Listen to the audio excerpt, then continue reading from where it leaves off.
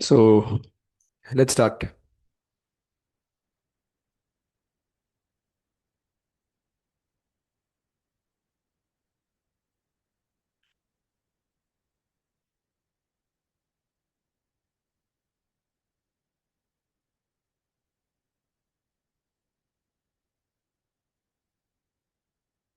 Mm, mm, mm.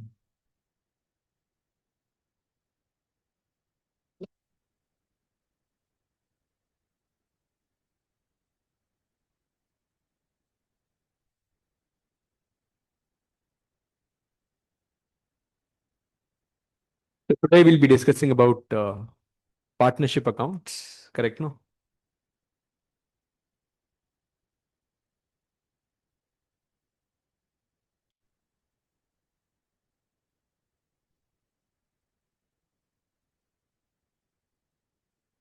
Okay.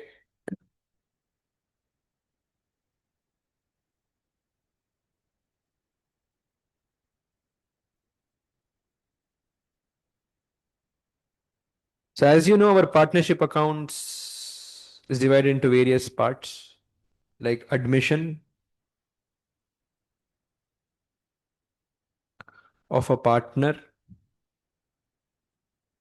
retirement of a partner,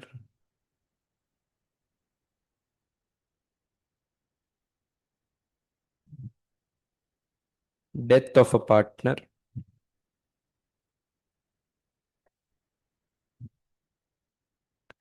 and one more we have is dissolution of the firm. Okay. So basically, what is happening in admission?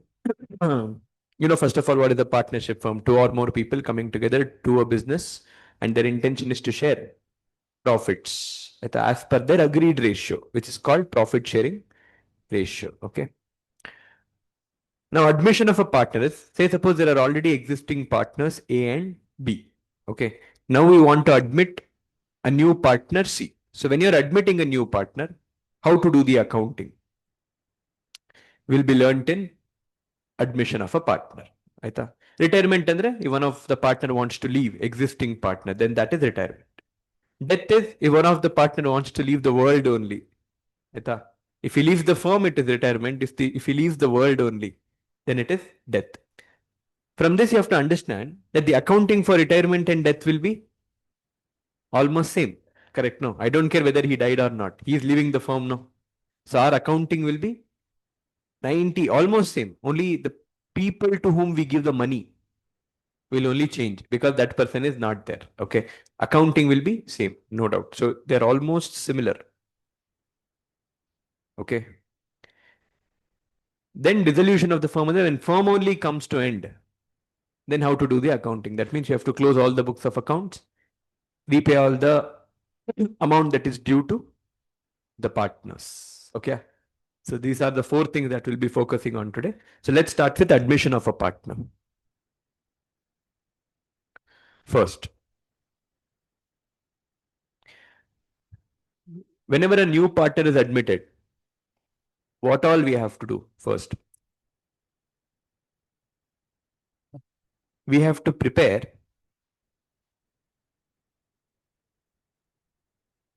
revaluation account. What is this revaluation account? We'll revalue the assets as on the date of admission. We'll do this on admission also, on retirement also, and death also. In all the three situations, we prepare a revaluation account. On the date of these things, we will revalue the assets. Okay. Because tell me, if a particular asset is 1 lakh rupees and on date of admission, if it has become 10 lakh rupees, there's a profit of 9 lakh. Who is responsible for this? Old partners or new partners? AB or ABC? Till the date of admission, the profit belongs to A and B only. No, they are responsible. C came just now. So that's why what will we do? Whatever increase in value of assets is there till the date of admission, we will first share it to old partners because it belongs to him. Correct? No? So that's why we prepare revaluation account. You know how it is roughly prepared, no? All the increase in assets will come in credit side. It's like income, no? All the increase in liabilities will come in debit side. Decrease in assets comes in debit side, and increase in and decrease in liabilities comes in credit side. Right, I'll revalue. Then once I revalue, if credit side is greater than debit side, it's a revaluation profit. It is shared among old partners in their old ratio because that belongs to old partners. Correct, no? All of you. Then sometimes what will happen in the question? See, whenever you do revaluation, the value you do revaluation account. No, the value of the assets will change because the value of the asset from 1 lakh will become 10 lakh because you increased it by 9 lakhs. But sometimes in question they will tell, I want the revaluation effect to come. I want the revaluation profit to be enjoyed by the old partners, but I don't want the value of the asset to be changed. Anta they will tell in the question. How can I book the increase in asset without changing the value of the asset? That is the problem. To solve that problem, whenever that is asked in the question, we prepare memorandum revaluation account. So what will we do here? Same. First, we'll prepare evaluation account normally. All the assets increase in credit side and all the liabilities increase in debit side. All the benefits will come in credit, all the problems will come in debit side. This is normal. Once I'll prepare normal revaluation. Then whatever posting I have done in credit side, that will again come in debit side, ulta. Then whatever posting I've done in debit side of revaluation account, now it again comes in credit side. If earlier you had got a revaluation profit, by doing ulta posting, you'll get a revaluation loss. That profit should be shared in what ratio we have already decided. First time when you prepare revaluation account, that profit should be shared among old partners in old ratio. Again, when you reverse everything and when you calculate, you'll get a loss because earlier it was a profit. When you do ulta posting, now it becomes loss. That loss should be shared among new partners in new ratio. Clear? I'm preparing two sets of revaluation. One is normal, which we learned. One more is ulta. Aita. The first revaluation profit should be shared among old partners in old ratio. And the next revaluation, ulta. The profit, the loss, you would have got loss. There, if you have got profit, here you would have got loss. There, if you get loss, here you would have got profit. So that will be shared among new partners in new ratio. This is clear, no? So we'll do it while doing it in a problem. So first we'll prepare revaluation account. Second, if we have any reserves, what will we do? These reserves are nothing but accumulated profits. This belongs to old partner. So reserve should be distributed to old partners in old ratio. Okay. Next thing, what will you do? Reserves are distributed. Then very important, guys, we have to do goodwill. When all goodwill calculation comes, whenever a new partner is coming, goodwill calculation comes. Whenever retirement is happening, goodwill calculation. Death, goodwill calculation comes. One more place is whenever change in PSR happens. Suppose there are three existing partners, A, B, and C. The profit sharing ratio was 1:1:1. Suddenly they changed it to say 3:2:1. Whenever change in PSR happens, then also goodwill calculation happens. You should know this. Okay, whenever there is a reconstitution of the firm happening, goodwill calculation comes. That includes our change in PSR also. All of you, same partners, no admission, no retirement, but PSR changes. Goodwill calculation will still happen. Clear? So third one is goodwill calculation we have to do. See, in all the three cases, goodwill will come. So I have one standard practice whenever goodwill adjustment comes. Always sacrificing partner should get goodwill and gaining partner should bear goodwill. Simple, no? Since he's sacrificing his share, we have to give him goodwill. And, the gaining partner is gaining his share. No, he should give the goodwill. So entry always, no matter what is the situation, the adjustment entry for goodwill is sacrificing Partners capital account debit to gaining partners capital account. Okay, this is the goodwill adjustment entry that we pass. No. Admission, retirement, whatever it is. This is the entry. Aita. In that situation, now in case of admission, who is gaining? New partner. Who is sacrificing? Old partner. In case of retirement, who is gaining? Old partners. Correct? No. Who is sacrificing? The partner who is leaving, retiring partner. So that will change in each question. But entry for any question is, for any possibility is this only. Same. So you should decide who is gaining, who is sacrificing. How to decide? Very simply, who is gaining, who is sacrificing. Aita, you know how to calculate sacrifice ratio. Sacrifice ratio generally comes in the situation of admission. Alva. So whatever goodwill that the old partners get during admission, because new partner is gaining the share, no, he will bring goodwill and he'll give it to old partners. Old partners will share that goodwill in the ratio of sacrifice. Aita? If a partner has sacrificed more for a new partner, he should get more goodwill. Aita? If a partner has sacrificed less for the new partner, then he should get less goodwill. Tell me in admission, who is giving goodwill? New partner. Correct. Who is sacrificing share? Existing partners. So existing partners will get the goodwill bought by new partner in the ratio of sacrifice. That's why calculating sacrifice ratio is important. Now how to calculate old ratio minus new ratio? If you do, you'll get sacrifice ratio.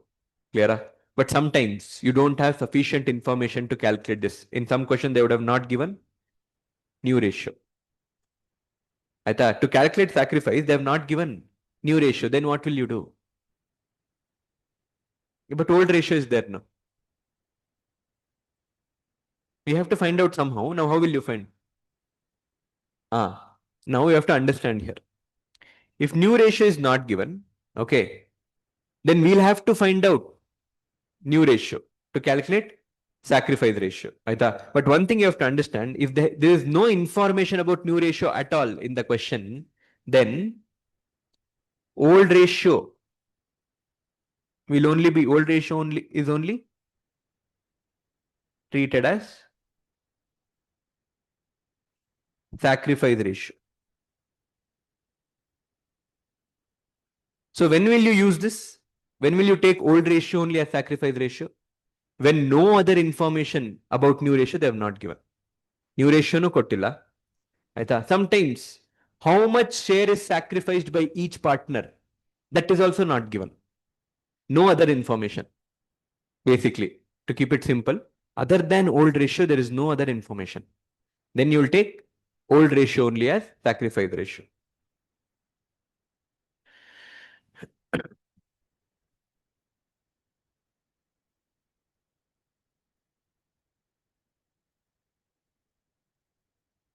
Okay. Most of the questions that we solve, this is what we do. This only we'll do.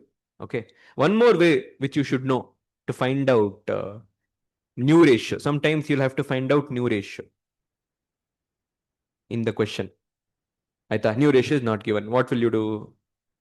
New ratio is always old ratio minus share sacrificed.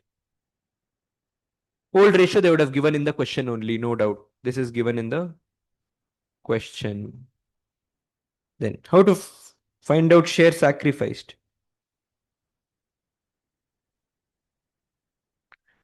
Share sacrificed is, anyone remember? New partner share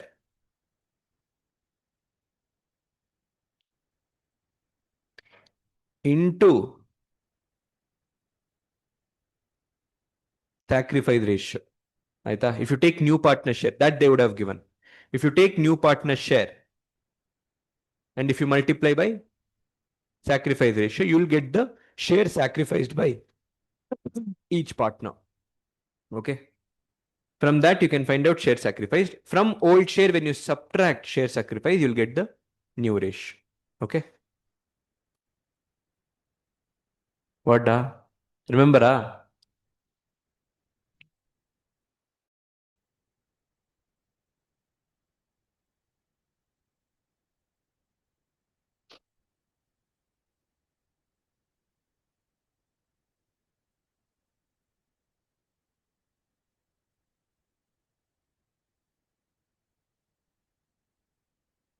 Now, one question you tell me. If this sacrifice, see, you need sacrifice ratio to find out share sacrificed. If that is not given in the question, what will you do? You'll take old ratio as sacrifice ratio. Yes or no? Just now we discussed. Wherever sacrifice ratio is not given and you want it, okay? Take. That's okay. So that's about sacrifice. Okay. Because in admission, goodwill is shared among existing partners in which ratio? Sacrifice ratio. I thought there's one more easy way to do this also. We'll learn it whenever we get a question. Okay. Then goodwill adjustment happened. Next. What the P&L? Hey, no, no, no. No, no, no. Then we'll normally prepare partners capital account. Then whatever balance is there, that we'll do. That's an adjustment we'll do in partners capital. Either. Then what else? In admission, partner will bring the money. Correct, no? So that is okay. That entry we have to pass. Whatever money is bought by partner. For that, we have to pass an entry. Then yeah, all that is required for admission is done. Correct? No, these are the things we'll do in admission of a partner. Okay. This much should be sufficient.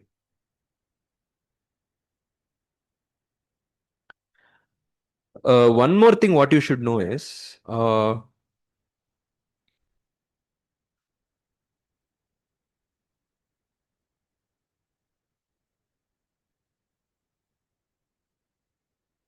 you know, goodwill valuation. Sometimes in the question they would have not told how much is the goodwill only. I thought then for what amount will you pass this entry? We know how to pass this entry, but at what amount we don't know. So we'll only have to find out the goodwill. Now to find out goodwill also we have various methods. Now which all methods we have to find out goodwill? One is average profits method.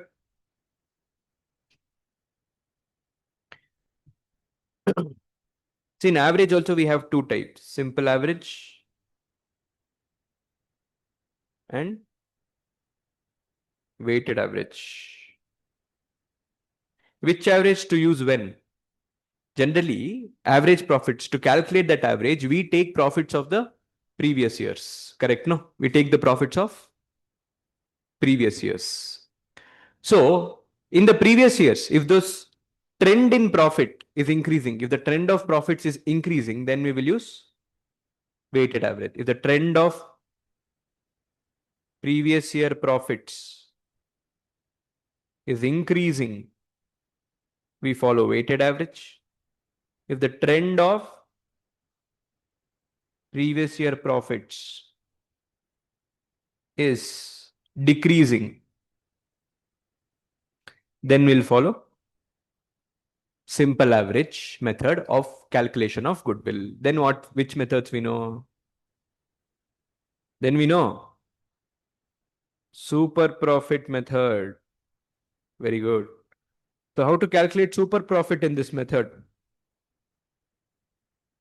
Revision people, patafat you should tell. What doing partnership now only? You have exams in how many days? 13. Pata pata pata you should have told. Start. Uh, actual actual profit earned by the firm minus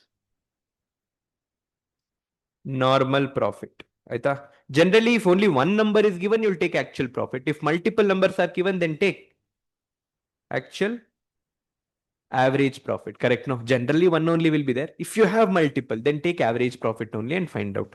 How to find out normal profit? It is capital employed into normal. Yeah, yeah. Normal rate of return. Okay, NRR. So this NRR will be generally given in the question only. Capital employed, what will you take?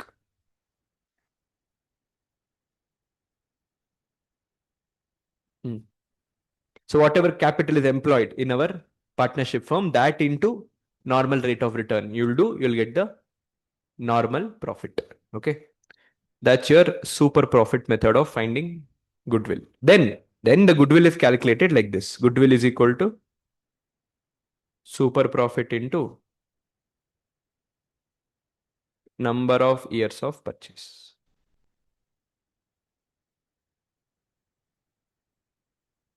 Okay. Then here in average, goodwill is equal to average profit into number of years of purchase.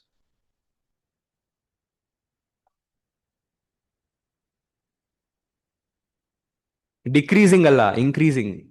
Increasing, you have to use weighted average. Decreasing andre you do simple average.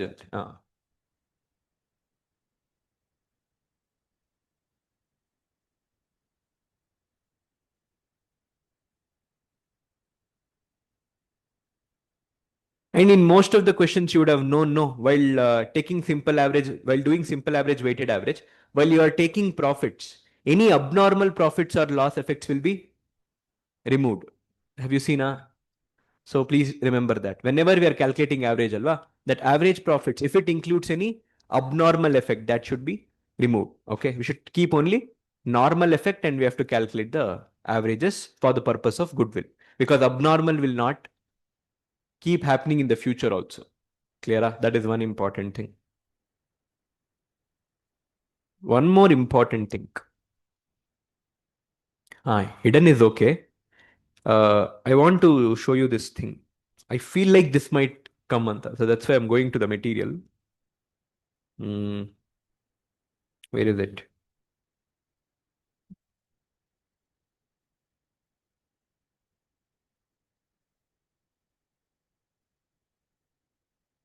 Partnership is which chapter? Chapter number? Or shall I see it here only?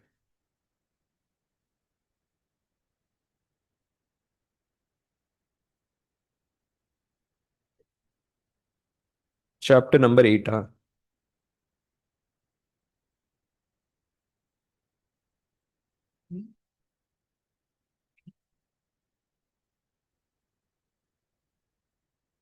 Very good. It's chapter number 10. In our book, it is chapter number 8. 10.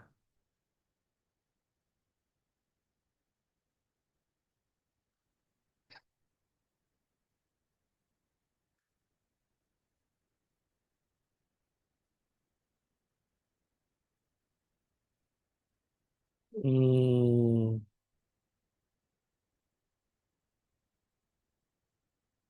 Hey, where is it?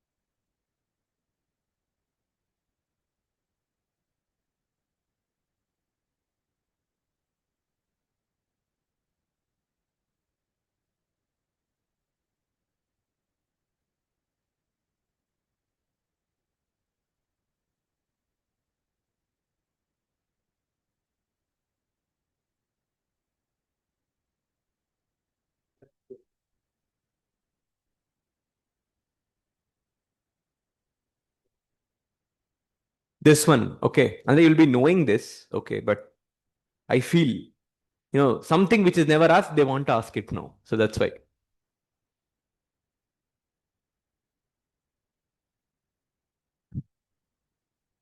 So super profit. Then, which is the one more method? Capitalization. How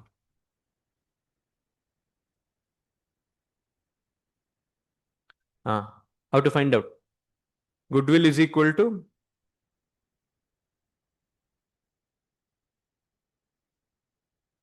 normal capital minus actual capital will be given in the question only. So how to calculate normal capital?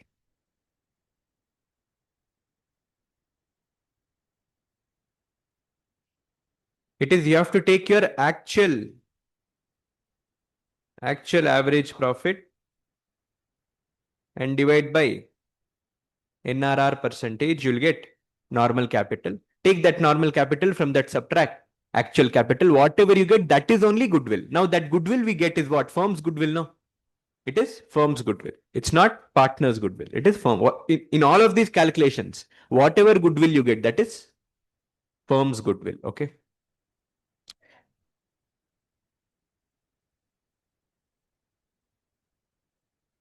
We'll tell that also. Normal profit means it is the profit earned by the same firm in the same industry, a same firm, different firm in the same industry, not our firm. Okay. Say suppose I'm Rameshwaram Cafe, hotel industry. There is one more hotel, okay, some other cafe, which serves same thing. How much is the profit they are earning? How much is their rate of return? That is normal. Actual is ours.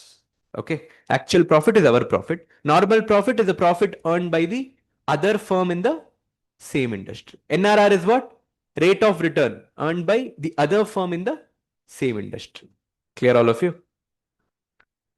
What is normal capital? Tell me what you understand by normal capital. It is no. It is a little change. Okay. What is normal capital means? Say suppose I am me, Rameshwaram Cafe. I am earning 50,000 rupees. Okay. And the other firms in the same industry have NRR of 10%, and they are earning only 10. If other firms of the same industry have to earn my same profit, then how much capital they should invest is called normal capital. Tell me, if I am making profit of 50, if they also want to make the profit of 50, how much capital they should invest? If NRR is 10%, they are able to earn only 10. So 50,000 divided by 10%. Alva. So they have to invest 5 lakh to earn same profit. But I have invested only 3 to earn the same profit. So what is the gap? 2 lakh. That only we'll treat as goodwill. Understood? 5 minus 3. That is what we are doing in this case. Normal capital is the capital required for the other firms in the industry to earn the same profit that is earned by me. Clear, all of you?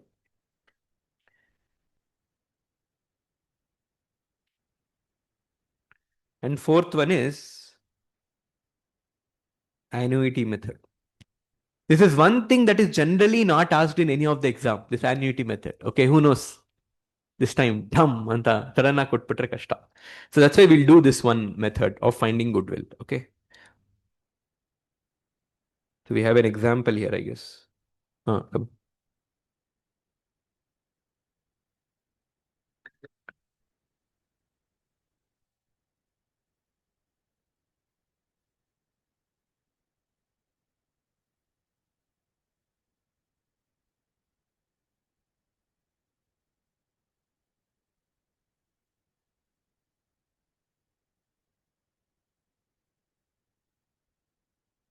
So what is that one thing that is getting deferred here is, say suppose you are following super profit method of finding out goodwill. Okay.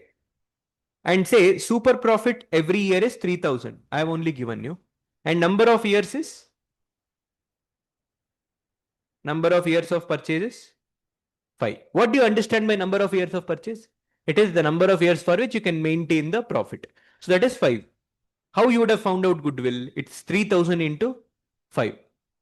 Alva? You would have taken 15,000 as goodwill as per super profit method. In annuity, what you are doing is you are blindly not multiplying 3,000 into 5. You'll take all the 5 cash flows because 3,000 is cash flow every year for next 5 years. So what is happening here? 1, 2, 3, 4, 5. So basically this cash flows I'm getting over the next 4 years. See, total it becomes, here it becomes 15, correct? No. But the thing is, I'm getting it over next 5 years. I should also consider time value of money, no? That is not being considered in the earlier methods. In this methods, we'll consider time value of money. Bring these 5 cash flows to present value. That will become goodwill. I thought now the goodwill that we get will be much lesser than the 15,000 which we had got earlier.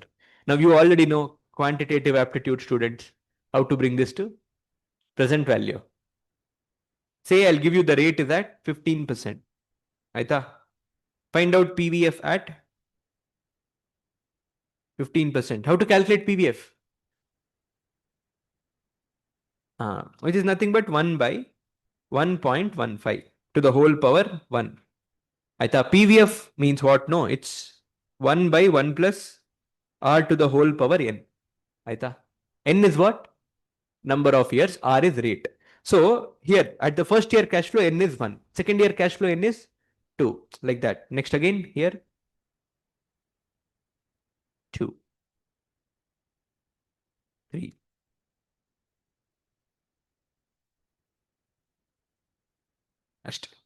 Find out, let me see. Do 1 by 1.15 equals. How much did you get?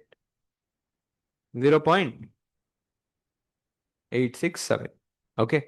Now I want one more. What you'll do is don't worry. 1 by 1.15 you did know equals. Again, if you press equals, it will become 2. Simple. No need to do it all over again.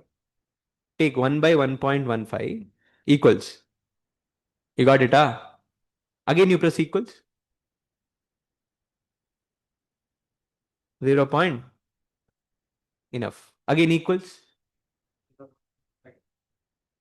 Again equals. Again equals. Ast. You got the PVFs for the 5 years. Now if you multiply and add, that is the goodwill on annuity method. Okay. So just multiply 3000 into 0.867. Ast. Over. Over. That is the goodwill. Hey, no. Into, don't do. It's already done, no. You're adding. You're adding, no, for 5 years. Into number of years effect done. You get annuity factor. Just multiply it with 3000. That is also possible. That is possible. What the? Hey, don't take 15. 3. Yes. Yes, no. Your common 3000 tagobek tane 15,000 tagote. You have to add all these, no? If you add all these, you'll get a PVAF. You know what is PVAF? Quant student should be knowing. Annuity factor. When the cash flows are same, you can multiply it by annuity factor to arrive at present value. Sorry, this is not quant's class, no? I thought, what? Very simple, no? You've learned how to do PVF. Now just multiply each cash flow. Why are you complicating? 3000 into 0.867. I'll teach you that also. Don't worry. Now, 3000 into 0.867. 2601.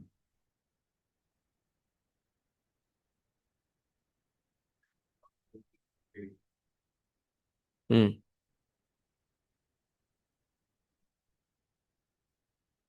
1970.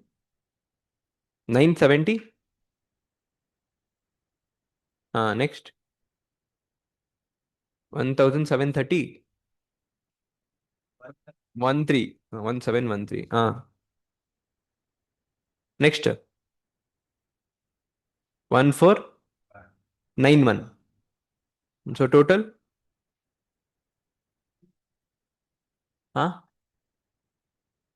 10,000. That is your goodwill.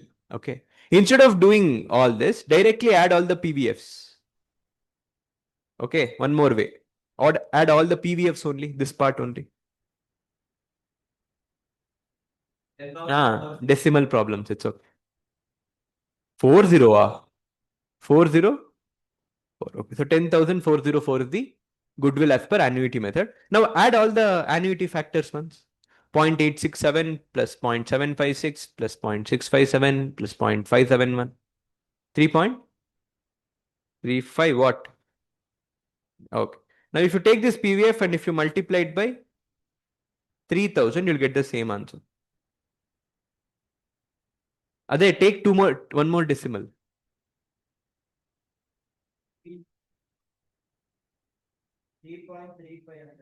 ಎಷ್ಟು ಬರ್ತದೆ ನಿಮಗೆ 10,000? Hey, too much difference da. Somewhere some PVF miss ಹೊಡಿತಾರೆ. How much? Sir, first one is 0.869. That's why. But we have totaled this only, no? Anyways.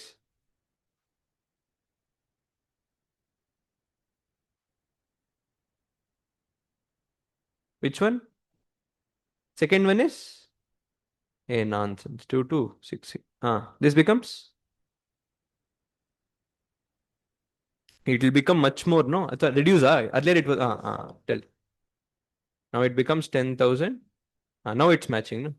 How much? 10,000? 50 something, no? So there is one more way of getting the same number. Just add the PVFs, multiply it with 3,000. Okay. All of you understood?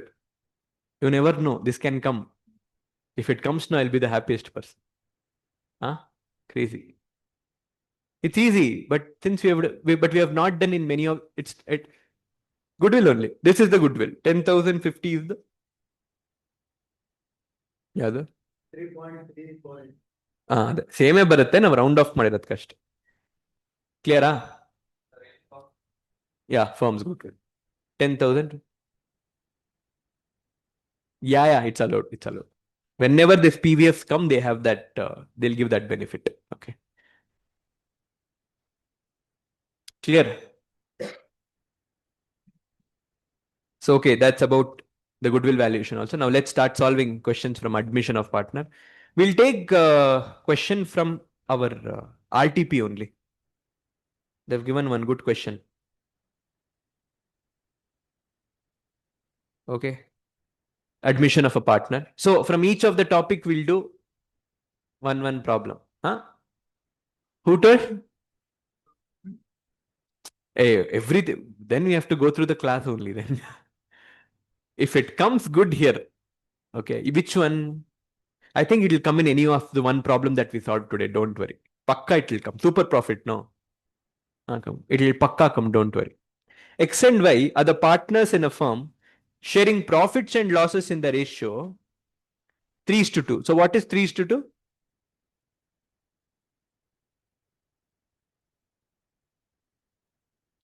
The balance sheet of X and Y as on 31st March 25 was as follows. So see, whenever you come to balance sheet, what is the first thing you have to look for? Reserves. Do we have? Not there. Good. Okay. Next. Z was admitted to the firm on 1/4/2025 on the following terms. Okay.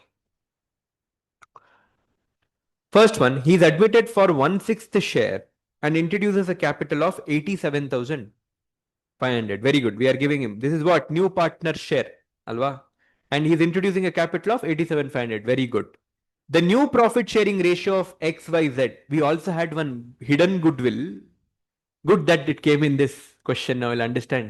Hidden goodwill also. New NPSR is 3:2:1 among all the new partners. Second, Z is unable to bring in cash for his share of goodwill. The partners decided to calculate goodwill on the basis of Z's share in the profits and the capital contribution made by him to the firm. So tell me, which method of goodwill are we following? Hidden, no. How did you know? Here. Calculate goodwill on the basis of Z's share in the profits and the capital contribution. Very clearly, they are asking about hidden goodwill method. Okay. Furniture, for the purpose of revaluation, furniture is to be written down by 3,045. Stock to be reduced by 5%. Building is appreciated to 1,02,200. Investment value should be increased by 1,575. Creditors include 4,900 not to be paid. What is this? Reduction in liability. It's a benefit. Should come in credit side of revaluation account.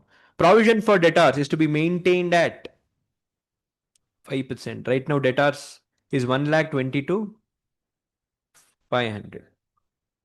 Into 5%, and it comes to 6,1. Out of that, we already have a provision of. That means 5,125. So this is how will you treat this in revaluation? It's like increase in, it comes in debit side. Okay. 5,425. Next. A printer purchase, your favorite rectification of errors. A printer purchased for 3,500 on credit was entered in furniture account by mistake. It is now to be treated as office equipment, and the liability to the supplier is still outstanding. So tell me what rectification we have to do. Office equipment increase, furniture decrease. So it's office equipment account debit to furniture account. The supplier is outstanding. That is, however, it was outstanding before also. No. What is the correct entry? Office equipment account debit to creditor for creditors. Office furniture account debit to creditors. Actual entry is now to office equipment account debit to creditors. Correct entry. Actual entry is furniture account debit to creditors. Now rectified entry, debit office equipment and credit the furniture. Don't touch creditors account. In any case, it would have been credited. It's just a biscuit. Okay. It's still outstanding. Nothing. Because for this line, you are not supposed to do anything. It is biscuit. Guys, earlier also it was there. Now also it is there. Don't do anything new for it. Okay. Ashte. Reduce it from furniture and add it to office equipment. Double effect there only it came. No. Outstanding wages of 5,460 are also to be provided. This we have to provide.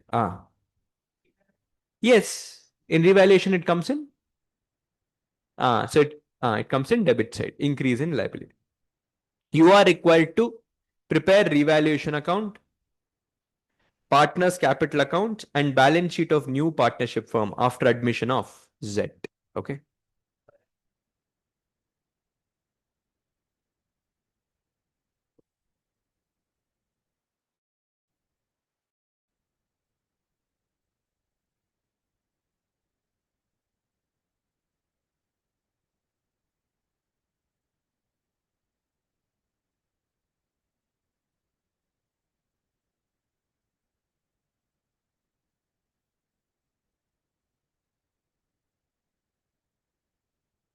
So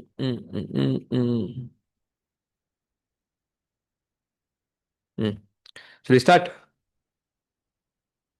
So first thing that we do in admission is what? Hey, wait. We'll first do revaluation.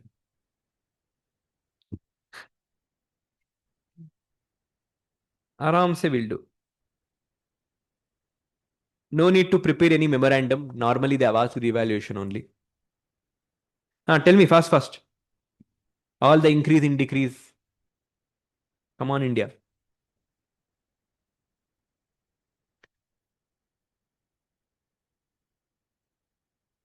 Furniture is to be reduced, so it comes in debit side. So 2. Furniture. How much? 30. Next. Stock also should be reduced by how much? 5%. So how much is stock currently? 74,900 into 5%. 3,745. Next. That will come in credit side. How much? It should be appreciated to 1,02,200. Right now it is 91. So 9 plus 2, 11,200. Next. Investment value increases by. Guys, please always focus on buy and to. Buy, and whenever buy comes, that is the increase amount. 2 andre, you have to calculate the increase amount. Clear, no? So It's 1575. So investment comes in credit side. Buy investment. It's 15. Next. Creditors is reduced by 4,900. Should come in credit side. Buy. Next. Provision should be increased by how much? 2 PDD. How much? 54. 15, no? We did know how much. So it's 54, 25. Oh, so it's 54. Next. That's all. Outstanding wages. That is increase in liability. So 2. How much it is? 54. Okay. 5460. Anything else? So everything we have taken. See which side is greater. Nil. Crazy. No revaluation profit at all then. Now, whenever that comes, it's okay. It is possible. Don't worry. Hmm? It just nothing to share. Hey, just check once more. Mr.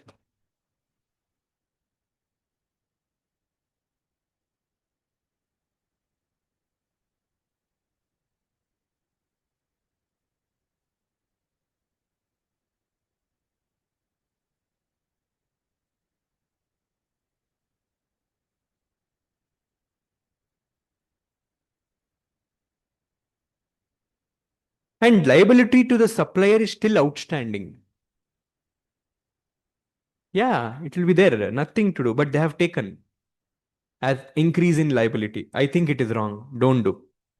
Because when they had entered into furniture only, they would have credited supplier account. No. Again, we are not supposed to do anything.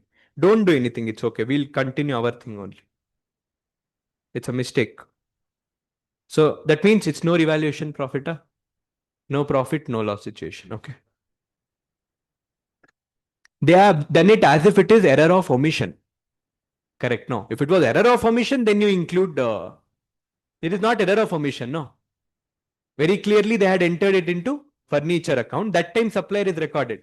They did not imply the adjustment as if it was one-sided error also. So I am not doing that. I am keeping it like this one. That is, it is there. Correct. No. Did they imply that it is one-sided mistake anywhere? No, no. So I am not doing any change. So next, what we need is partners, capital account. So whenever, even if it, for your luck, if it comes in examination, then please write the reason. The question is not implying that this is a one-sided error. When furniture account was recorded, that time only, the supplier is recorded. So we are not again recording the supplier. And they very boldly write it. It's a very, upfront wrong it is. So particulars, who are the partners? X, Y, and Z.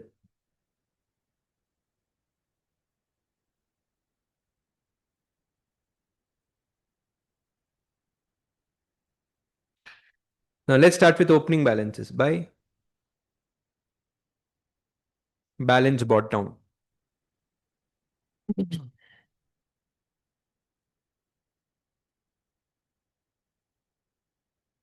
Now how much is by balance brought down? 1,54,000 and 1,26,000. Okay. Then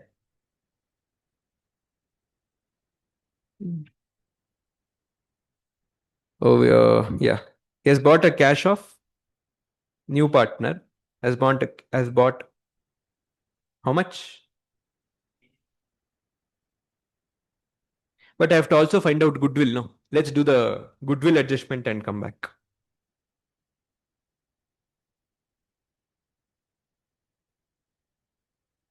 Calculation of goodwill. Those who have doubts with respect to hidden goodwill, focus. Okay. How will you find out now? Very simple. What is the new partner share? That is 1 by 6. And how much he is bringing? It is 87,000. That means as per these numbers, what is the value of the firm?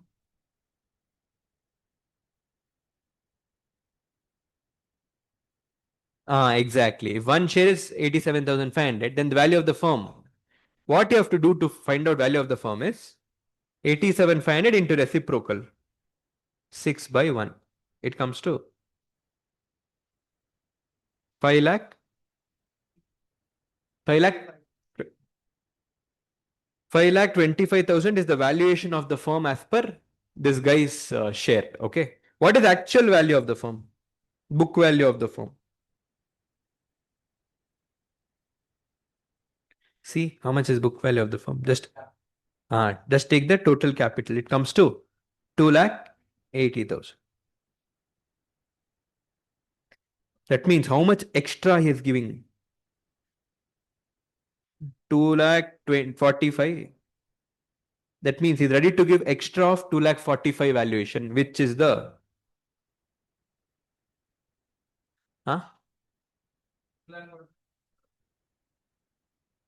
Hey, why da? No. It's already, that's the goodwill amount. 2,45,000 is the goodwill of the firm. Okay, this is the firm's goodwill. Okay. Simple, no? His valuation is coming to 525. Our book valuation is coming to 280. That guy is giving an extra valuation of 2,45,000, which is the goodwill of the firm. Okay. Now we have to pass the goodwill adjustment entry. You know the standard entry. It is sacrificing partners capital account debit to gaining partners capital account. Gaining partners capital account debit to sacrificing. So who is gaining here? See, in admission, it's very clear generally X and Y are gaining. So it is X cap and Y cap. 2. Who is sacrificing? So, Z is a new partner, no? Hey, nonsense. Gaining partner is Z in admission. Hey, who told X and Y nonsense, fellows? In admission, who is the gaining partner? The new one. Hey, gaining partner. In admission, new partner is gaining, Noda. Hey, gaining. Hey, no. Gaining the share. Okay. Those who are understanding that way, I'm talking about gaining the share. Who is gaining the share? The new partner. Z's cap. Who is sacrificing the share? Y's cap. Okay. How much is the goodwill that Z is supposed to bring? 2,45,000 into Z's share is 1 by 6. That comes to 48. 40,000.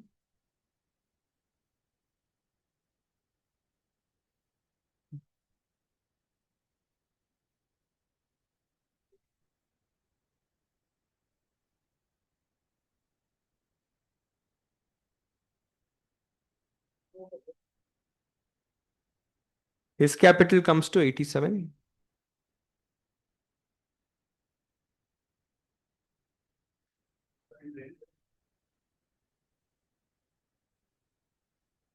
Guys, how did we get this 2,80,000? We added all the capital, no? All the three capitals. Hey, all the three capitals. Correct. Because once that guy comes, when a new partner comes, he's also putting money, no? That will increase the book value of the firm. How much is X cap in the books? Take the capital of all the three. X cap 1,54,000, Y cap. Only 2 we took. Yeah. No. In balance sheet, we took only 2 partners capital, no? Then after the new partner comes, the valuation will increase, no? For whatever capital he brings. Just a second.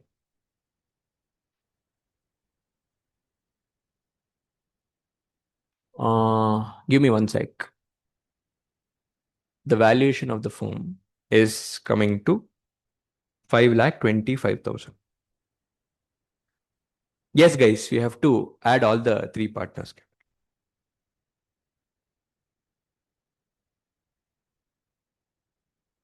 Fair point.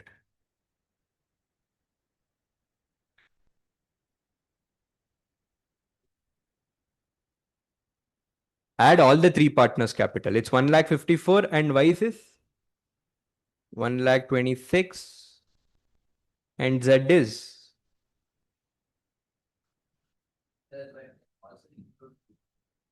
what? It's not about that includes goodwill. The thing is, the moment new partner, see, there is one firm before admission. It has less resources. Think like this, forget goodwill included, cash. I'm not worried about that. Before new partner coming, there is a firm which has less resources. When the new partner comes, there's a firm with additional resource of 87,500. Aita, which valuation I have to take to compare it with the valuation given by the new partner? Was the question. When he becomes the partner, the firm's resources will increase by 87,500.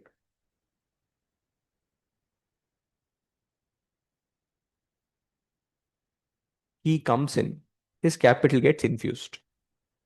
So the book value of the firm goes up. Makes sense. If you remember, in the problems that we have done also, have we done it like that only? We have taken the capital of this only, no, the new partner also, no? Only two, sure. Huh?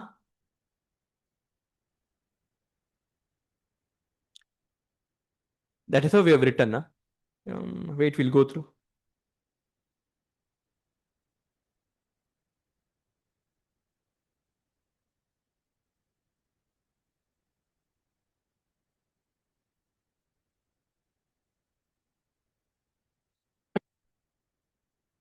Do we know which question that is?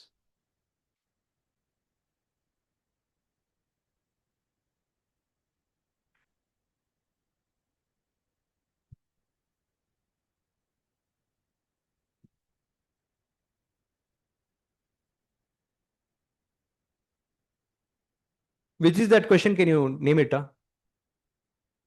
We'll have a look at it once here also.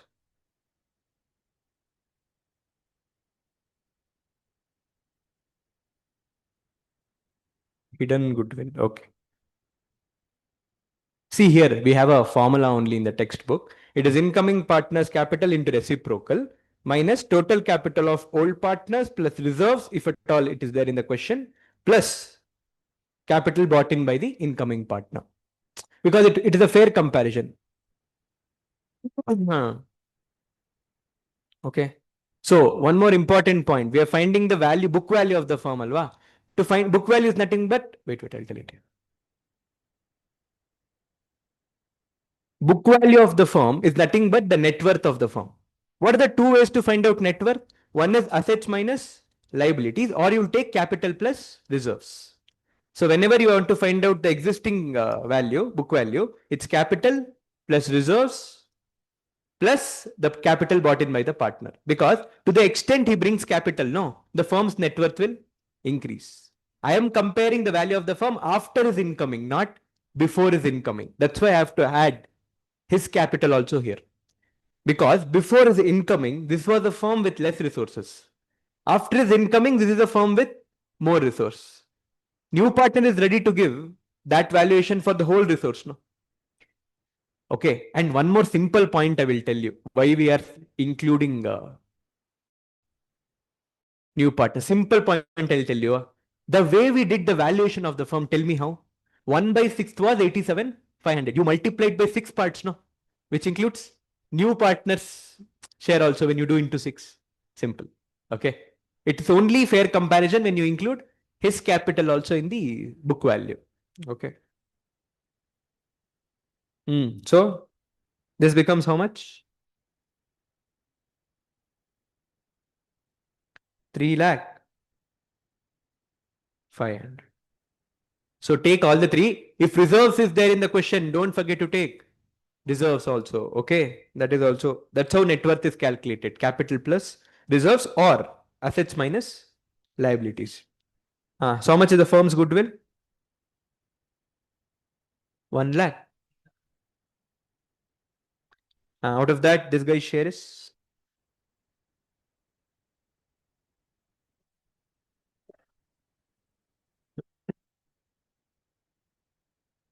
hmm. So Z's cap is 26. I mean, Z share of goodwill is 26, 250. So this guy should, so this should be debited by 26, 250, and it is shared among X and Y in sacrifice ratio. What is sacrifice ratio?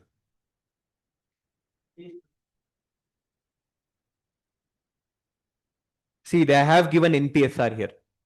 So whenever NPSR is given, you cannot just take old ratio as it might come to the same number. That's a different thing. But you cannot blindly take old ratio as sacrifice ratio. You have to calculate. Correct. Now how to calculate SR? It's OR minus NR. X old ratio. What is old ratio? 3 is to 2, 3 by 5. New ratio is 3 by 6. Why? 2 by 5. This is 2 by 6. Then Z 0. This is 1 by 6. So 6 3 is 8. It comes to 6 3 is 18. 15 by 30. So this comes to 3 by 30. And this 6 2s are 12 minus 5 2s are 10, 30. It is coming to 2 by 30. So 3 by 30, 2 by, it comes to 3 is to 2. Now here, sacrifice ratio is also 3 is to 2. But why did I still do it? Whenever NPSR is given, you have to find out SR this way only. Here it is coincidence that you're getting the same. Okay. You don't blindly take OR as SR when NPSR is given.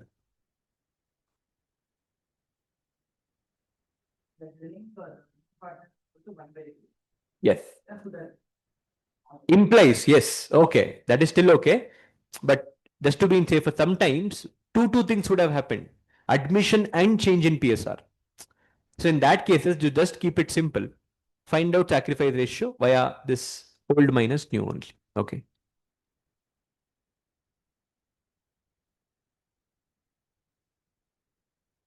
But still, even if in new profit ratio it's 1 by 6, how are you implying that it will be same? Correct.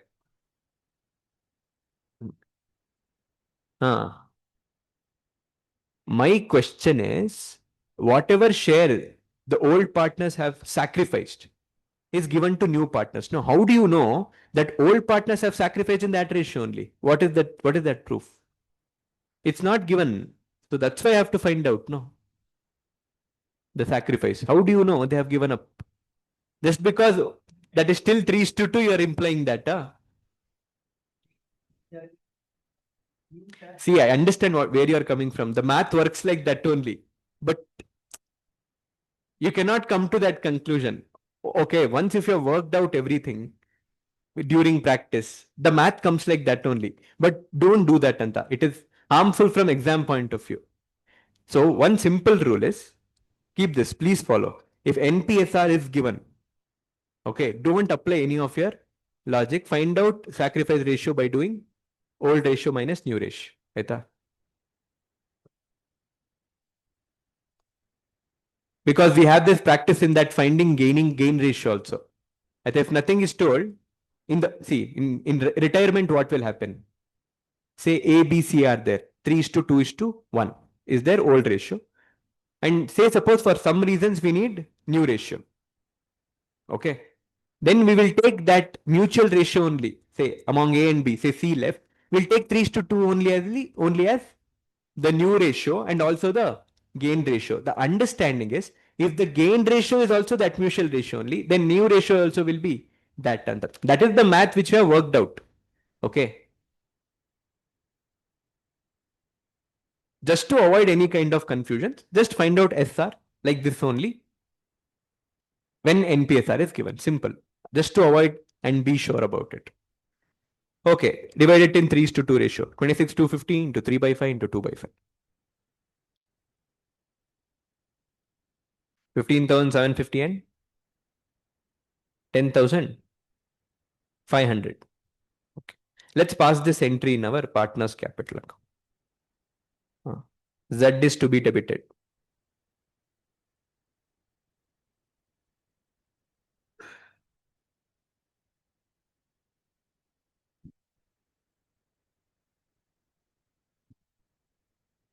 Two x cap. How much? Into y cap. It is 15,750 by Z cap. It is 15,750. Correct? All of you?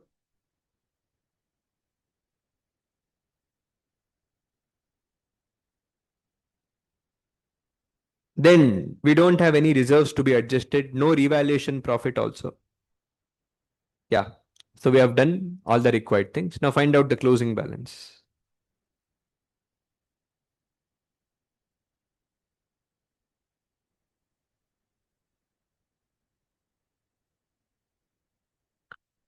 La, la, la, la, la.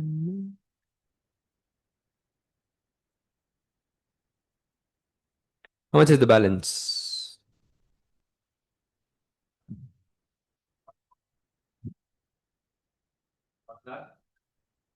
1,69,750.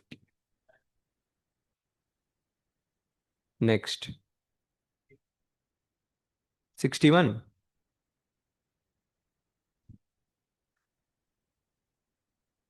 So that is the balance which goes to balance sheet.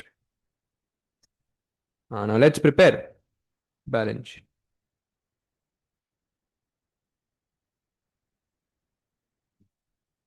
Balance sheet as on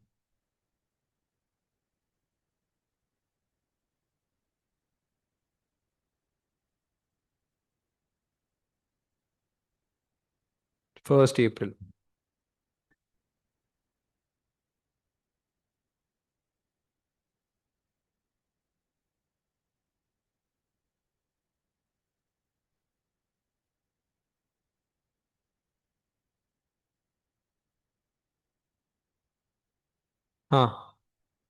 Liability will do asset side first. So what all we have? Asset side.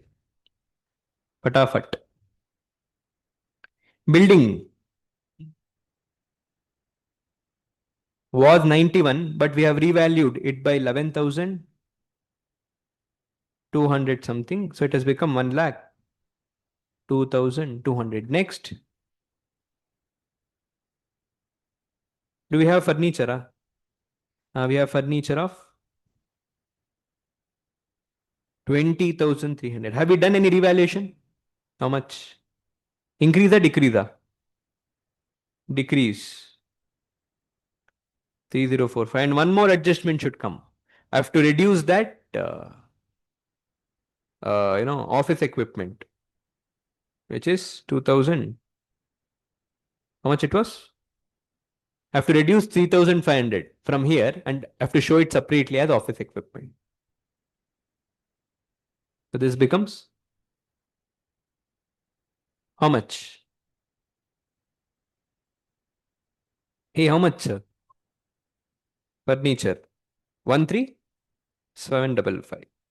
And I'll show office equipment separately now here. 3,500. Next. Stock in trade. How much is stock in trade? It is 71,150. Did you do the adjustment? After doing. Okay, next. Debtors. Debtors, we did not do anything only PDD. So 1,22,500 minus. What is your closing balance of PDD? It is 8. Closing balance, It is 6,125, no? Always closing balance of PDD should be subtracted in the balance sheet. Okay. The closing balance is 6125, the maintained balance, which comes to next. Investment, this also revalued, no? How much? What is happening?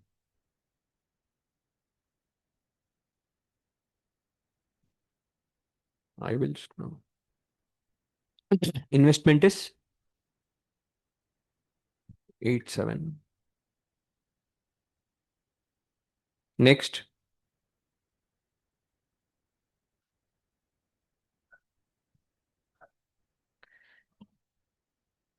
54 250. It changed, huh? Yeah, yeah, yeah. My bad. Only that is one thing. 54 250. That guy bought a cash of 84, 87, 500. The cash becomes 141, 750. Okay, so that's about asset side.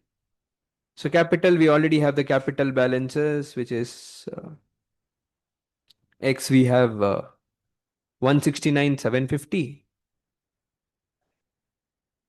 Y is 136, 500. And Z is 61, 250. So total capital is this. How much? Did you see? What is the book value of the firm now? 3 lakh 67, 500. That's the book value of the firm. This only we have taken now to find out the hidden goodwill. That's what. It is the comparison of the firm's valuation with after reconstitution, not before reconstitution. Next. Next what?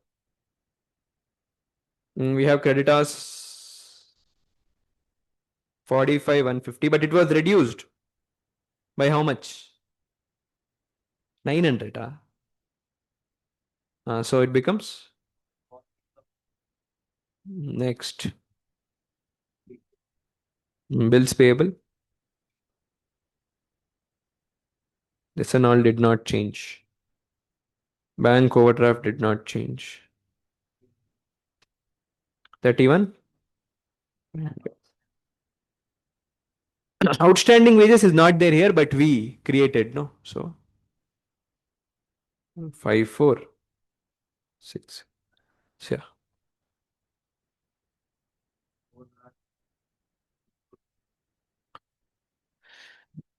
Matching, no? So balance is 4,59,060.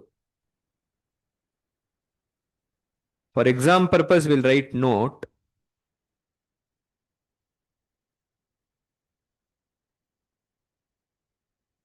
The error in the question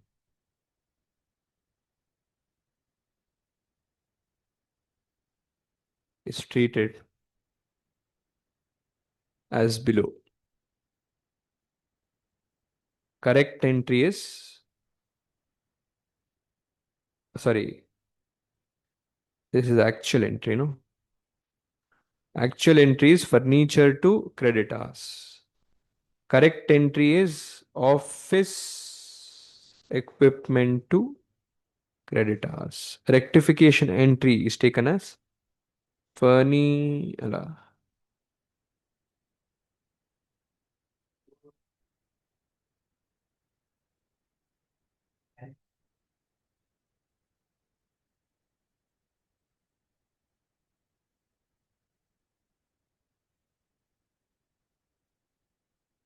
Okay.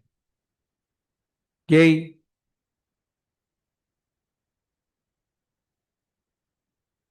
It is.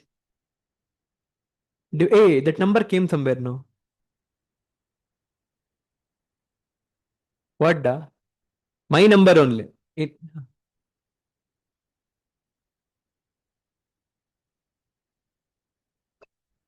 10,000. Investment was increased by 1575.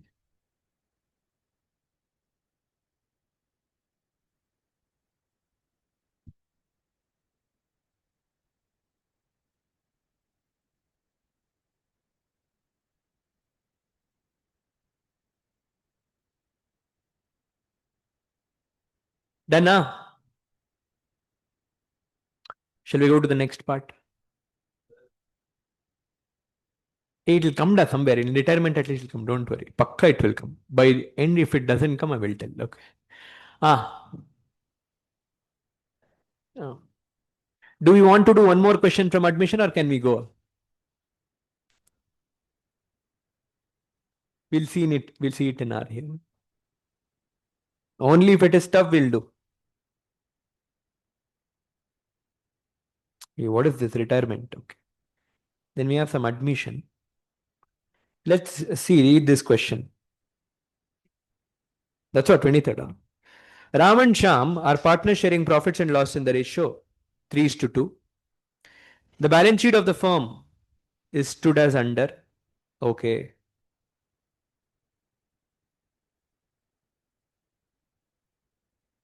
Okay. We don't have reserve. Due to financial difficulties, it was decided to admit Mohan as a partner in the firm from 1st April 2025 on the following terms. Mohan would be paid 40% share in the profits. So 4 by 10th, whatever. The new profit sharing ratio is 8 by 10. Tell da. Now, what is the sacrifice ratio? This is the problem I was talking about. Understood? Whenever that new ratio. Okay. That is the math. But sometimes if it is given here, you cannot. What happens? No. When we give one rule to students, they follow that in exam. That's why whenever new ratio is given, this is how you'll calculate sacrifice ratio. Okay. See, the NPSR has become 7:5:8. Mohan will bring 2 lakh towards capital in cash. On the admission of Mohan, the goodwill of the firm will be valued at 2 years purchase of 3 years normal average profits of the firm. Here we are using average method. Mohan will bring his share of goodwill in cash. Good. So 2 lakh is capital plus his share of goodwill he'll bring. The partners will neither withdraw their share of goodwill nor will their goodwill appear in the books of accounts. This is biscuit because however we'll do like that only. The profits for the previous 3 years, 40,000 profit includes insurance claim of 80. So what should we do? That's an abnormal thing. We have to reduce it. Then 20,000 is a loss, includes voluntary retirement compensation of 2 lakh 20,000. So that is again should be added back. Then 1 lakh includes profit of 50,000 on sale of fixed assets and that should be that is already included. We have to remove it because this also is treated as abnormal item for your partnership chapter. It was decided to revalue the assets as under. Okay, we'll do all that. Fixed assets 8, investments you have to bring it to nil. Inventory 296. Of the trade receivables, 5,000 are considered irrecoverable. What will you do for this? Bad debts and the entry. So revaluation debit side.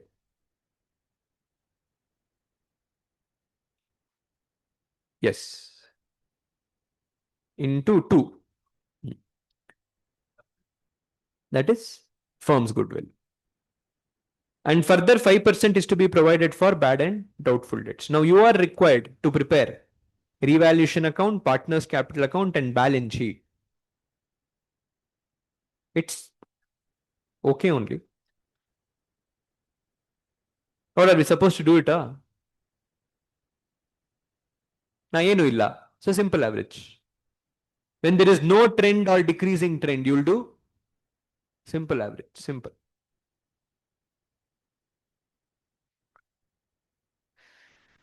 And the trend is 40. You have to see here also if you see the trend, no, it's 40. Again loss, again profit. We'll use simple average only. And question only has told, no. Come in. See here the question has only told to use simple normal average, which is simple average.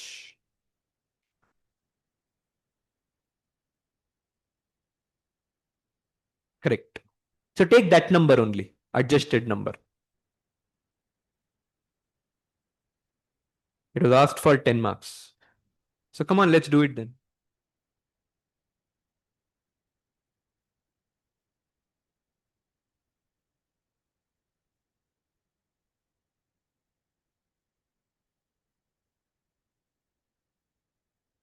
Working nota. We'll do the calculation of goodwill only first. No?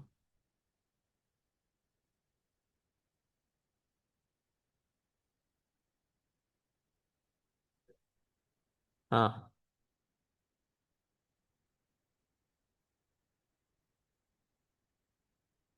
next. Previous 3-year profits.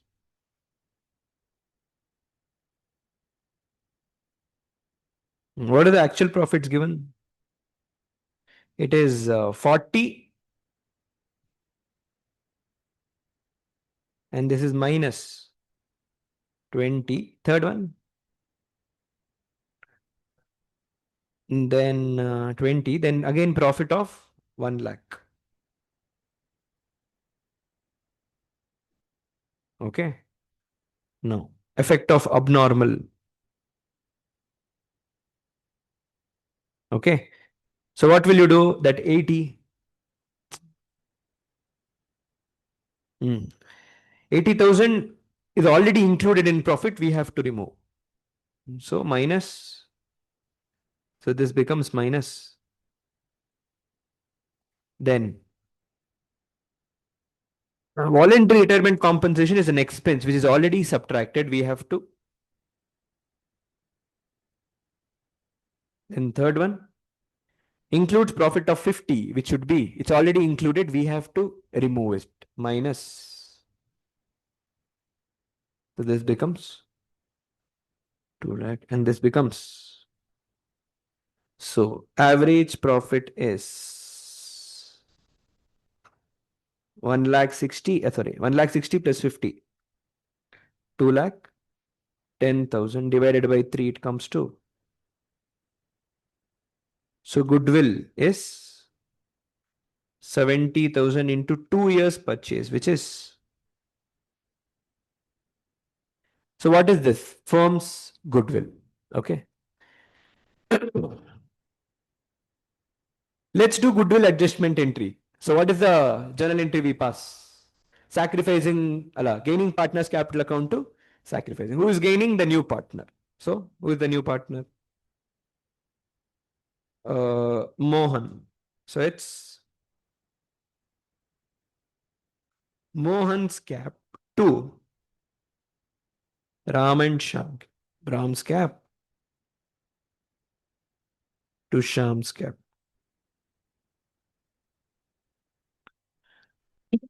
Hmm. 8 by 24 by 10. Okay.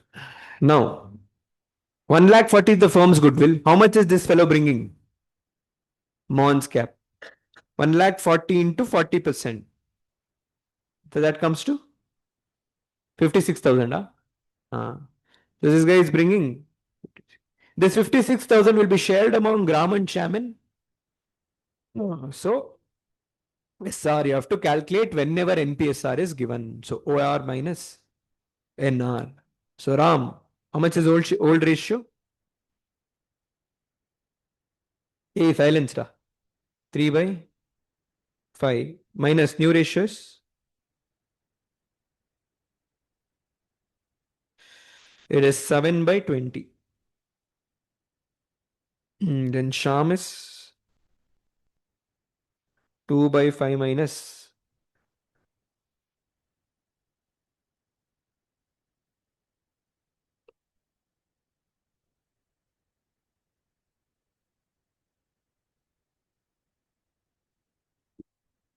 What is it?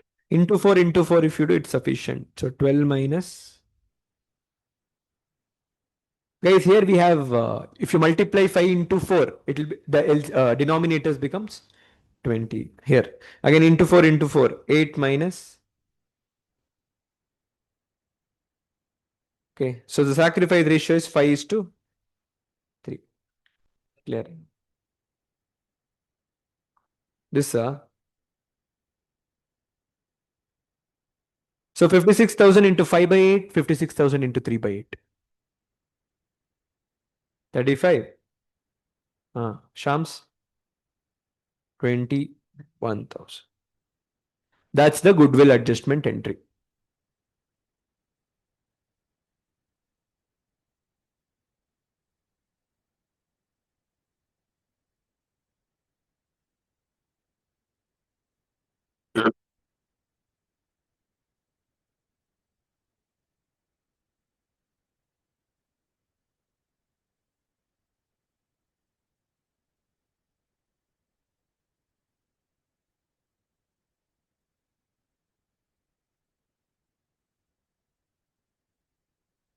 Done, huh? Now let's start with our fast. In record timings, we have to finish, huh? No.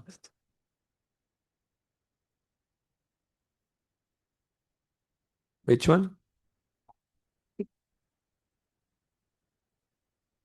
You are taking that old ratio only a sacrifice ratio. Then? Uh, yes. 5 by 20 into. No. If you want to get it like that, then you have to take the firm's goodwill. Take firm's goodwill. 1,40,000 into 5 by 20. Whenever you have to apply that directly, take firm's goodwill. Start, guys. Come on.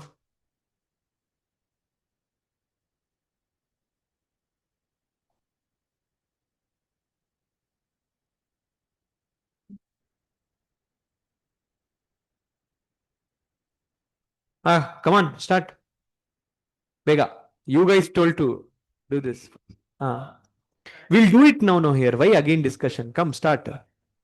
We'll do it now. Then you start. Start. Fixed assets is increasing. How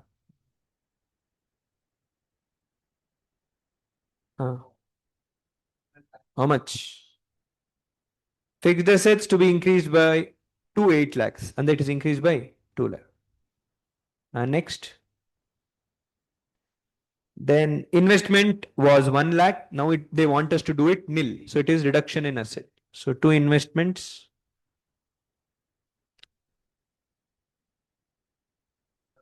Next. Inventories, right now it is to 325. I have to reduce it to 296. And 29,000 to stock. Reduce it by 29,000. Next. What else? Trade receivables. First of all, we have to write off bad debt. Hey, silence, 5,000 should be reduced from debtors. No. So assets is increasing, debit. 2 debtors, 5,000. Because they have to write off the bad debts, debtors will reduce coming in debit side. Next, what they have asked? PDD should be 5%. How much is the debtors? Here the debtor says 1,25,000. So out of 1,25,000 already written off bad debts of 5,000, that is gone. So remaining should be 1,20,000 into you have to maintain 5. How many percent? 5%. So that means PDD is. Do we already have any provision? No. That means I have to increase my provision by 6,000. So it will come in debit side. 2 PDD 6,000. Hey, what is your doubt now? Yes. Bad debt should be reduced. So it is 6,000. Next.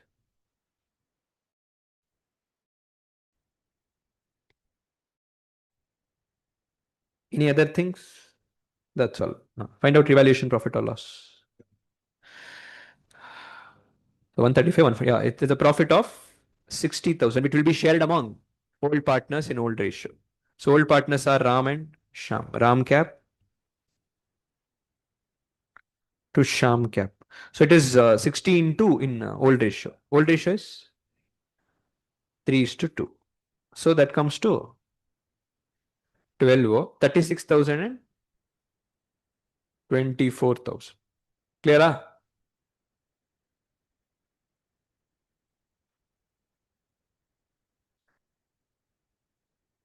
Hmm?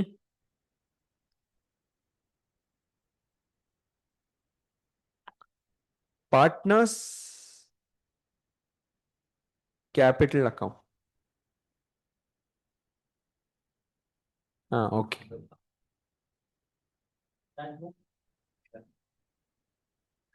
Ram Shaman. Who is this guy? Mohan.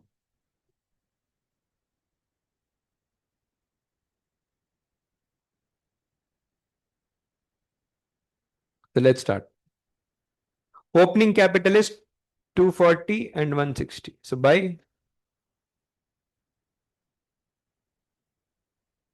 240 and 1 lakh 60. How much did Mohan bring? 2 lakh plus his share of goodwill also he bought. No. So it is 2 lakh plus his share of goodwill is how much? 56. So 2 lakh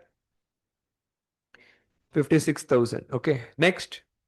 Do we have reserves here? Not there. Okay. Then revaluation loss we will put it here. Sorry, profit. It is 36,000 and 24,000.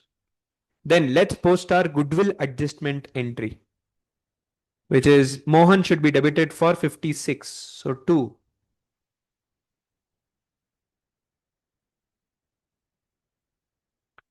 35,000 and 21,000. Same entry will come here also. All of you have understood how to do this goodwill adjustment entry. How to post it here, you understand?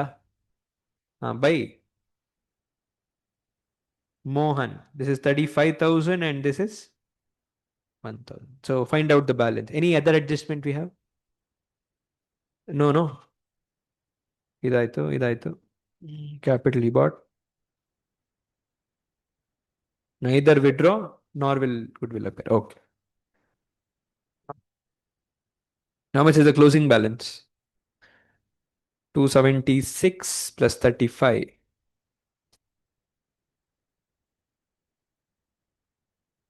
How much? 311, na? 311. 3 lakh. Shamo.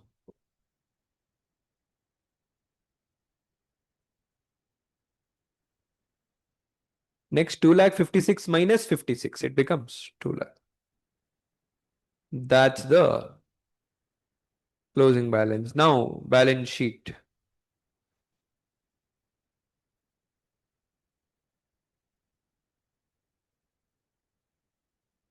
Okay.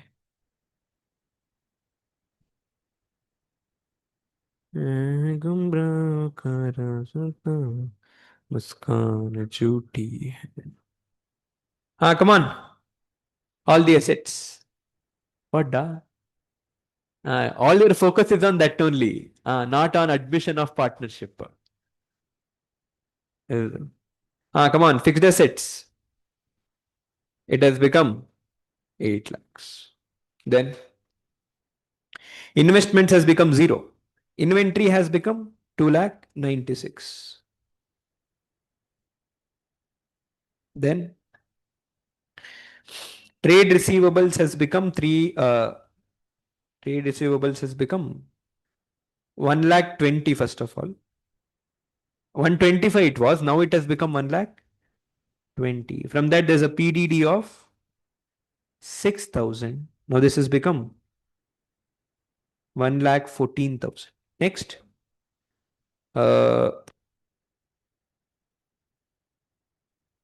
That's all, no?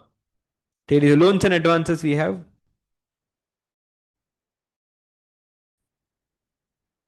Two lakh. Loans and loans and advances if it comes. No, it is an asset. Advances is you giving advance to others. It's your asset. Then cash is how much did this guy bring? 2 lakh. So it will be 2 lakh 56 only. Next. No existing cash, no. Coming this side, capital balances, how much we have? Ram's capital is 3 lakh 11,000. Sham's capital is 2 lakh. Then Mohan capital is 2 lakh. Okay. Next. Uh, liability. Then long term loan, nothing has happened. Long term loan, 4 lakh 50,000. Next. Current liabilities is, see, then that's all. Is it bad? Tallying? Check.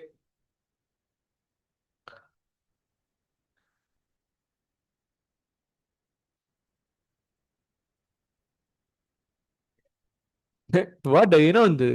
ಇದಾಗ್ಬಿಟ್ಟಿದೆ ನಮ್ಗೆ ಆಗ್ತಿದ್ಯಾ ನಮ್ದು ನಮ್ದು ಆಗ್ತಾ ಇದೆಯಾ ಅಪ್ಪ heart attack ಬರ್ಸ್ಬಿಡ್ತೀರಲ್ರಿ ಹಾ before you'll not tell after doing you'll tell yes it's there man come come ಇರೋ ಸ್ಟೂಡೆಂಟ್ ನೋ ಹಾ ಟೆಕ್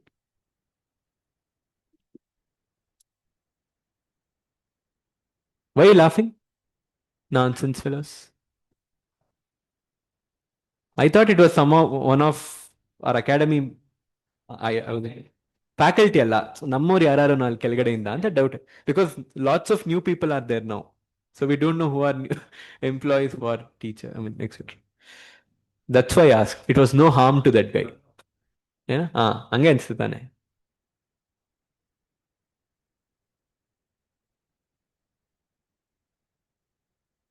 ಹಾ so next we'll go to retirement of a partner okay all that will come there only that JLP and stuff God then you should have blessings God's blessings let's take a break post break we'll continue.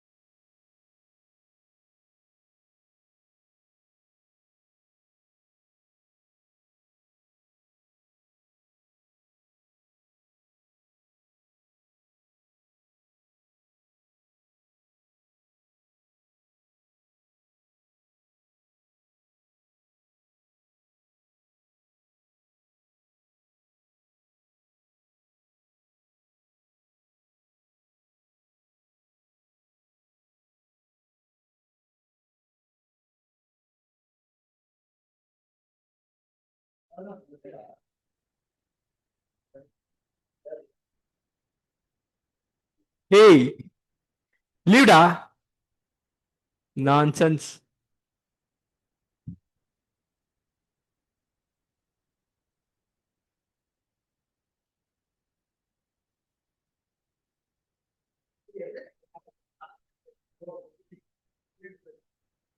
Now, what if we do that uh,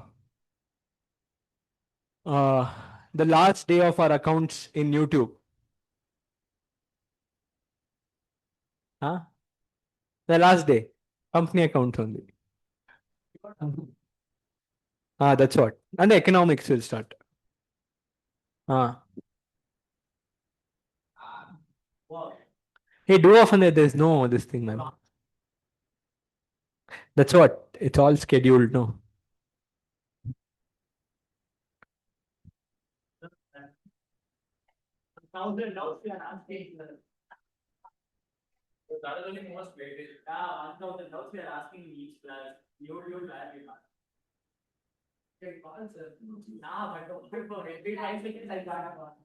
Huh?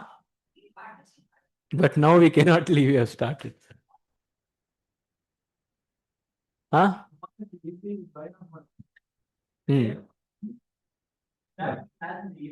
Yeah.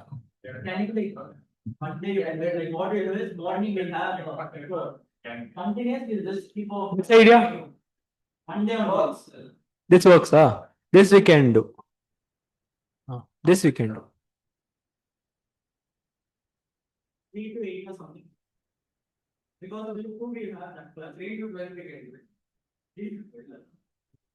Hey. 3 to 8. What? What say? Yeah, yeah, yeah. Hey, what? No, 3 to 10, what to do? This is possible. We can do this. That will cancel one day, no?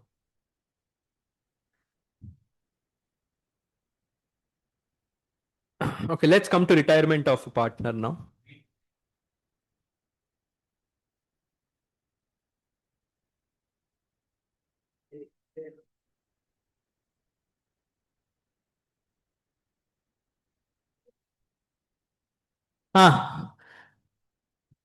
So tell me, retirement of a partner is say A, B, C are three existing partners. One of the partner is leaving. Then how to do the accounting is what we have to understand now. Step one, what will we do? We have to do revaluation account, just like admission. Whatever profit or loss we get in revaluation should be shared among old partners. In this case, A, B, C in their old ratio. Clear? Second, whatever reserves is there, that should be distributed among the existing partners A, B, C in their old ratio. That is clear. Then goodwill adjustment, how to do it? Same. It is gaining partners capital account debit to sacrificing partners. Okay. But now gaining and sacrifice, that will, who is gaining, who is sacrificing, that will change in retirement, correct? No.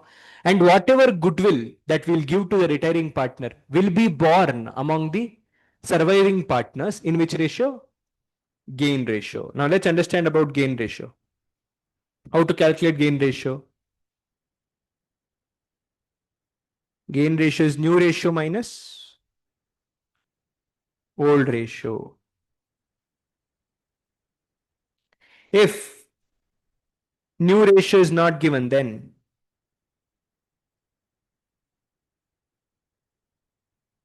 if new ratio is not given, then we'll take mutual ratio of existing partners as gain ratio. Right? We can, if this is taken as gain ratio, then even new ratio will be the same thing. Understood?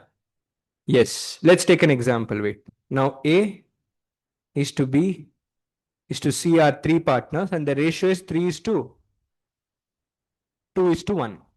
Now there is no information about the new ratio among the surviving partners. Say C is retiring. C is retiring. Now the surviving partners is A and B.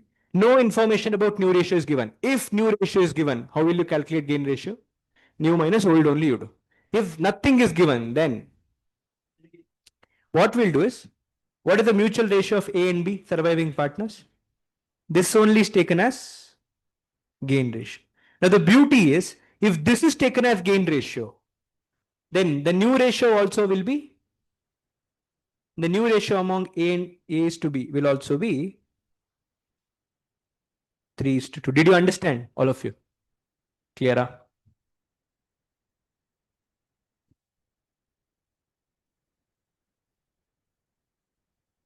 One more formula that you should know for new ratio is what? It's old ratio plus share gain. Correct, no? New ratio is what? Whatever old was there of that partner, plus he's gaining share because of the retiring partner. So one more formula to find out new ratio is old ratio plus share gain. How old ratio will be given in the question. How to calculate share gain? It is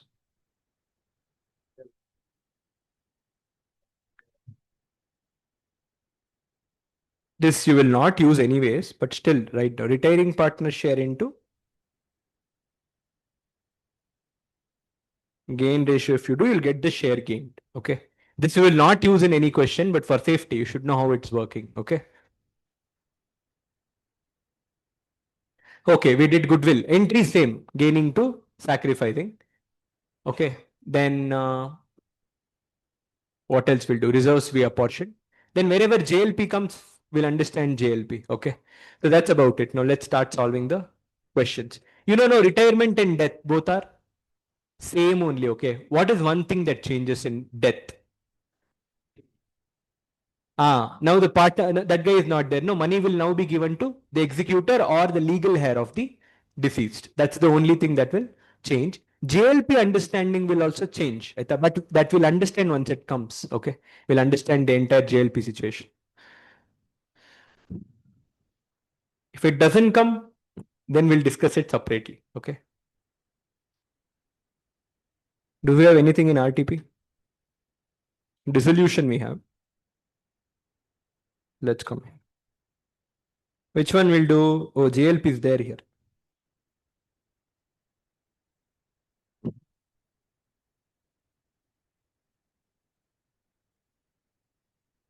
Let's understand JLP also now only. So what? See, JLP is joint life policy. Okay. What is joint life policy? It's the life insurance policy that is taken on all the partners jointly. So the premium which is being paid by the firm to the insurance company is joint under one premium. Who is paying this firm? Who is bearing this insurance? Partnership firm. Okay. All of you? When will JLP be matured? Say there are two things: maturity amount,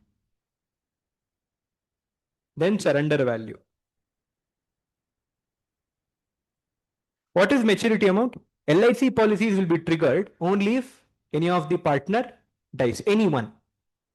You will get maturity and I'll call it sum assured. Now they have told if any one of the partner dies, then we will give you 2 crores. Surrender value is what? That means you'll be paying premium, okay, normally every year. Suddenly, if you want to surrender the policy back, then they will give you some money back. They'll not give all. Whatever you have paid as premium, they will not give it back. Some money they will deduct. At the remaining, they will give. Whatever remaining they'll give now, that is surrender value. Okay. Surrender values will be given in the question, no need to worry. But what is surrender value?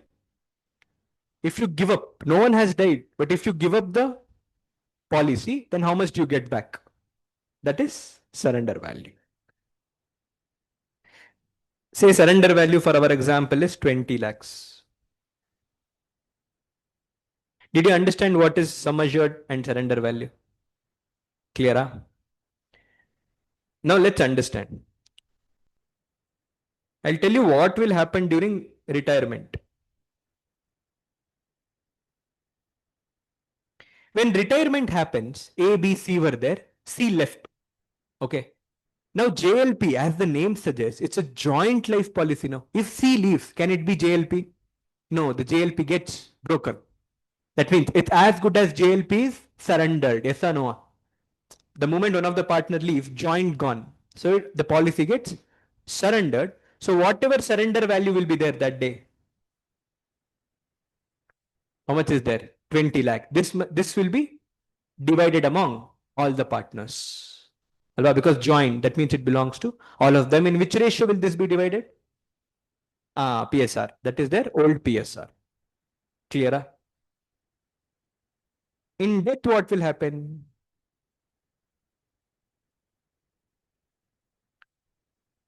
Tell me. If one of C instead of retiring, he died. Now will we get 20 lakh? No, the policy is broken. Andre policy triggered because one of them died. Now we will get 2 crores. Now this entire 2 crores will be shared among all the partners in their old ratio. That's the logic. All of you got it? Any doubts here? Yeah, in old ratio.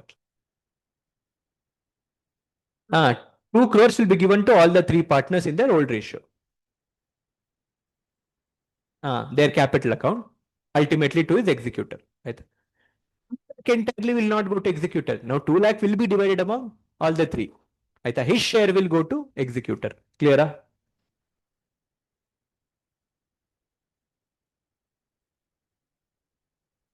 Then wait a second.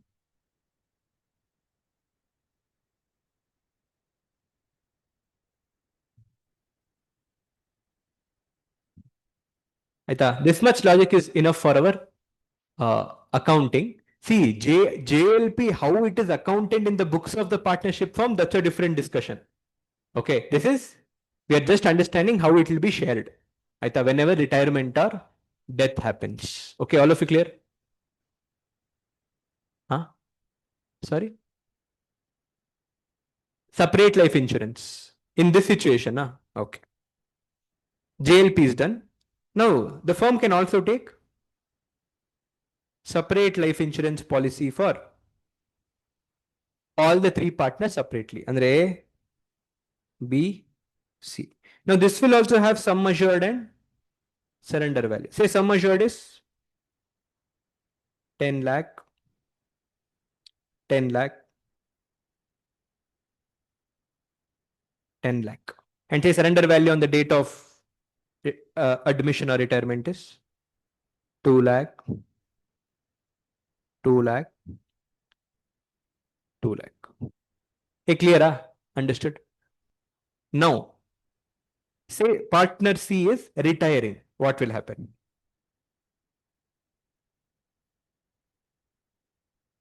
See, if one of the partner retires, since it is separate life policies, only C will be surrendered. I'm talking about retirement, not about death. I thought C will be,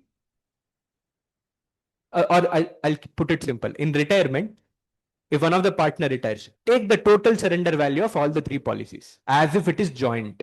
As if. What is the total surrender value? Because none of the policies will not get triggered because no one is dying in retirement. I thought now it's all about surrender value only. No one gets sum assured because no one is dying. Only one partner is retiring. So add all the surrender value. It becomes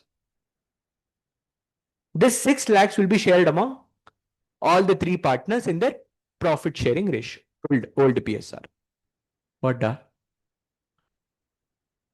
It is separate, but the sharing happens like that. Yes. A and B's policy will continue. Why? We have discussed all this detailedly. No, that's how the sharing happens. Okay. See here, there is a fair reason why you are getting this question here. But sometimes question will not be like this. I'll tell you. Surrender value for each partner will be different. For example, see here. Say this is 30 and this is 20. This is how it is. And see here it is say 6 and here it is say the question is like this.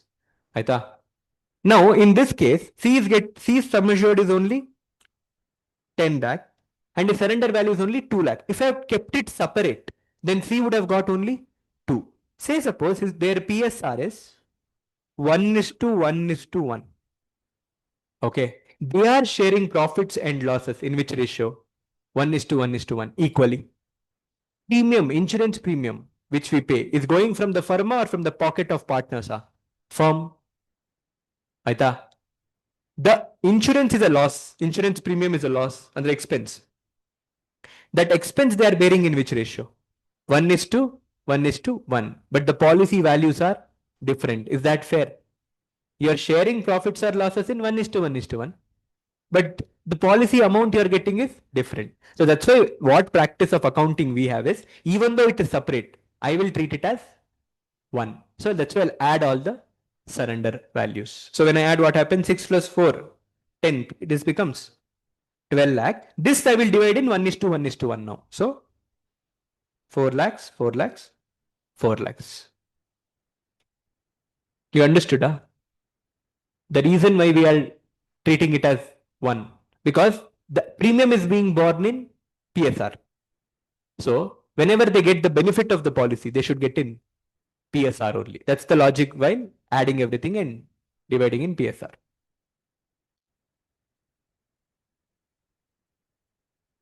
Mm. Mm. It is, however, separate now. Why are you bothered?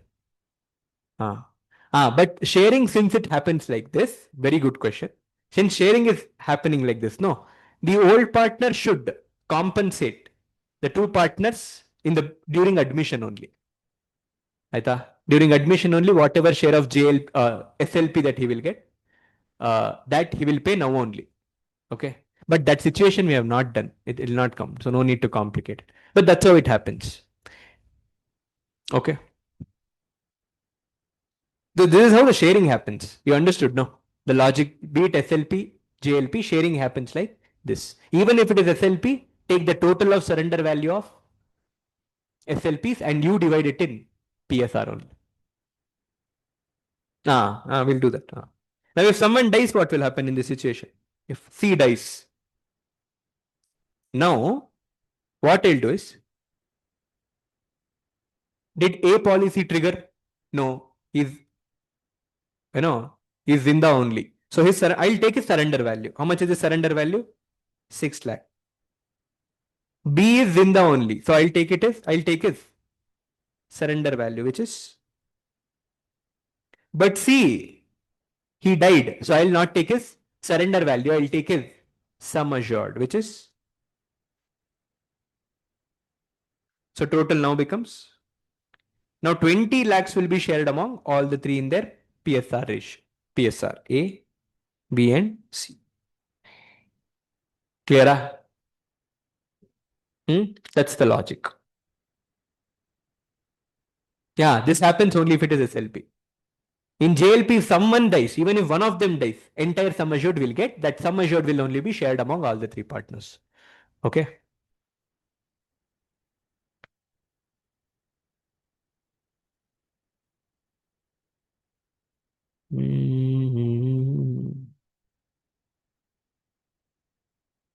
Done.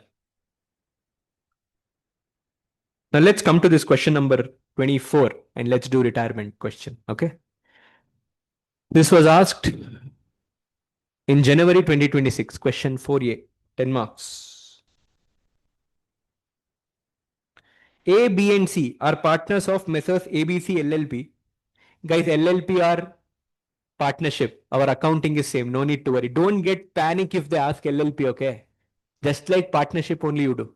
I think in May 26 exam, they've asked LLP only. But accounting is same. Okay. Their old ratio is 3:2:1. The balance sheet of the firm as at 31st March 25 stood as under capital accounts. A is A, B, C they have given. Trade payables, then assets, building, plant and machinery, inventory. Okay. On 1st April 25, A desired to retire from the firm and the remaining partners decided to carry on the business. It was agreed to revalue these assets and liabilities on that date. Revaluation account is done. So goodwill of the entire firm is valued at 2,88,000. Thank God. They have only given. and A share of goodwill is adjusted in the accounts of B and C, who would share the profits equally in future. That means their new ratio is 1:1 of B and C. Building is to be appreciated by 30% and plant and machinery is to be depreciated by 20%. Inventories are to be written down to 80% of their carrying. Okay.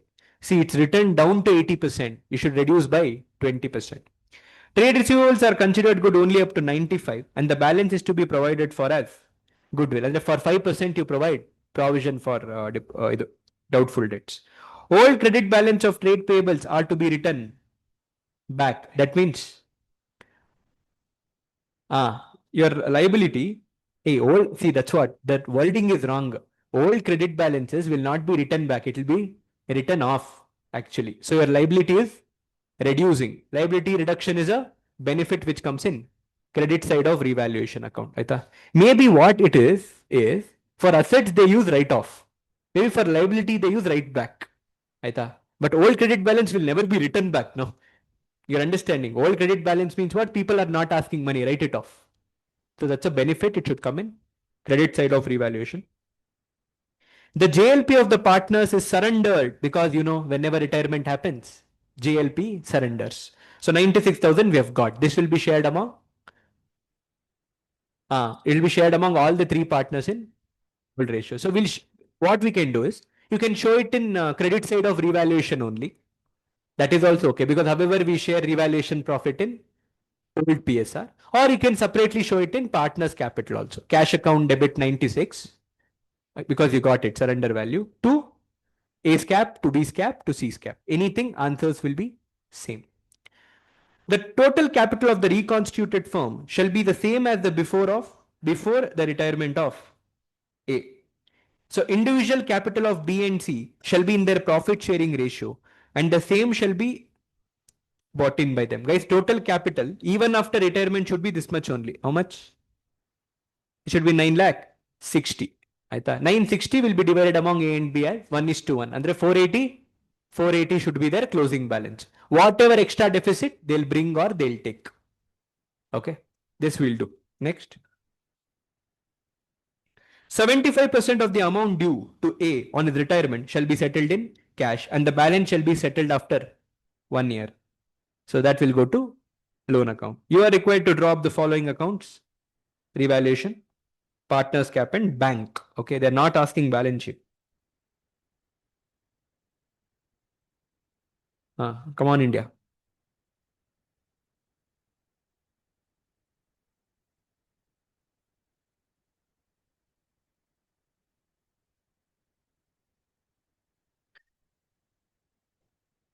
Come on. Fatafat. Building to be appreciated by 30%. 3,20,000 into 30% and 69,000. 99,000. 96,000.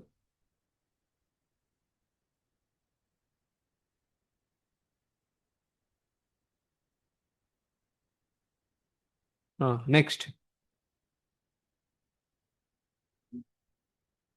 Plant and machinery is to be reduced by 20%. So 64,000. So 2.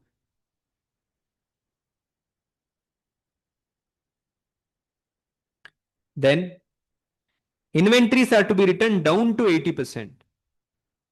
The inventory 1,60,000 into 20% means 32. So 32,000. Next. Trade receivable, you have to create PDD for 5%. So trade receivables, 3,20,000 into 5% is 16,000. So 2.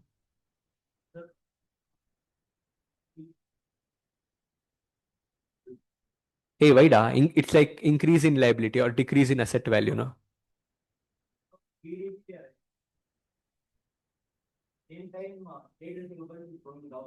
Hey, nonsense. Trade receivables is same. In balance sheet, will reduce it. It's either, I understand, it's either two debtors, but you are not doing that. You'll put the balance to PDD. PDD will be, however, reduced in balance sheet. Okay, don't do both also. It is 16. Next. Old credit balance.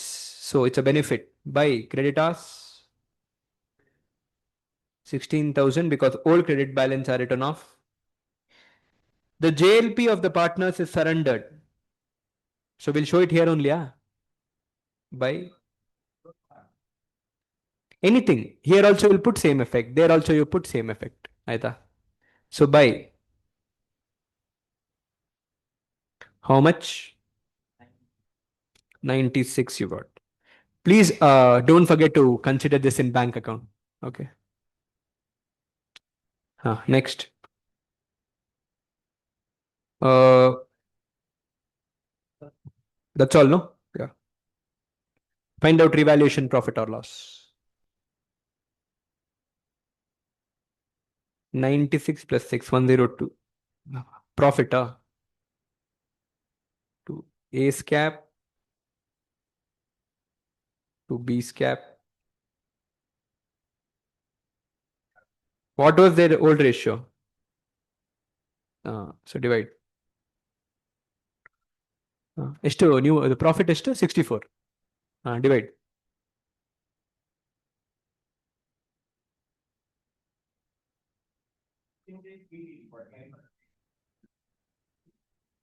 Hey, if you listen here, I would have told it, Noda. 96, started this guy's problem. Which one, da? That is the creditors, old credit balance, we are reducing it. Creditors, liability when it reduces, it's a benefit, no? How much? 48? 32. This is 32. 32 and this is 60. Okay.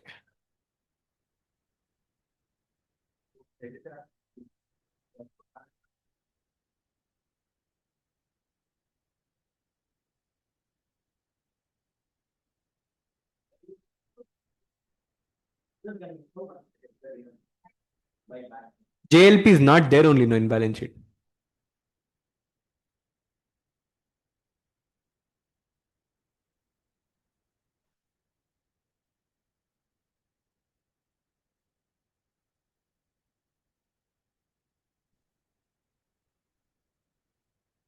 Partners are ABC only, no?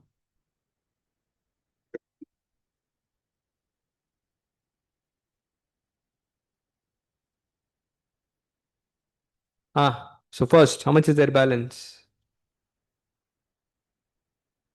4,80,000.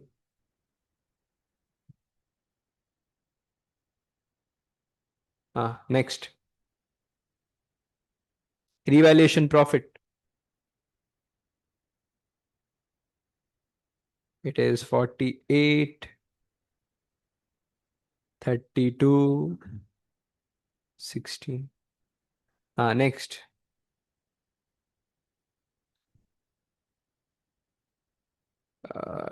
Do we have reserves? No reserves. Next. Goodwill. We did goodwill adjustment. No, no. Okay. Goodwill adjustment. We already know firm's goodwill, which is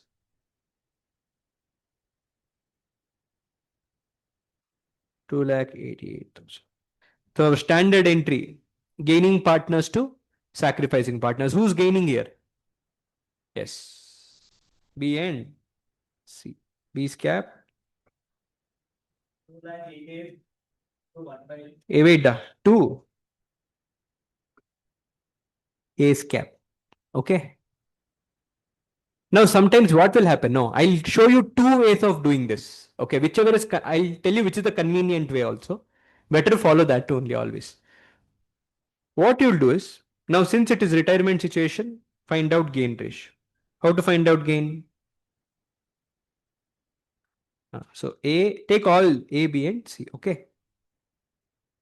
If now new ratio is how much? 1 by 2. This is also 1 by 2. Old ratio is, oh yeah. I mean, this is correct. This is wrong.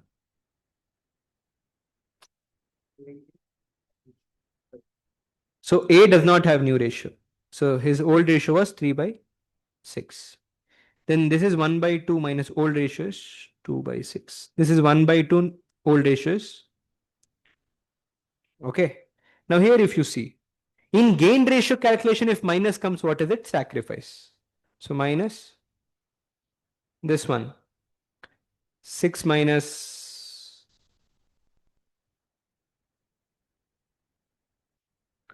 which can be taken as 1 by 6. 6 minus 4 divided by 12.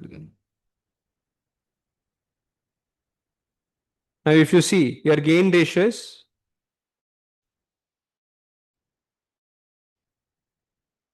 1:1.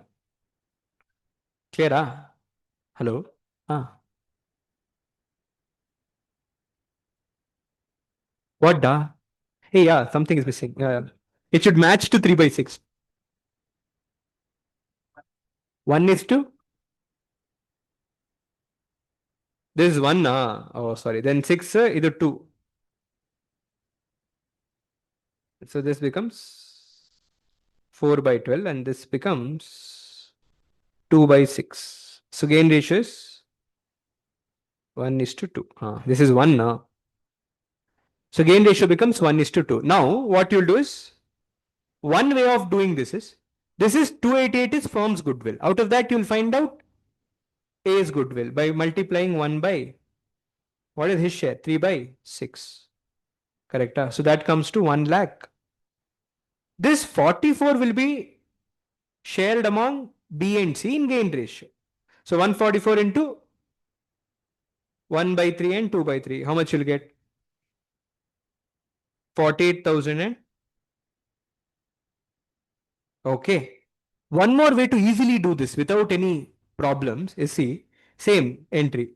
All of you see here, B scap C to A, no? For this calculation, you'll have to take firm's goodwill. Take firm's goodwill and directly multiply this. For A, this will come. For B, this one. C, this one. Directly you multiply. But the number you have to take is firm's goodwill. For example, take 2,88,000 into 3 by 6 you'll do. You'll get 1,44. Okay. Now take 2,88,000 and do 2 by 12 if you want. 288 into 2 by 12. Directly 48. Then 2,88,000 into 4 by 12. You do 96. Like this also you can get the goodwill adjustment entry. Okay. What I recommend you to do is follow this method only, which we did now. This will work in all possible situations, in any kind of crazy adjustments. Sometimes two things will happen. Retirement also would have happened. Change in PSR would have happened. Or ulta. Admission also would have happened. Change in PSR also would have happened. In that during those times you will be too much confused. Don't worry. No matter what has happened. Find out what is the sacrifice, what is the gain, whatever. Okay. And divide and do this method. Take the firm's good, but one catch here is you should always use firm's goodwill for this method. Firm's goodwill take, apply this percentage you would have got in calculation of GR or SR. Clear all of you? So let's pass this entry. B and C should be debited. Okay. 48,000 and 96,000. Illi?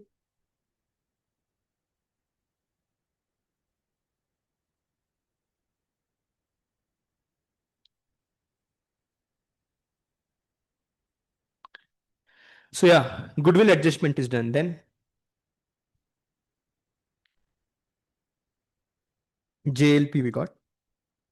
Now it's the capital adjustment. They are telling the total capital of the firm even after retirement should be 9,60,000 only, as good as before retirement. This 9,60,000 should be there in the ratio of 1:1. They have only told in the question.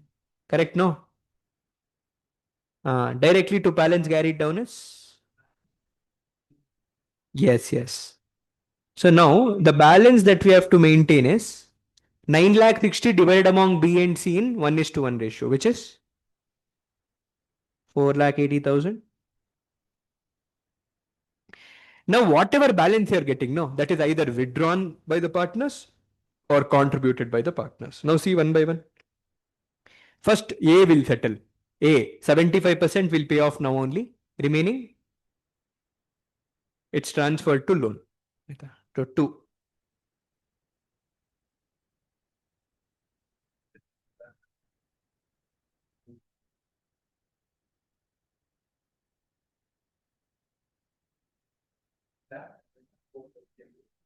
Ah, to bank. How much? First of all, what is this balance?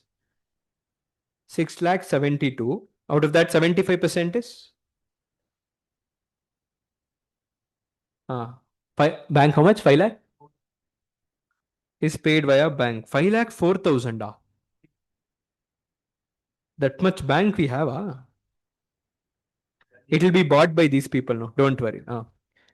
Remaining is loan. 2. Remaining is how much? How much is A and B supposed to bring? Their balancing. B and C. How much they are supposed to bring? No, no, no. Don't. Just see here. Whatever balancing figure comes, that is contributed by B and C. Right?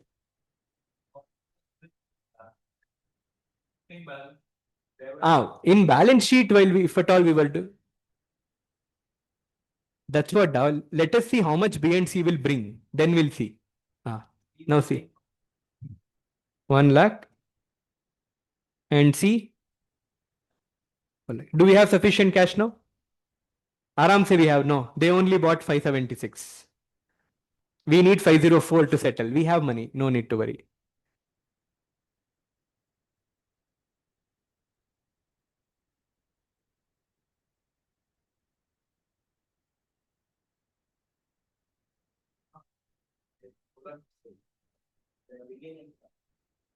Okay. I just saw whether we have money. That's all. Don't worry. Don't worry. Unless it is told in the question, what they do it. Don't worry only. See, because question is not told. Question is very clear. Their capital should match Anta. Don't worry. Hey, no, no, no. Please fully follow what question has told.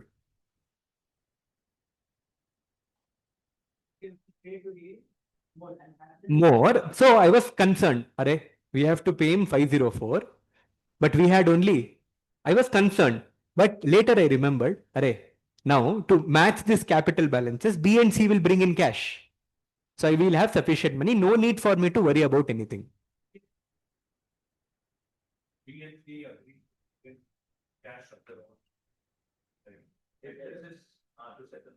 Then bring that much.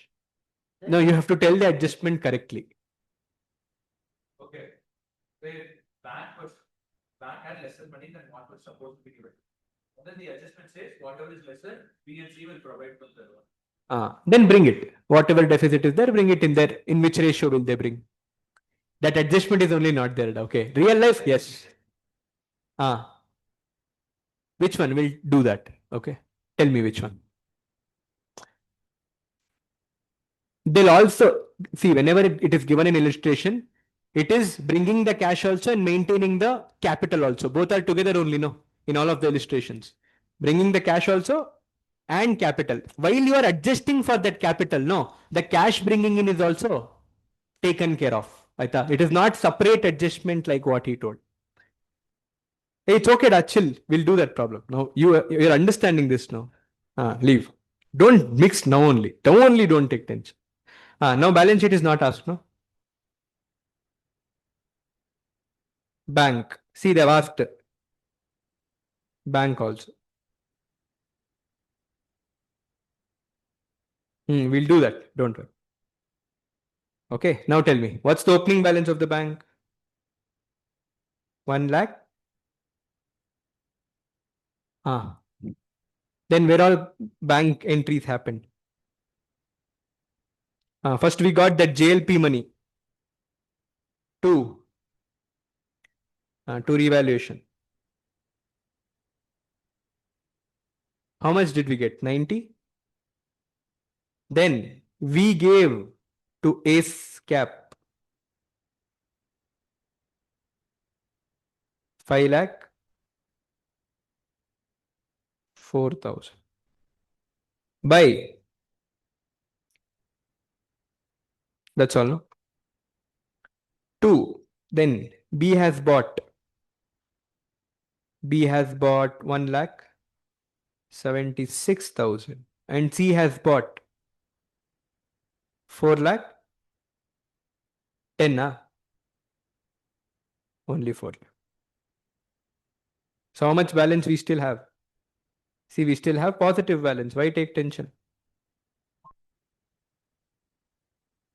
No, no. Why will you take it in bank account? Na? It will come in balance sheet as a liability. 9 lakh?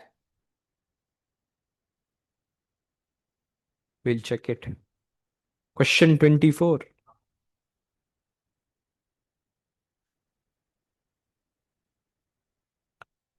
Three lakh 28,000. Okay. See, they've taken JLP here only in revaluation. So it is 3,28,000.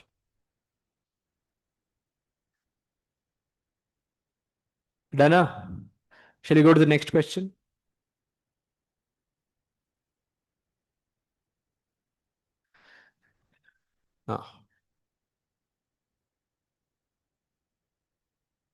Next question. Come on, guys. Which one?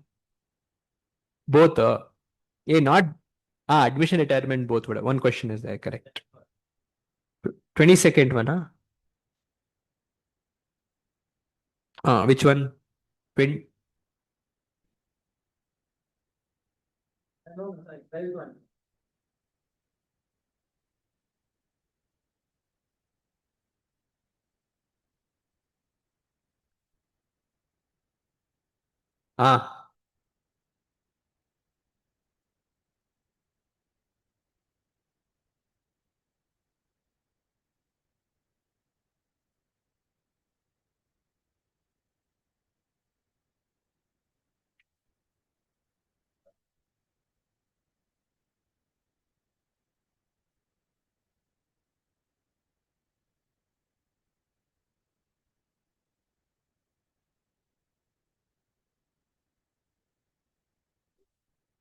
So we'll do a 12th one. Come on, guys. Acme and Co. is partnership firm with partners X, Y, and Z sharing profits in the ratio 10:6:4. The balance sheet of the firm is given. Okay. Guys, reserves is there in this question. Long-term debt 9 lakh. Bank overdraft 132. Trade payables 510. Okay. Assets we have. Okay. It was mutually agreed that Mr. Y will retire from the partnership and in his place Mr. P will be admitted as a partner with effect from 1st April 2024. For this purpose, the following adjustments are to be made. First one, goodwill is to be valued at 3 lakhs and the firm's goodwill is 3 lakh. But same should not appear in as an asset. Of course, we will do it like that only. It's again biscuit, guys, wherever they give that. If they give that, ignore. You do however you used to do it. You know our method. Gaining to sacrifice. Building and plant and machinery are to be depreciated by 5 and 20 for evaluation. Investments are to be taken over by the retiring partner at 45. This we will consider in partner's cap. And one more thing is, see the investments in books. It's 36, no? Can you see? In book. But he's taking over at? That means what?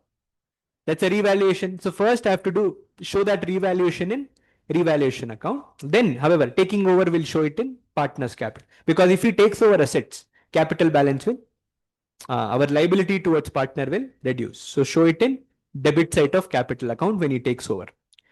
And show this increase of asset in revaluation account also. Assets increased by 9,000. Then provision of 20% is to be made on trade receivables to cover doubtful debts. Okay. In the reconstituted form, the total capital will be 6 lakhs, which will be contributed by Mr. X, Z, and P in their new profit share ratio 2:2:1. That means their new capital will be divide 6 lakh in 2:2:1.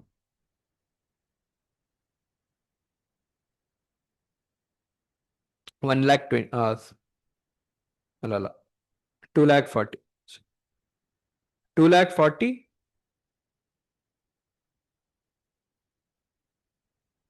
That is their new capital. Aita? If at all you have surplus funds, we can use it for repaying the bank overdraft. If we don't have, no need. If any, they have told.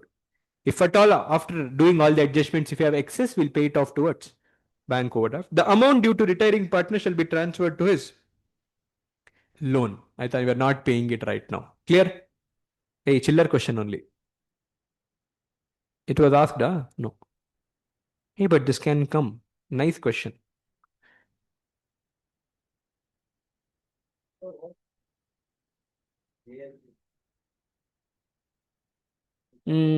First retirement, no. See, admission. See, that admission is the thing. Now they have GLP. You know what you have to do. JLP we are talking about, right? Hey, JLP is simple actually. SLP will create problems. JLP will however get surrendered, no? Andre. See, in case of retirement, and if it is JLP, what happens? The policy gets surrendered automatically. Whatever money comes, no, who should get it? Whoever was there before, even before admission, even before retirement, whoever were there, no, they should get the share over. So what will you do? If at all JLP had come, whatever you'll get, let's share it among. Don't take it to revaluation if it gets confusion. Either how much ever you are getting as surrender value, divide it among the partners in their old ratio, much before retirement, much before admission. Just. ಏನಾಗಲ್ಲ JLP ಹೊಂಟೋಯ್ತು ಇನ್ನೇನು ಮತ್ತೆ ಹೊಸ JLP ಎಲ್ಲ ನೀನು ಹಾಕೋಬೇಡ ಬಂದಿದ್ದ JLP what ever JLP money we got we shared it that's all correct no if it was SLP now it becomes very crazy but I don't think they will we can discuss about it okay but it simply becomes a waste of time the new partner is part of the equation yeah no JLP you leave it JLP was simple Noda, you know how SLP sharing happens, no? SLB sharing happens on a total level. And the problem with SLP is if one of the partner retires, the existing partners' life policies will continue. That's the problem.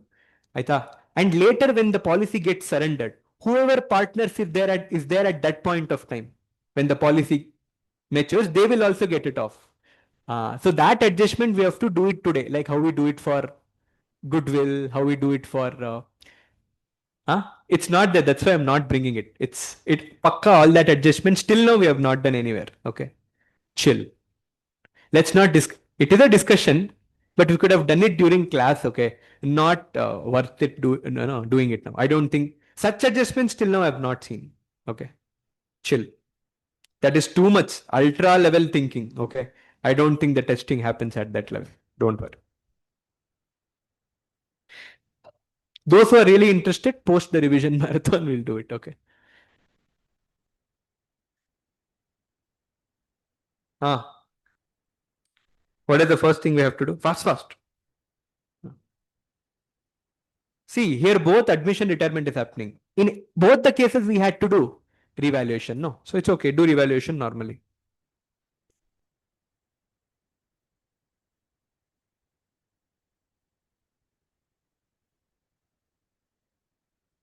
Come on.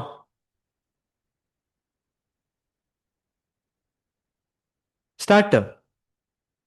Fatafat you should tell. Building and plant are to be, a building should be depreciated by 5%. Tell the numbers at least fast, guys. to 6 lakh in 5%. Then 2, plant and machinery 20%. How much? 3,90,000. 78. 20. Correct. 78 only, no? Next. Investments is increased by 9,000.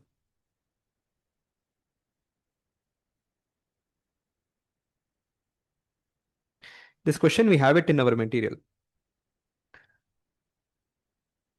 Provision of 20% to be made. How much is trade receivables right now? 4,17 into 20%. 83.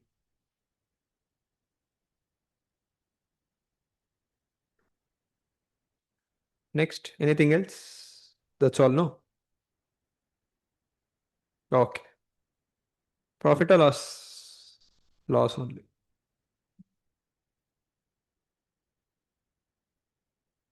This should be shared among old partners in old age. Who are the old partners? X, Y, and Z in 10 is to 6 is to 4. X is cap, Y is cap, and Z's cap. 10 is to 6 is to 4.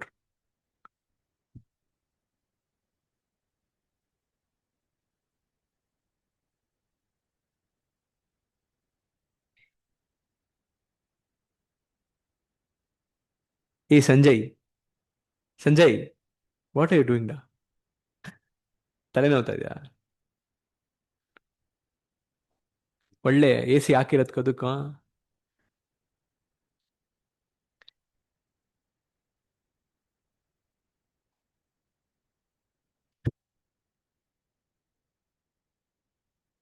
See there, all of them. Why are they taking the effort to come?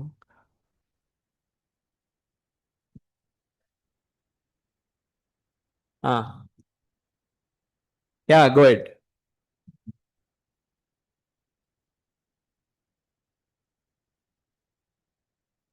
Hey, tilde, loss. Is the total loss? Divide.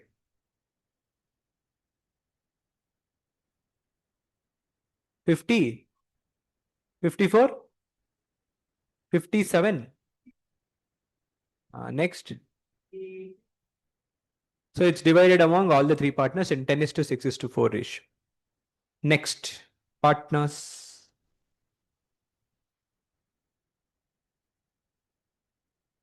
Now the best way to do the goodwill adjustment is that only.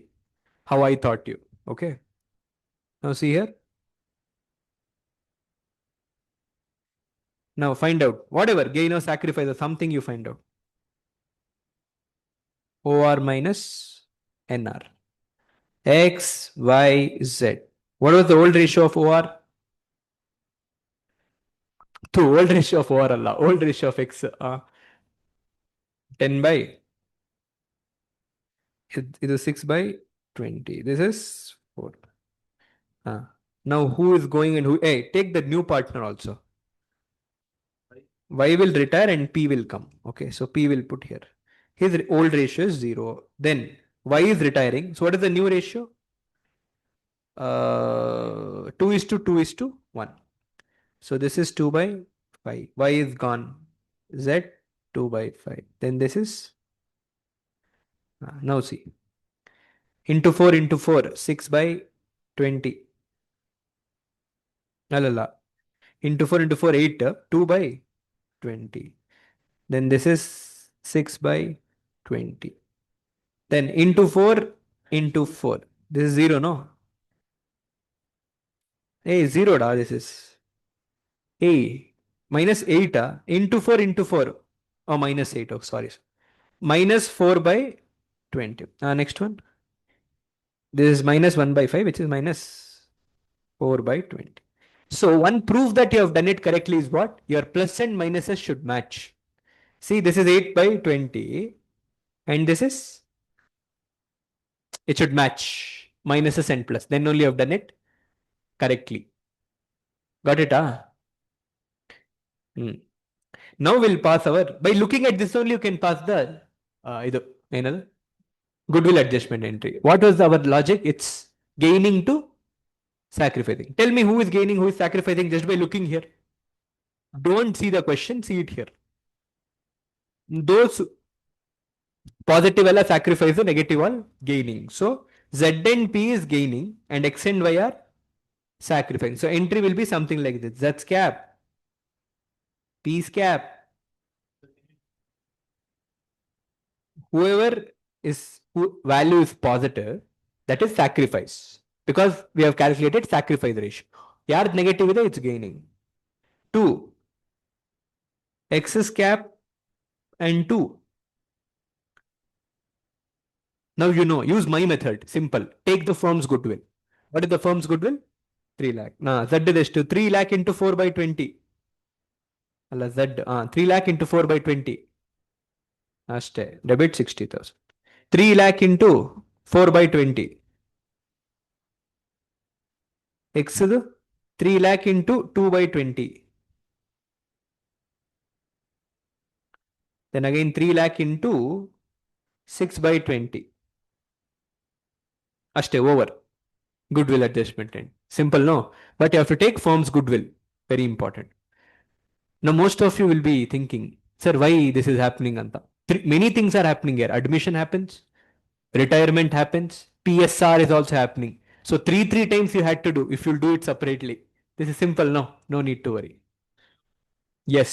Any situation, this method works. That's the beauty. Any situation.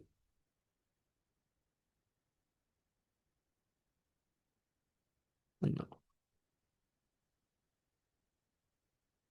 X, Y, Z, P.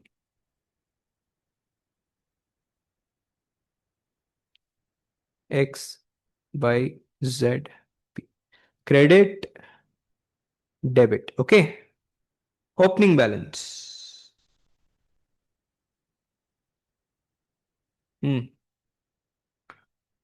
Yanta is 240, 60 and 90.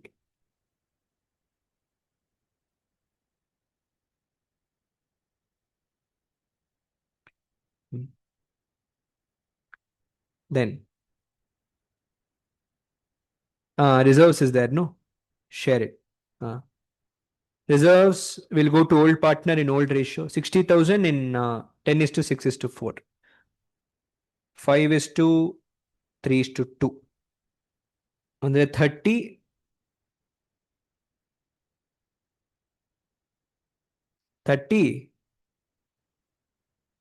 18, 12. So reserves is apportioned. Next, new partner has come. How much money is he bringing?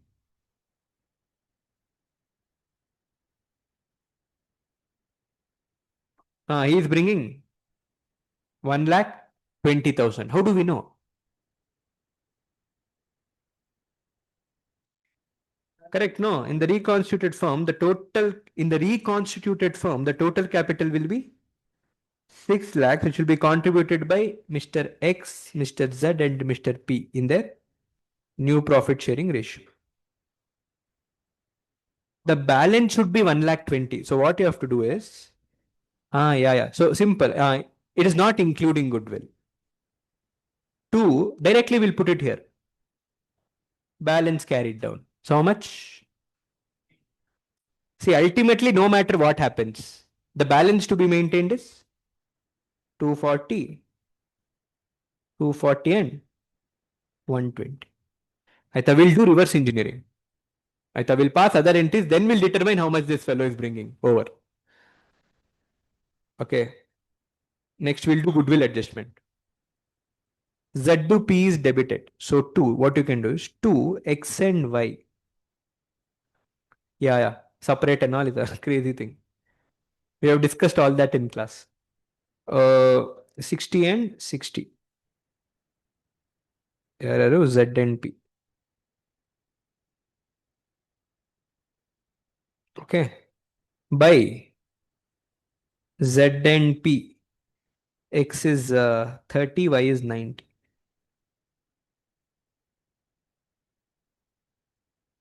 Clear, ah? Next, revaluation loss we have.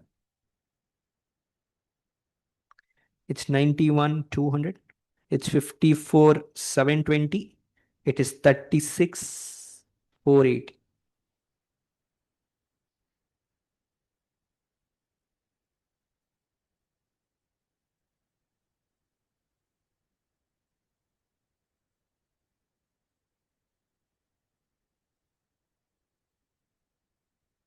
Done, ah? Then whatever is due to Mr. Y, that we will transfer to his loan. So 2. See what is Y's balance? 78, 1,68,000 minus 54, 720. 1 lakh. Okay. Now whatever balance is there, that will be bought in by the partners or given back to partners. Now come X. Where do we have balance?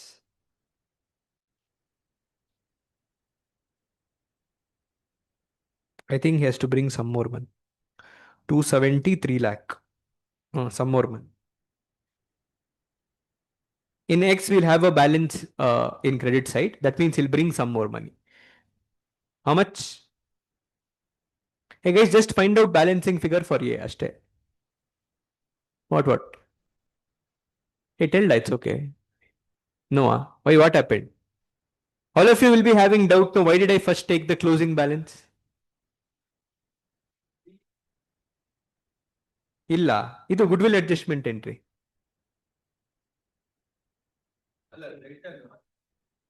ಏನು Z debit ಆಗಿದೆ. But P is also sacrifice. I mean, where is P? P was a new partner, Noda. He will gain. He's gaining. That's why we have debited him. Alva. See this ratio. P has a negative number. He's gaining. That's why we have debited. It's gaining to sacrificing, no? He is a new partner. He is gaining. How much? X. Hey, hello, balancing figure. How much? So X will bring 31, 200. Next Y. 2 lakh. Hey, Y dilla. Why you leave it? Z.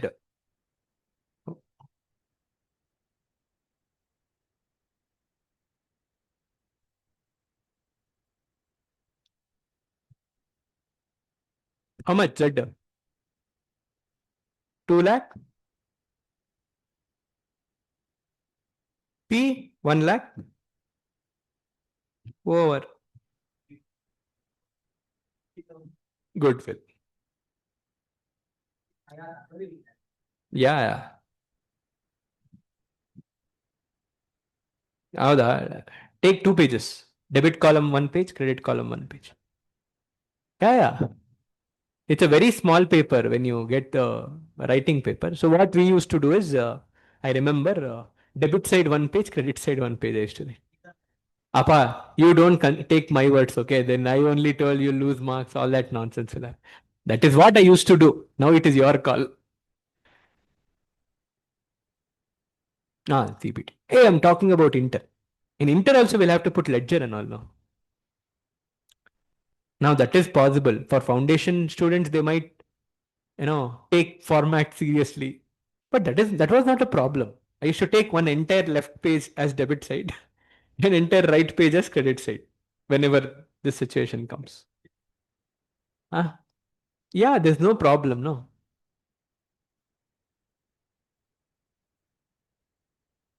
And I remember that seeing in one of the toppers paper also.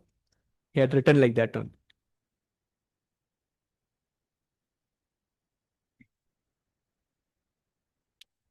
Next, what they have asked? That's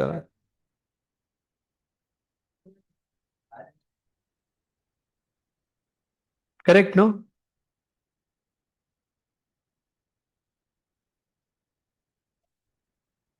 We'll do balance sheet only. Correct? No.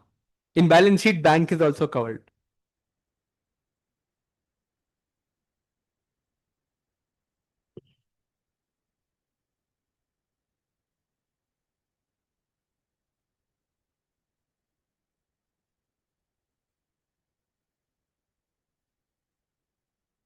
Uh, Let's start. Capital.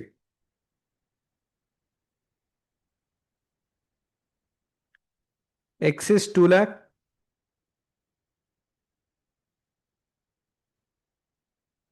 Z is 2 lakh.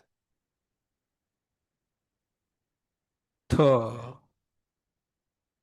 Mental have become. P is next.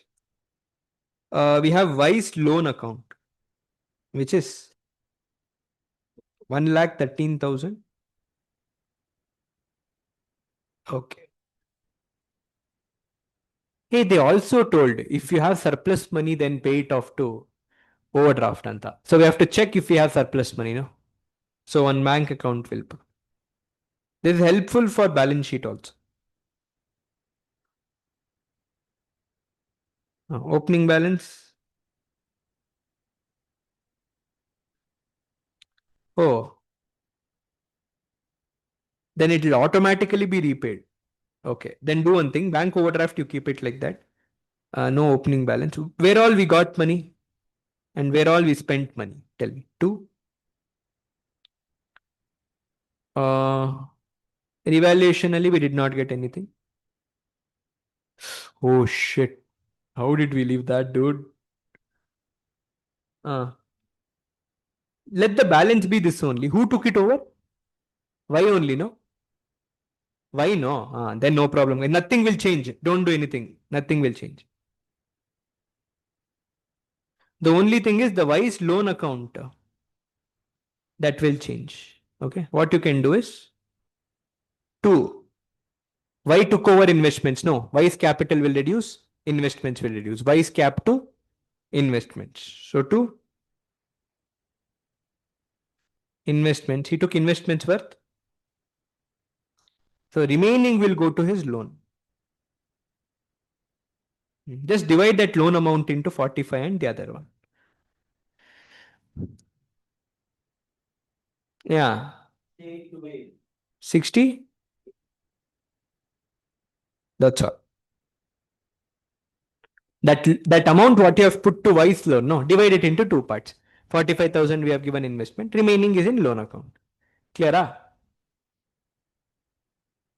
So here wise loan becomes 68,000 to 8.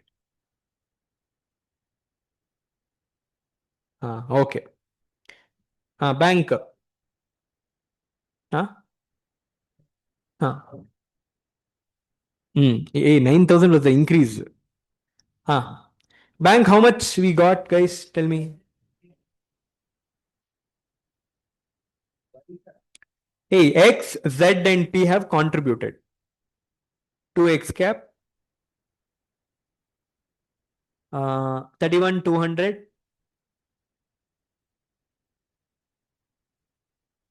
Then to Z cap. 2,34,000. Then to P cap 1,80,000. Then we paid some money to Y. Hey, we did not pay. Everything is transferred. Then that's all. Oh. So why will that? Why is? No, money is not coming in. We were only owing him money. No, why? Towards retirement. That we booked in revaluation. No, credit side 9,000. Yeah, not I. He took over investments. Now I'm partnership firm. You are my partner. You are retiring. I was already supposed to give you money. No. Now you only took over investments. Now I'll have to give you less money. No.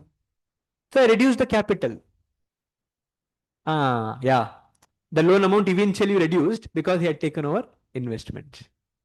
Clear? Huh? So here, whatever is there, you clear it out too. We clearly have surplus. So how much bank OD we have? We have bank OD of 1 lakh 32. That much I will repay. So remaining balance in bank is, it is 313. This much will go to balance sheet. Clear all of you?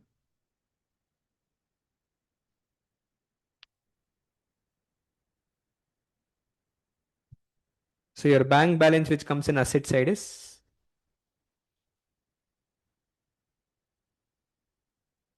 now take me take me through all the assets. Reserves is gone. Long term debt we have 9 lakh. Next.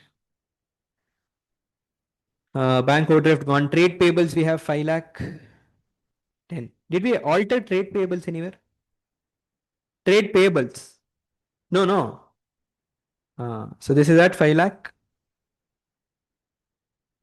10 only. Then that's all. Okay. Assets we have land. Land we did not alter. Land is 30,000. Then building, we reduced it by 5. How much? We reduced it by 30,000. So 6 lakh minus 30,000, 5 lakh. Then furniture, we reduced it by, sorry, plant and machinery, we reduced it by. So that comes to how much? 78 we have reduced. So 390 minus 78. 3 lakh 12,000. So bank we have taken next. Furniture was 1 lakh 29,000. That is also altered. 129. Oh, not altered. Very good. It's 1 lakh 29. Next. Inventory, nothing happened, no. Inventory 3 lakh 90,000. Inventory, nothing. 3 lakh. Next. Investment is not there. He has taken over. Then trade receivables 4 lakh 17. We have PDD of,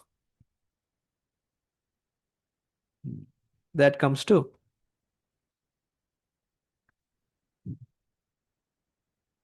3 lakh.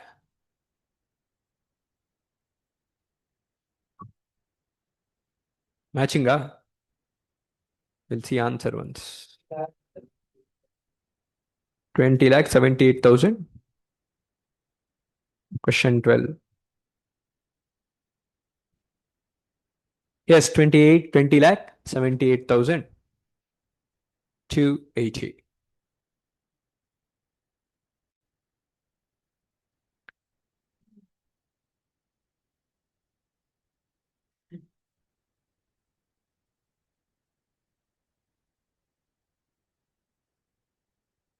It's 1219. Yeah, we'll do one more. Death will do. Admission. ಆಯ್ತಲ್ಲ retirement death ಎಲ್ಲ ಸೇಮೇ ಕಣ್ರಿ so will do death no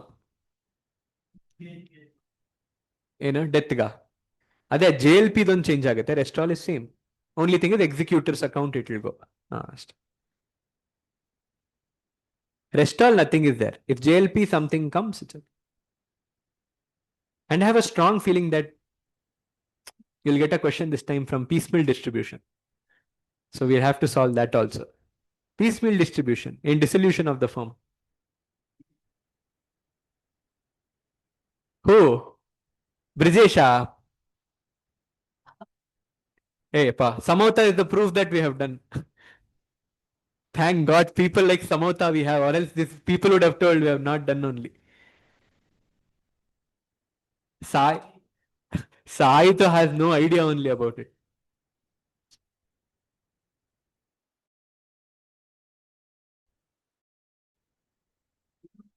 Hey, PI, peace. Not that piece. This. No, no. You have not done that peaceful distribution. Which batch did you attend? You're not our batch. Hey, this guy is not our batch only. Yeah, yeah. You have attended Shweta madam's class, no? Correct. Uh, uh.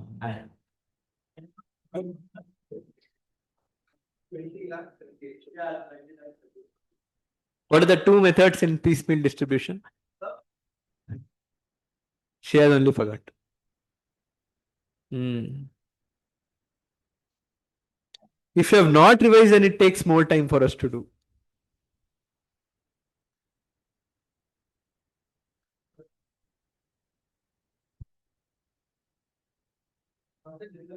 Yeah, it comes in resolution. Hey, not in death. Retirement, not in retirement or death, in dissolution.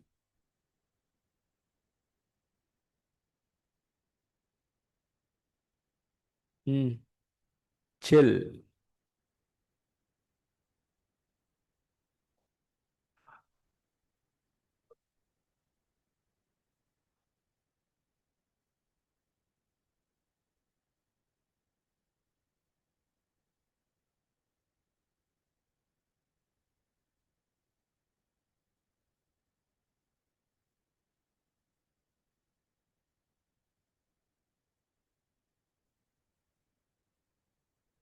Hey, do one thing, okay? If you want that tomorrow's class, then one idea is protest. We'll protest. Huh? No one will. Wait.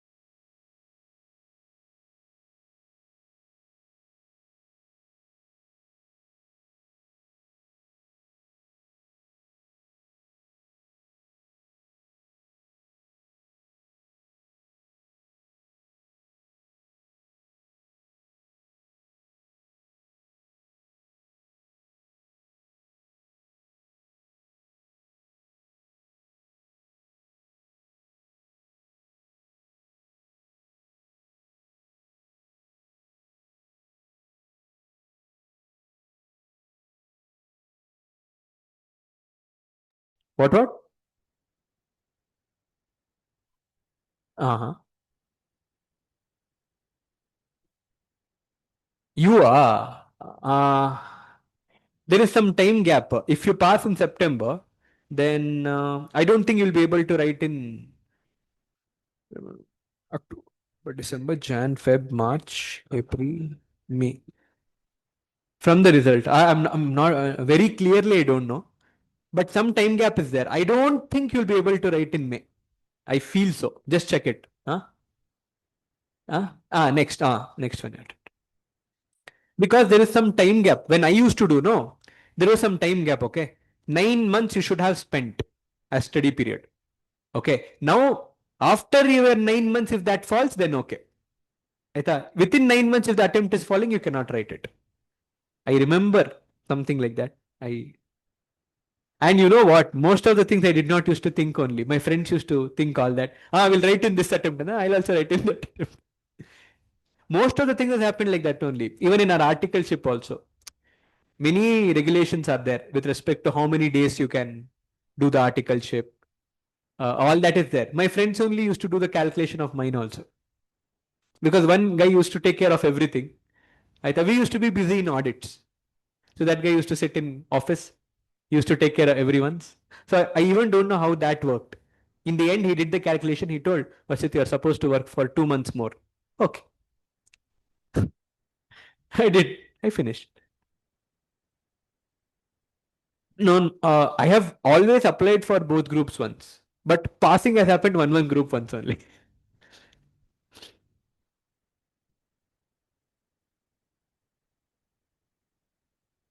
Yes, you cannot. If you cannot, and then for exam registration, no? Yeah, of course.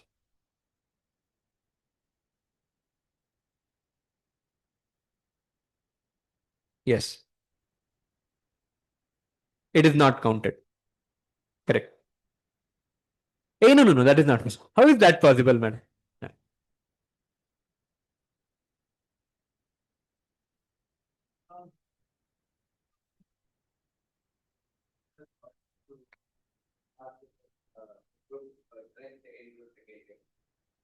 How it is counted, Antana? It's counted as second attempt. Yeah, upfront. ಏನಾಗಿದ್ರು ಅಷ್ಟೇ ಎರಡು attempt ಅಲ್ಲಿ pass ಆಗಿದ್ರೆ ಎರಡು attempt ಅಷ್ಟೇ. Yeah. No need to. Once passed, even if you get more than 16 one subject, no need to write that subject also. Exemption. That is only for the 3 attempts. In next 3 attempts, if you don't pass, then exemption will go. Then again, that whichever exemption you had got, you have to write it again. What I tell, no, if you couldn't finish it in 3 attempts, then leave that course. That's what I suggest. In 3 attempts, if you're not able to do it, then wrong place. Leaving is also an art.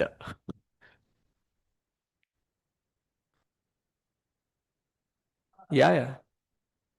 You're writing in Jan. Why da? You are not eligible or what? Then? Okay. Their wish. CA foundation attempts and all will not matter. Inter also doesn't matter unless for articleship. Final matters. Yeah. Ah. Yeah, final attempts matter.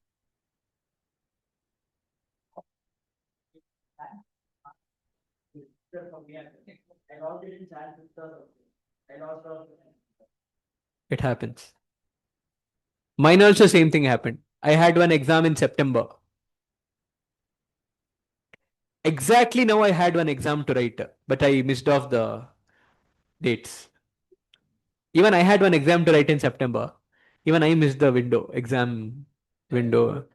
Ah, I know. Yeah. Now, not CA da. No. One more exam I was writing. Huh? PS college. Huh? Now it's strict, yeah. Now diploma in IFRS. It's a normal thing. Huh? Not, yeah. ACCA covers IFRS. Okay.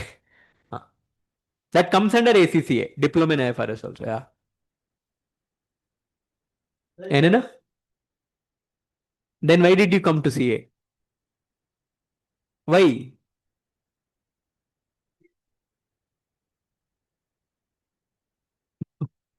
Who told those people only? Yeah. I know da. Maybe that's how.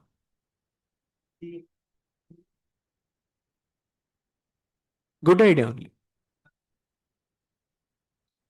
Yeah. I, from the day I cleared, even I am thinking to doing, to do ACCA. No time only.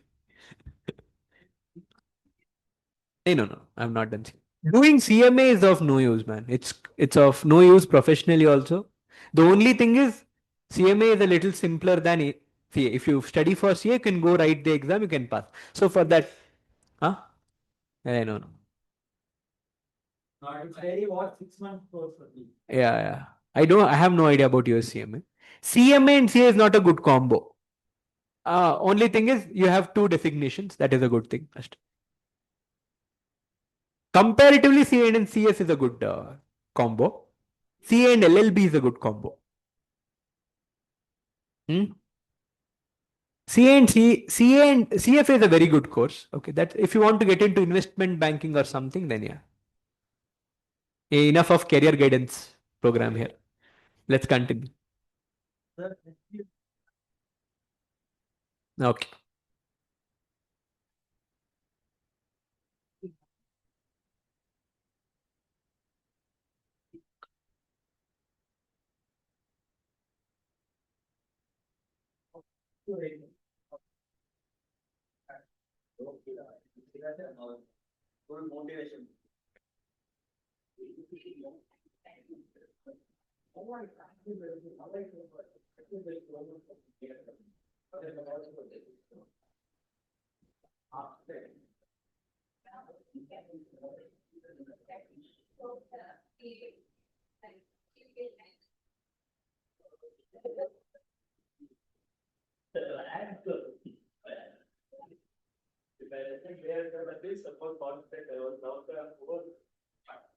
Okay, let's do question number 2. Death of a partner. Okay.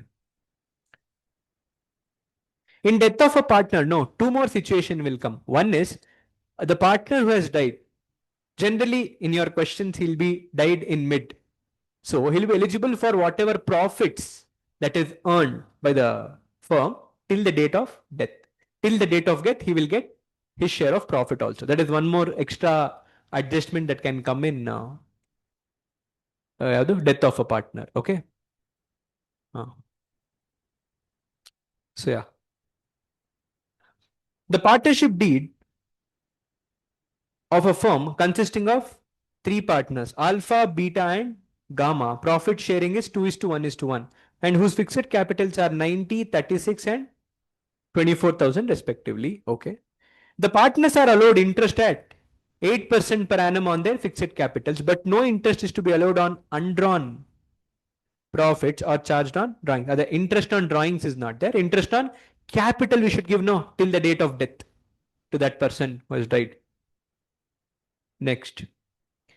That upon the death of a partner, the goodwill of the firm is valued at 2 years purchase of the average net profit after charging interest on capital. That means what you have to do? From profit, you have to reduce interest on capital and then take that profit for calculation for the 3 years to 31st December preceding the death of a partner. When did this guy die? Where da? Here. 30th September. That means from 30th September, the previous December is it is December 23. Correct? No. What do you understand by this? For 3 years to 31st December preceding the death of a partner. The December preceding the death of a partner is 31st December 2023. He died on September 2024, which is the December coming before that. 31st December 23. So 23, 22, 21. That 3 years profit you have to take. Next.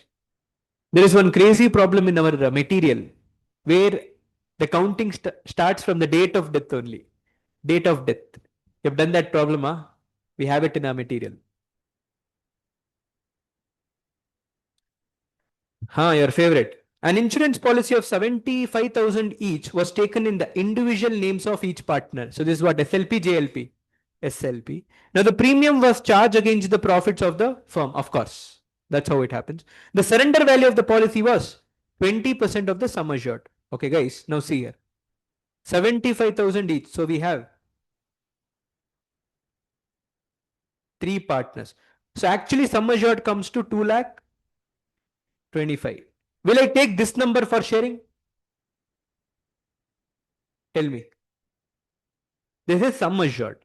And how much is your surrender value? 20%. And 75 into 20%? 15, 15, 15. This is for alpha, beta, and you could have written like this. Alpha, beta, come. Okay. Now, this comes to 45. Now tell me, one of the partner died. Yaro. Who died? Yes, alpha died. So when alpha died, hello, see here. When alpha died, alpha would have got her. Hey, silence. Alpha would have got her. Hey, sum assured, no. When will you get sum assured in any case? Someone should die. Then only you'll get sum assured. Alpha died. For alpha, you'll get alpha sum assured. So beta and gamma, they are still continuing. So we'll take their surrender value. So 15. So that comes to this 1,05,000 only. How much is the alpha share? Alpha share is 2 by 5, 2 by 4. So 1,05,000 only 2 by 4 will go to alpha, which is 50. This much should go to alpha. All of you clear? That's all. This is SLP. This is a situation of SLP. Next. Upon the death of a partner, he is to be credited with his share of profits, interest on capitals, calculated up to 31st December following his death. That means what? He died on 30th September 24. Technically, how many months? Jan, Feb, March? Only 9 months. But here they're telling no. Give it till the December following his death, which is the December following his death. 31st December 24. So give full year. Give interest on capital and profit for full year. Don't do proportionate. They have only told. This we are doing like this because they have told in the question, or else we would have given for 9 months only. That the share of the partnership policy and goodwill be credited to a deceased partner as on 31st December following his death. Okay. Partnership books to be closed annually on 31st December. Alpha died on 30th September. The amount sharing to the credit of his current account balance is 15,000. And from the date of the death, he had withdrawn 90,000. That means his drawings is what? What? In ಕೋತಿ ಕುಣಿತಾ ಇದೆಯಾ ಮತ್ತೆ ಇಬ್ರು look ಕೊಡ್ತಾ ಇದ್ದಾರೆ ನಕ್ಕೊಂಡು he has withdrawn 90,000. His drawings is 90,000. An unrecorded liability of 18,000 was discovered on 30th September, and it was decided to record it and immediately pay it off. Where will you consider this in your calculation? For revaluation account, it's increase in liability, put it debit side. The trading results of the firm before interest on capital is 8820, 79 410, loss 24, and profit 40. But we have to take only 3 years, no? We'll take only 21, 22, 23. Confused. You are required to prepare an account showing the amount due to Alpha's legal heir as of 31st December. Note, impact for unrecorded liability not to be given in earlier years. Okay.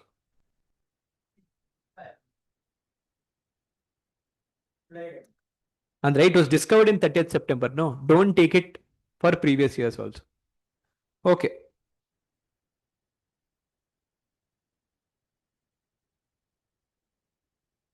That's all. We want to show them how much we have to pay to Alpha's legal head. Okay. Only their capital. So let's start.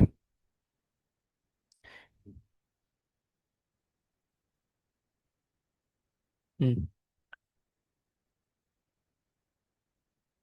Uh,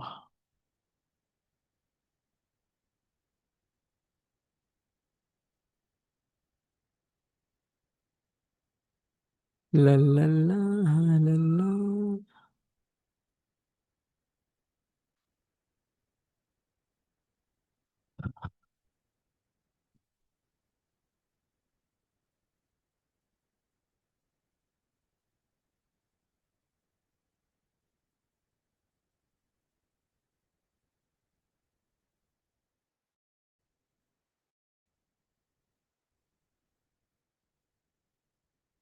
Let's start.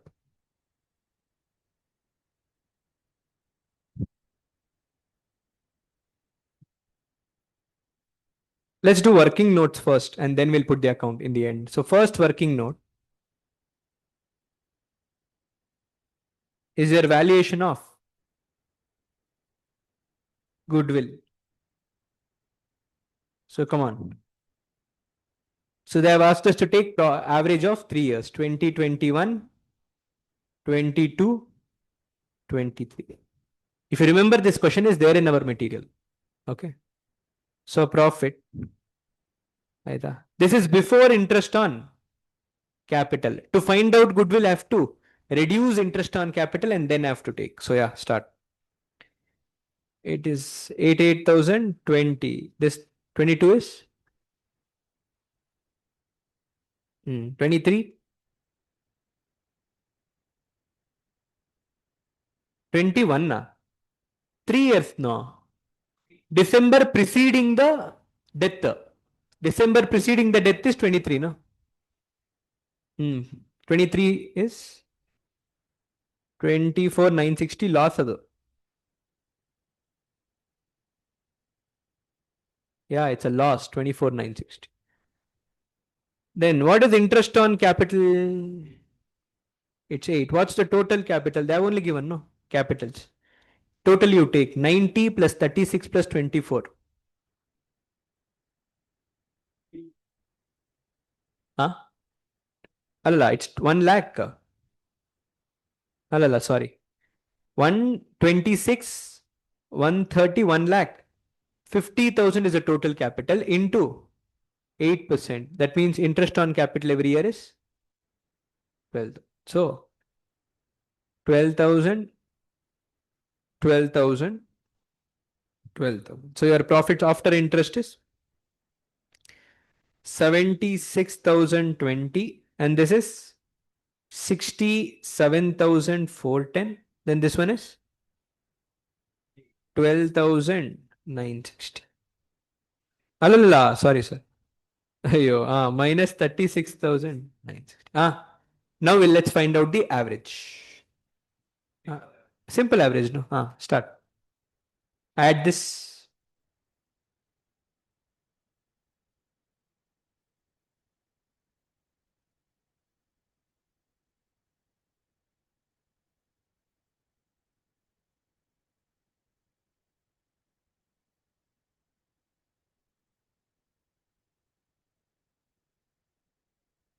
చెప్పండి 1,06,470. So divide by 3. So average profit is 35,000. So goodwill will be, what is goodwill? 2 years purchase. 2 years purchase. So into, so that becomes 70,000. That's the goodwill. What is Alpha's share in this? Alpha share is 2 by 4. So 7980 into 2 by 4. 35. Back to same number. So alpha share of goodwill is 35. This should be given by whom? This should be given by beta and gamma in gain ratio. That is okay. No need to calculate all that. Joint life policy we have already calculated. Next, what else they will get? Revaluation. Now the only revaluation that is allowed is how much? That unrecorded liability. Other revaluation information is not given. So that is what? Recording unrecorded liability is a revaluation loss. It comes in debit side. So revaluation loss is 18,000 into how much is our alpha share? 2 by 4. So 9,000 is a revaluation loss. Whose share? Alpha share. All of you clear? Then what else? We have to give interest on capital to the died partner. How much is capital of alpha?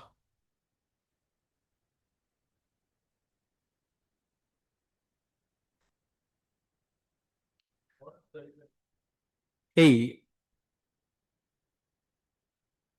that is alpha share of goodwill. Full suddenly Kempe Gowda will come inside from it. Chill. Uh. So we have to give interest on capital to alpha. How much is alpha's capital? That was 18,000 loss. That we have given his share.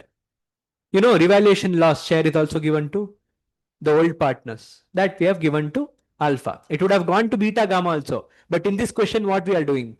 We want how much is the balance to be given to alpha only. That's why I'm taking only alpha share. Okay. Next, interest on capital. How much is alpha's capital? 90,000. So 90,000 into 8%. So that comes to. So interest on capital of alpha that I have to give. Should I give it for full year? Yes.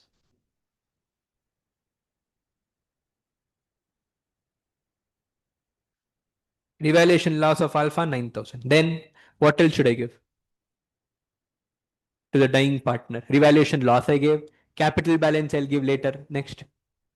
JLP we did know. JLP is 52,500. What else?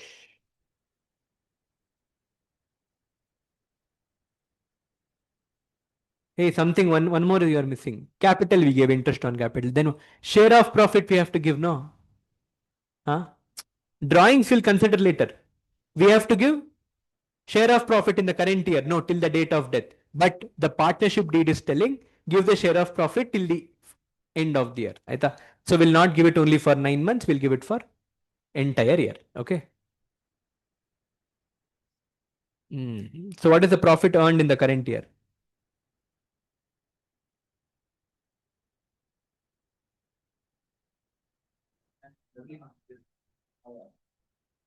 So profit of current year is 40,040 into.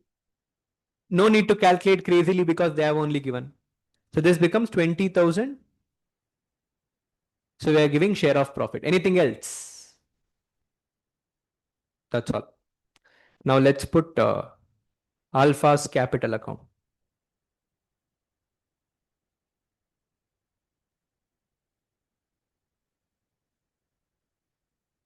The balance of this only ultimately. How much is the opening balance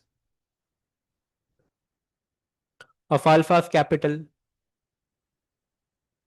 It is allow alpha's capital account balance 90, no? 90. We also have one drawings account, correct? No? In drawings account, how much balance we have? किधर है भाई?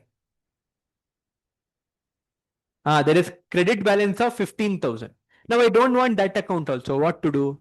Transfer the balance of the current account to here. Now current account will reduce and capital account will increase. Where will the entry come? By partners current account. See, current account and capital account both are same only. It is the balance that we owe to him. So 15 is also what? Credit balance. So it is the balance we owe to him, just like capital account. So that's why I transferred it here.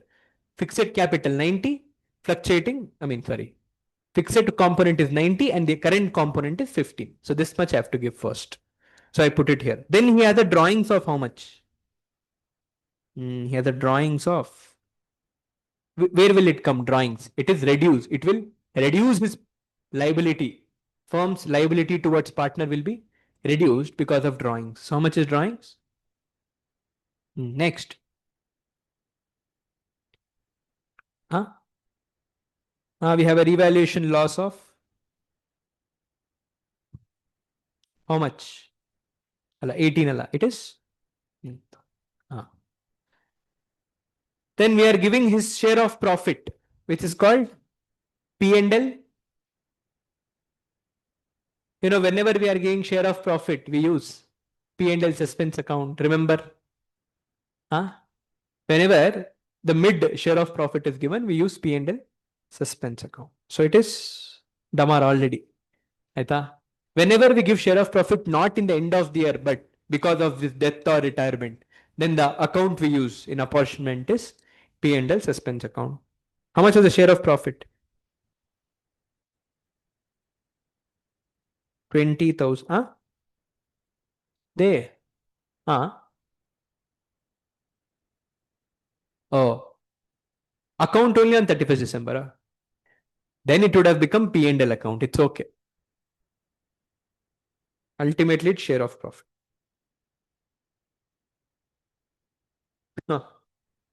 Okay. Nonsense people. Suddenly they'll change it off. Okay. But ultimately, we have to give him share of profit of 20,205. Next. We have insurance policies. Both we have now. Considering both, how much? We are giving 52,500. So, next. Hey, how you got 52,500? All of you. Next. Then we have his share of goodwill.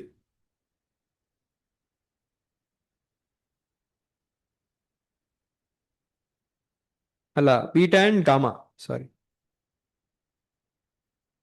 Beta cap and gamma cap.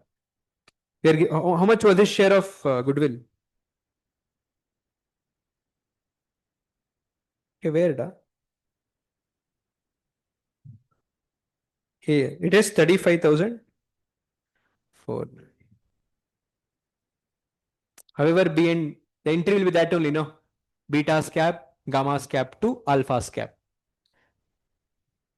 But I have combined it. Why simply find out gain ratio? We have no information. Next. We are giving him interest on capital till the date of death. How much is interest on capital? It is 7,200. Actually, if you know, all this happens in P&L appropriation account. You can use P&L appropriation also or interest on capital. It's allowed. Ultimately, the number should be correct. Okay. Next. But if you take P&L appropriation, no, write it in bracket that it's interest on capital. Next. That's all, no? How much is the balance we are owing? Whatever balance will now be transferred to alpha's executor account.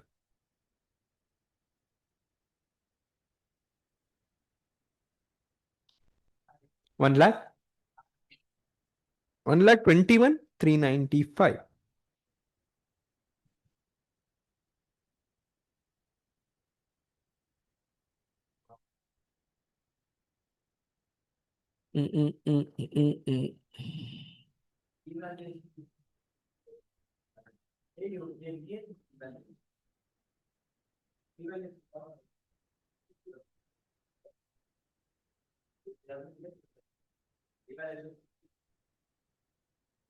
Something is missing. Come to share of profit calculation. Where is it? Here. So we took 4410, no? And we gave this only as share of profit. Is this correct? Cannot divide. We have divided. That's what we have done. We have not because the profits which was given was before interest on capitals. Alva. So reduce interest on capital. How much was interest on capital per year? We already know. See, we know here. Interest on capital is already 12,000. Okay. Aha. In every class I have, if I have one sign on, very convenient. Ah. It was before IOC. Okay. It is 14,000. So take this as 14,000.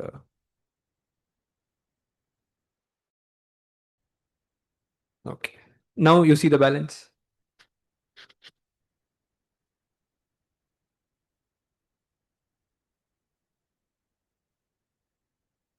1,15,000. That much is the balance we owe to executor.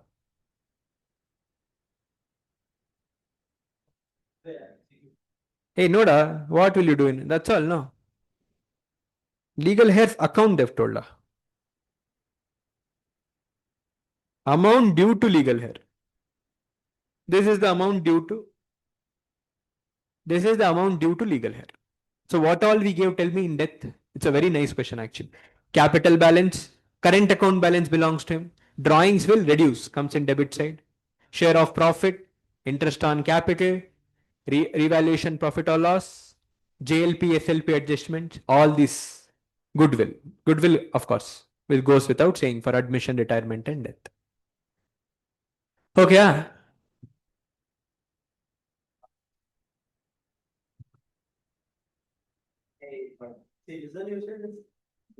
what's the time? Ayo, it's 1 o'clock.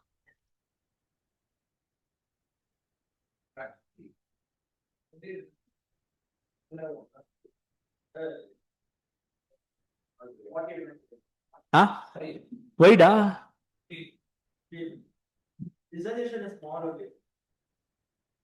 Done na retirement death. You want me to do some more? Death. Or else I will kill you.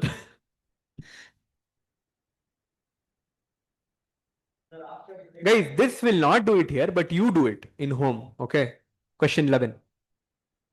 P&L appropriation. You don't know what all will come in P&L appropriation. Tell me anything which is given to partners or taken from partners is treated as appropriation and not as expense. So what all will come?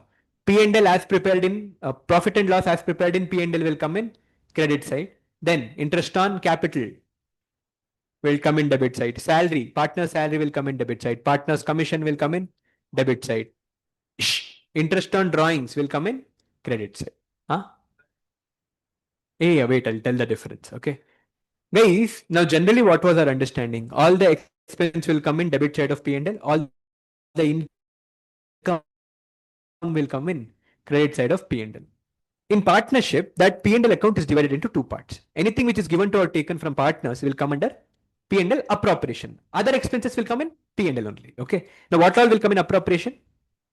Interest on drawings comes in credit side. Interest on drawings is collected, Noda. It comes in credit side.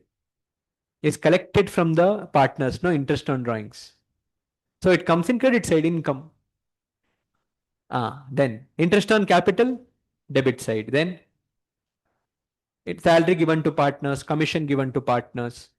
Then share of profit to the partners. All these three things will come in debit side of appropriation. Every time you pass this entry, what is the account that is coming in the ledger? If you give salary, you'll not do P&L to salary. It's P&L account, P&L appropriation account to salary you're not doing. What are you doing?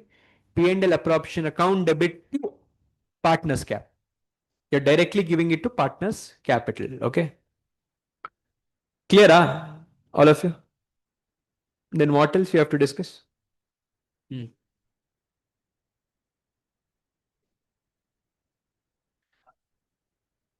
So please make sure you do this. All of you, please have a look at it. It will come in dissolution. No, it comes in realization account. What? Yeah. It won't come in P&L appropriation. I thought realize dissolution expense comes in realization account debit side. Okay.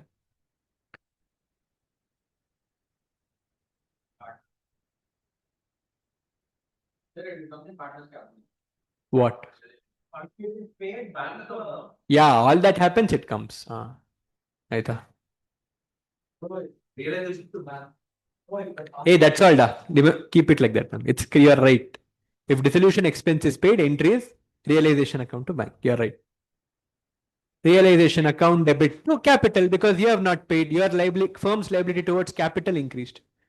So realization to capital. I thought.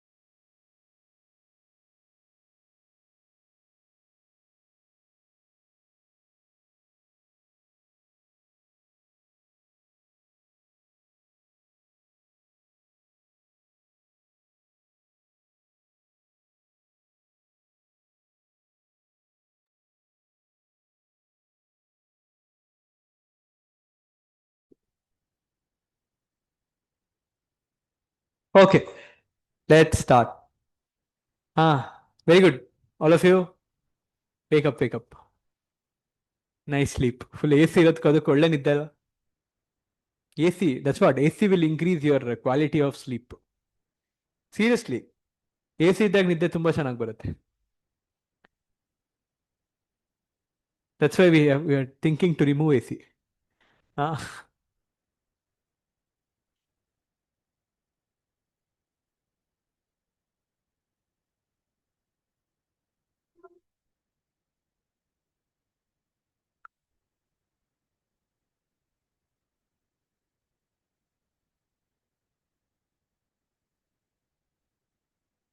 yeah.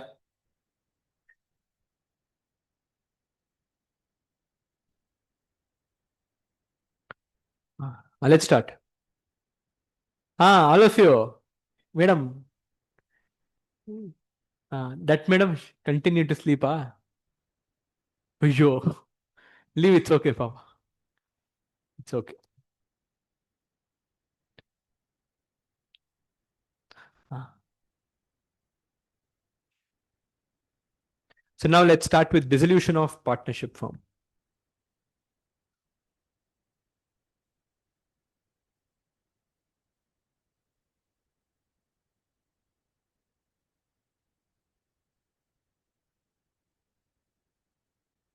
That is, the entire partnership firm is only coming to an end. As an accountant, our job is to close the books of accounts. Correct? No, because the firm came to an end. Now, as part of this process, what we'll do? The first thing we'll do is prepare realization account. Okay? Because what is our purpose? Tell me. To close all the ledger accounts. So what you'll do is right now you already have some ledger accounts, asset accounts, liability accounts. So transfer all the asset accounts, okay, to debit side here, to all sundry assets. Transfer all the liabilities to credit side. Okay. What all will you not transfer? Partners capital you cannot transfer. Reserves balance you cannot transfer because reserves balance will directly be transferred to partners capital account. Reserves account won't come to realization. All the assets transferred, all the liabilities. In assets also, what should not be transferred? Bank or cash should not be transferred realization because that account is required for doing the settlements. Okay. Transfer all the assets to realization account except cash or bank. Liabilities transfer everything except a reserve. Okay. Partners loan. Loan, normal loan, outsiders loan will be transferred. Partners loan will not be transferred. That also will be transferred to partners capital account. Rest all will be transferred to realization. Then what else will come in realization account? Say suppose you sold the assets first. You sold the assets and you got some money. Entry bank account debit to realization. It comes in credit side of realization. Then you are paying some liabilities. Then to bank. See, one thing about liabilities is that in the question, say suppose they have not told anything about liabilities, then what will you do? We have to pay it off. Okay. Whatever is their liability, we have to pay it even if the question is not told. Because without paying off liabilities, we cannot close the books. Pay off the liabilities. Then say suppose we are paying dissolution expense. What is dissolution expense? The expenses that is incurred for doing this dissolution process. Andre selling all the assets, receiving money, giving it to the concerned. What is the entry? Realization account debit to bank. So to same. This is for paying liability to bank account again. If you are, see, no other account will come because if you open new account, no, again you'll have to close it because our intention is only that, no, closing all the ledger accounts. So you paid dissolution expense. Next, some partner took over asset. Then it comes in credit side by partners cap. If a partner takes over liability, then it comes in debit side too. partners capital account. Aita. This for liability taken over. This is for asset taken over. Then, okay. So ultimately, guys, one mantra of realization account is okay. Uh, when you sell the asset, okay, then you get the money. Inflow will be recorded as bank to realization. Outflow is recorded as realization to bank. Okay. You have to focus on what is the outflow happening. Okay. For example, you had one unrecorded asset. Is there an inflow there? You had one unrecorded asset, you sold it and you got 5,000. Inflow, yeah. Yes. Entry becomes bank account to realization account. I think it comes here in credit side. You paid for unrecorded liability. Don't get confused. Is there an outflow? Yes. Realization to bank. Don't worry. Clear? Outflow is what is matters. Okay. Then once everything is prepared, see realization. If credit side is greater than debit side, it's realization profit. Vice versa, it is realization loss. It will be shared among the partners in their profit sharing ratio, which will go to their capital account. Clear? Okay.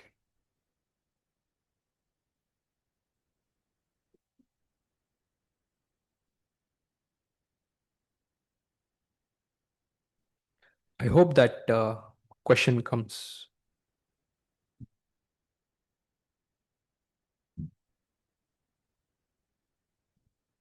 Okay. This is if it is profit. By partner's capital if it is loss. Correct? Huh? Then what else? Then we'll start preparing partner's capital account. First capital account will come. Then any realization profit, if it is there, that will be apportioned. Any reserves there, that will be apportioned. Then goodwill adjustment will come. In realization, hey, firm is only ending, no goodwill concept here. Next. Whatever reserves. P&L is also a reserve. General reserve is also a reserve. All the reserves will be apportioned. So once you do all those adjustments, then whatever balance will be there, that balance will not be balanced. It will be paid off to those partners. Okay. Once you pay it off to partners, then we'll prepare bank account. If you have done everything correctly, your bank account will tally. Here. That's how realization account works. Now let's do a problem and there only we'll understand. Come on, guys. Very good. Any assets taken over, liability taken over. Since the entry was realization to partners capital for liability or partners capital to realization for asset. Of course, this entry will also affect partners capital account. This also will come. Okay. Any loan account, partners loan is there. That will come to partners capital directly. What for? Yes. That will go to realization only. Later when you pay, it's realization to bank. Correct, no? Yes. Come on, Thai.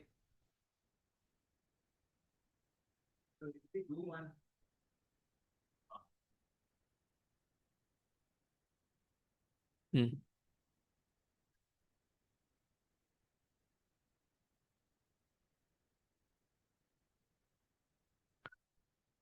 So we'll start our question number 17. It's about dissolution of the partnership firm. Hey, we'll do Gardner Murray. Here, it's not there. We'll do Gardner versus Murray separately. Hey, we are not leaving Gardner versus Murray. PQ and R were partners, profits, sharing profits and loss in the ratio 3:2:1. They decided to dissolve the business. This is the balance sheet given. Also, capital account, general reserve, we have PF. PF to be treated as a liability. No, it is a liability. You can treat it as a liability. Then trade creditors total. Then assets, land and building machinery, everything is there. Okay, cash is there. Cash is not transferred to realization. Why? Because we need bank account now to do it in the last. That I cannot transfer and close it. Next, there was an unrecorded investment which was sold. What is this? Inflow. Correct? Where will it come? Credit side, realization account, credit side by bank. Next. One of the creditors agreed to take over some items of furniture of book value 25,000 at 24. Will you worry about the profit or loss? No, no. What is the inflow? Wait, creditors took over the furniture at 24. There is no cash flow only if you see. The rest of the creditors were paid at a discount of 5%. Guys, only worry about cash flow.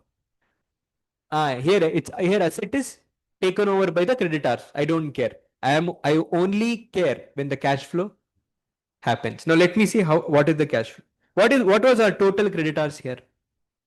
Our total creditors is 1 lakh 1,24,000. Okay. He took over furniture. So how much will I subtract from here? I will 24 because he took asset worth 25 for a valuation of 24. That means liability will be reduced to the extent of 24. Now the remaining balance is 1. Where is it? The rest of the creditors were paid at a discount of 5%. So minus 5%. So ultimately I have paid 95. That is the only entry that comes. Realization to bank. Whatever happened in between, I don't care. I only care about inflow and outflow. Outflow was 95. I'll show realization to bank 95. Then out of the trade debtors, 9,000 proved bad and remaining were fully realized. I don't care about the question. What is the inflow from debtors? 156, ಅದರಲ್ಲಿ 9 was bad. So you would have received minus. So that comes to ಅಷ್ಟೇ. So it is bank account to realization. Comes in credit side 147. The other assets were realized as follows: land and building 525, machinery 170, furniture remaining take over by P. So how much furniture we had? Yes, correct. Furniture is, hey, where is furniture? 1,05,000. How much was taken over by creditor? Now you cannot take 24 here. You should reduce book value while calculating the remaining furniture. Okay. So minus. ಇಲ್ಲಿ ಉಳಿದಿರೋ furniture, to understand how much is the remaining furniture, we will reduce what? 25 or 24?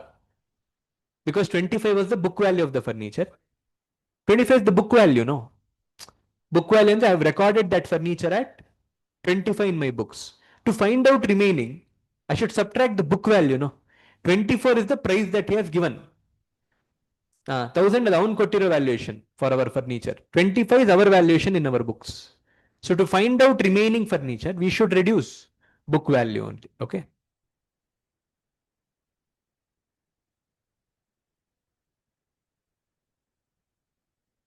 $95. That is payment to creditors.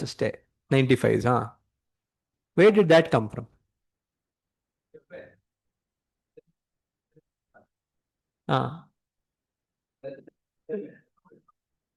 First time it will come. No, first time it will be a lakh. First time is what? What is it? First time the assets are transferred to realization. That is full 125. Full 125. Hey, transfer is irrespective of adjustments. First time transfer happens now. Transfer all the assets to realization, transfer all the liabilities to. That will happen at book value, irrespective of what the adjustment is.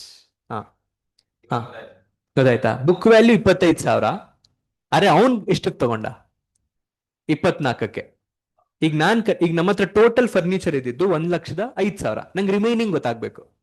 25 minus ಮಾಡ್ಲಾ 24 minus 25, no, because book value I have to subtract. So if I reduce 25,000, remaining is 8. This 8 is taken over by P at 75. So where will this come?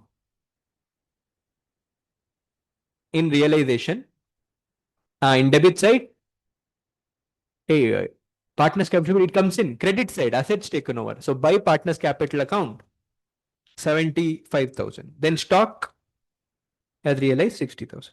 Expenses of dissolution, you have paid. Entry, debit side to bank, 18,700. There was an outstanding bill of repairs which had to be paid for 3,500. So let's pay it off. Realization account to bank, 3,500. It's like an unrecorded liability paid. You are required to prepare realization cash in bank and partners. So first thing we'll prepare is, see, all of you observe. In realization account, the first step is what? Transfer all the assets and liabilities. This you do normally at book value. Don't think about adjustments when this is happening. Aita, you normally do it from balance sheet. Only, except cash or bank, transfer all the assets. Two, land and building,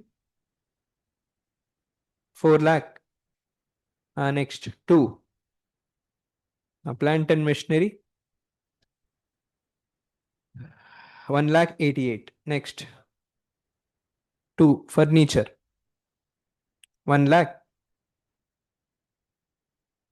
Furniture, 1 lakh 5. Here and all, don't think about what has happened. Next, stock 55 800. Then debtors 1 lakh 56,000. Next,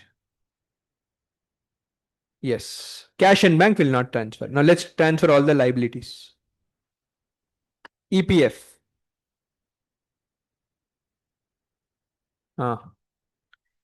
60,000. Guys, treat EPF as a liability. Okay. Next, a creditors 1 lakh 24,000.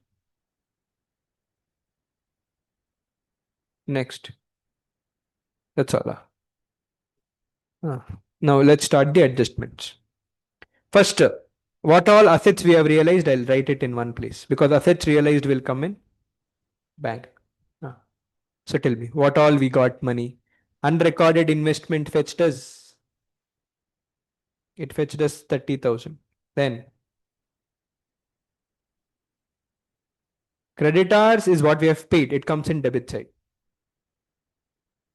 No, don't worry. That and all, no entry will come. What ultimately matters is cash flow. Okay. No entry for creditors taken over. Whenever creditors takes over something, it's just cash flow. Partners take over, there's an entry. Clear? Liability if takes over our asset, then you will focus only on the cash flow. Ultimately, what cash flow happened to creditors? 80. Sorry, 95. That 95 will come in realization. All of you got it? This part clear? No. Creditors taken over, no entry. Ultimate cash inflow, outflow. So then, we'll take this also, no? 2. Bank account. How much we paid to creditors? See here how much we paid. 95, no.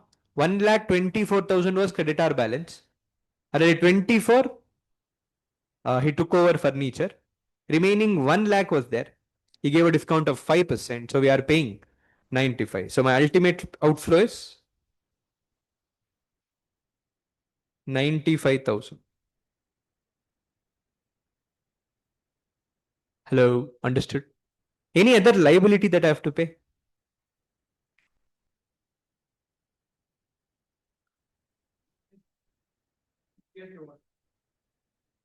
Since we have taken it as liability, we have to pay it off. Yeah. Okay. So let's pay off EPF also because I've treated it as liability. You know that rule about liability, no? Even if they have not told anything, we have to pay and close because without paying off liability, we cannot close the books. So 60. So 95 plus 60 becomes 1 lakh 15,000. Clear? Sorry, 1 lakh. Oh, sorry. 1 lakh 55. Oh, why are you telling now nonsense, fellow? I should have told early now. Outstanding bill for repairs. That's an unrecorded liability we have paid, which was 3,000. Okay. Now total becomes. Yadu? It is unrecorded. Ade, I'll tagondilla because it was unrecorded. No. If it was there, I would have transferred. No. It's an unrecorded liability. Whenever you paid, just show the outflow for unrecorded liability. That I'll show separately. What is the total of this? 155 plus 3,500. It's 1 lakh. 1,000. Then we have also paid dissolution expenses. That also realization account to bank account. Realization expense. It is 18,700. Okay.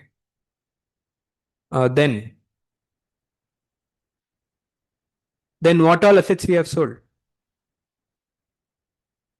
Trade debtors has got to fetch us how much money? 156 was the debtors balance. 9,000 was bad debts. So we have got 1,47,000. Then all other liabilities start. Land and building has fetched 5,25,000. Next, stock. Stock is 60 or directly stock. Ah, then machinery 1,70,000. Next, furniture 70. That is taken over. Guys, furniture taken over. So by piece, capital account 70. Next, stock done. Okay. So what's the total of this realization? Asset realization? 9 lakh. So realization expense I took, outstanding bill I paid off.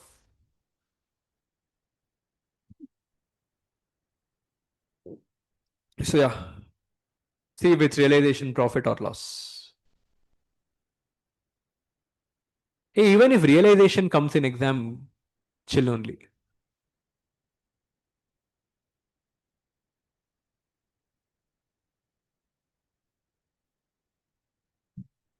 Hey, like this only don't ask in exam.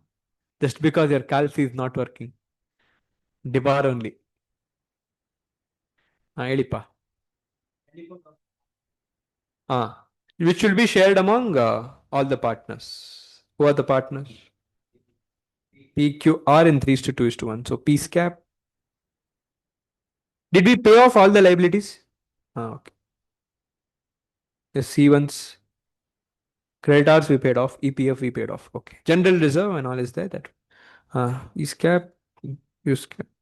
In 3 to 2 to 1 ratio. Come on. How much? 12,000. 8,000.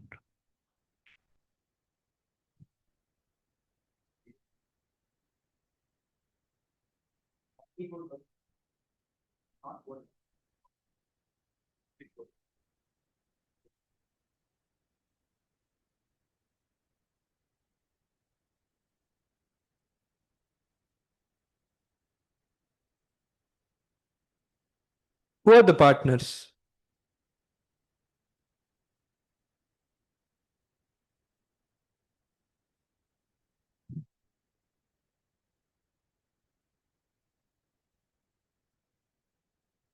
First, what's their balance? 355.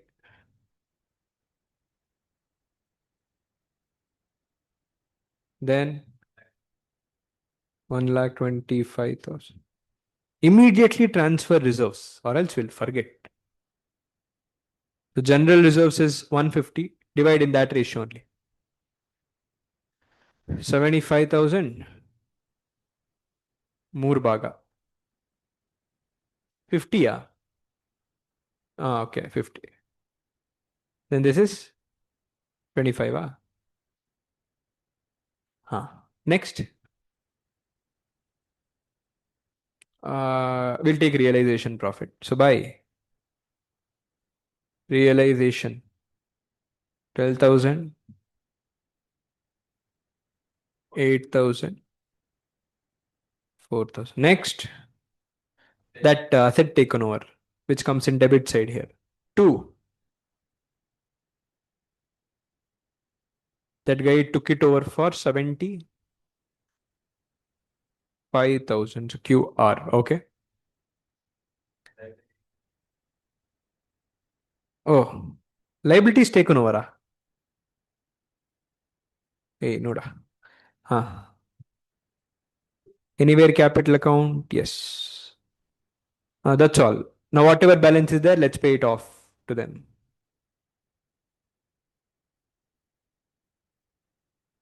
P balances. Q is 278. R is 154.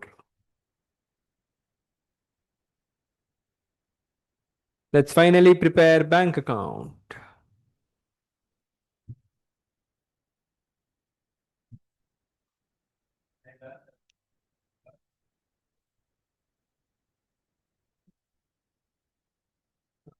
So it is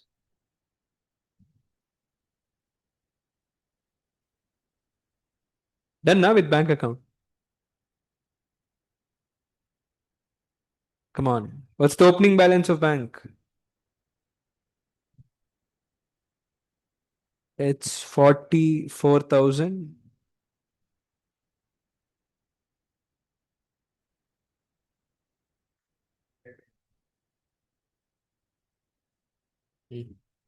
Two. Count all the assets realized how much? 9 lakh. Then you have paid many things. You have paid all those liabilities, which is 1 lakh 58. Then buy.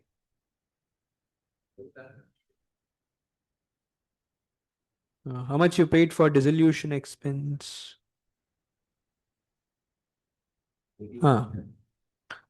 For dissolution expense, you have paid 18,700.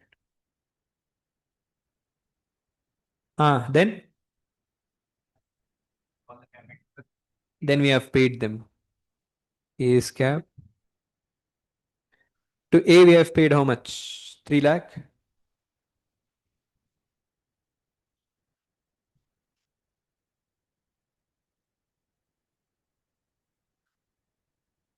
It's not ABC, yeah? Ayo, sorry.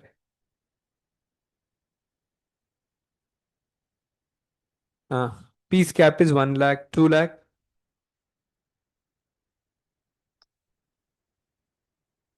1 lakh 54. Bye.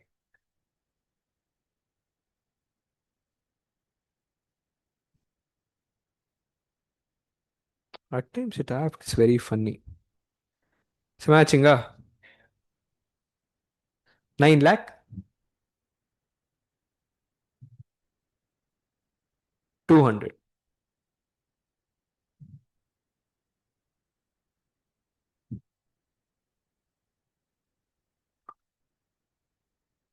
Clear all of you? Normal question we did. Now, crazy. Let's understand about that Gardner versus Murray, okay? So whenever this process is happening, if all the partners are solvent, you know what is solvent? They have sufficient assets to cover their liabilities. And why that matters here in partnership account is partnership has unlimited liability. That means if firm does not have enough money to pay its liabilities, then who should bring it? Partners, because partnership firm has unlimited liability. But if partners are only insolvent, then can they bring money? Not possible, alwa. So that's why if one of the partners in the question is insolvent, okay, then what we have to do? Then automatically a famous case law called as Gardner versus Murray will be applicable. What are the two things that we have to do as per Gardner versus Murray? First one, a revision this is tell. First, whatever realization loss we'll be having in that question, that realization loss should be bought in cash. Correct? First one. Second,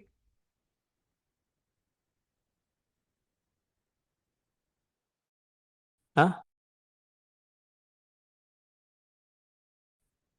Second is, okay, there'll be one deficient, since one insolvent partner is there, no? Here's the share of deficiency. What is deficiency? If credit side is greater than debit side, good. firm owes money to partners. If debit side is greater than credit side, then partners owes money to firm. That is called deficiency. And that deficiency of the insolvent partner will be borne by the solvent partners having credit balance in capital. Aita? So only solvent partners alla. Solvent partners having credit balance. It will be borne by those solvent partners having credit balance in capital ratio. All of you clear? That is second rule. Okay. So just because they are solvent, they will not share it. Solvent partners having credit balance. Andre, there are chances that some partners are solvent only and that they have sufficient assets, personal assets. Here they are deficient. In firm, they have a deficiency balance. Andre, firm owes money to them. So those partners, since they are not insolvent, they'll be treated normally only. But here I told no. The deficiency of the insolvent partner will only be borne by those solvent partners who have credit balance, positive balance. Aita? Just because they are solvent, they will not bear it. Huh? Who?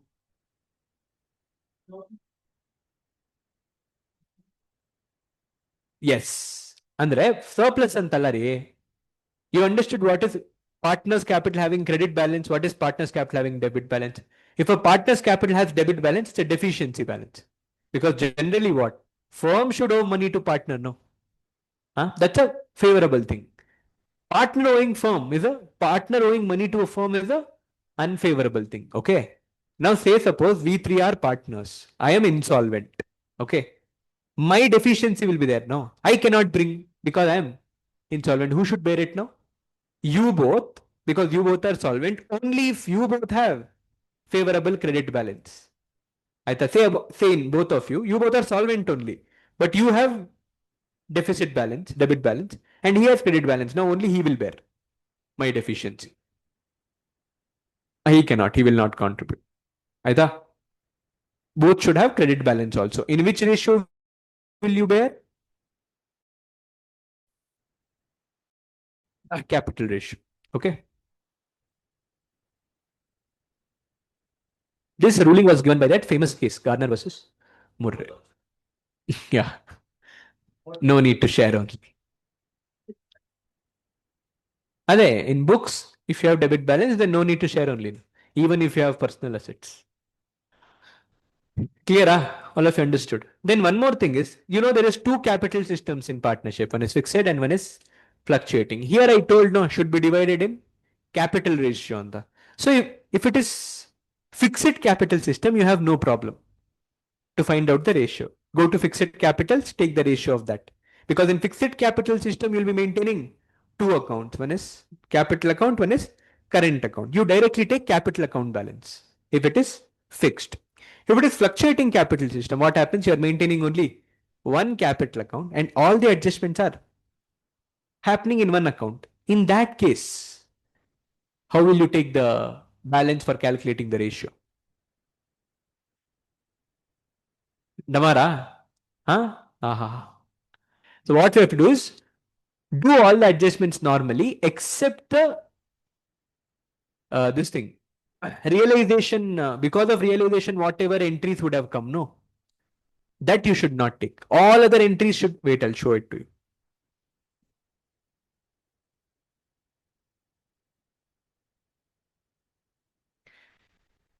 It is here. These are the small things that you should know. Admission or realization.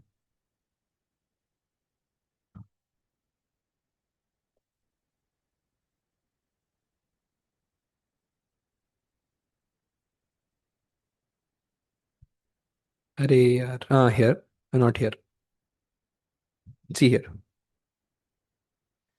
In case of fixed capital, you lose fixed capital ratio for sharing. In case of fluctuating capital, capital ratio will be determined after adjusting all the reserves. Reserves and all, you adjust. Any profits till the date of dissolution, you give it off. Any drawings, do it after doing. Any interest on capital, give adjustment for interest on capital. Okay. But before adjusting profit or loss on realization. The effect of the realization profit or loss should not come in the capital ratio. Before giving realization loss, I thought what was the capital position? Okay, that capital you'll take to find out the ratio for the purpose of Gardner versus Murray. All of you clear? Realization loss ಆದ್ಮೇಲೆ ಬರೋ capital ನ ತಗೊಳ್ಳೋಣ before realization. Okay, all of you clear? Everything is allowed except realization.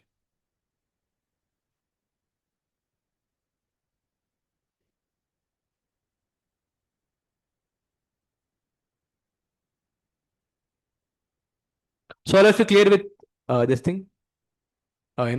Gardner versus Murray. What are the two things? Realization loss should be bought in. Uh,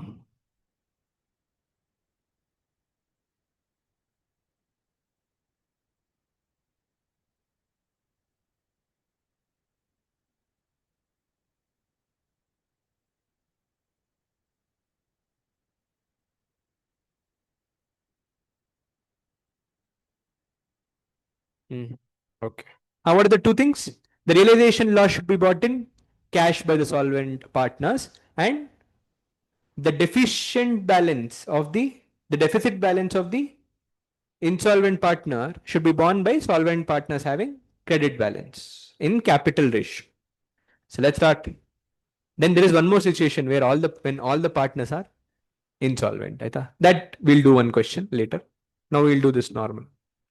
So we have one from our this one maximum possible. This we will do in the last. Now let's do one insolvent question. Where do we have Garner versus Murray? Come on, Mr. Sai. Check the next question. Or don't want to do Garner versus Murray? Skip. Question 4.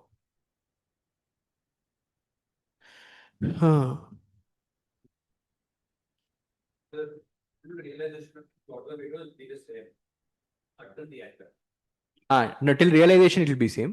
In partners cap it changes.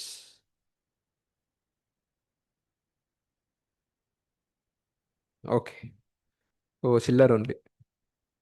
A, B, and C are partners sharing profits and loss in the ratio 2:2:1. That's the ratio. The given balance sheet. There is C's loan account, which is what? It's partner's loan only, so it will not be transferred to realization. Transfer it to capital. Mrs. A's loan. Mrs. A's loan. What? Partner? Hey, Mrs. A is outsider. No, should be transferred to realization. Mr. A is partner. Mrs. A is outsider. Biscuit. Careful. Then all this is okay. If ABC is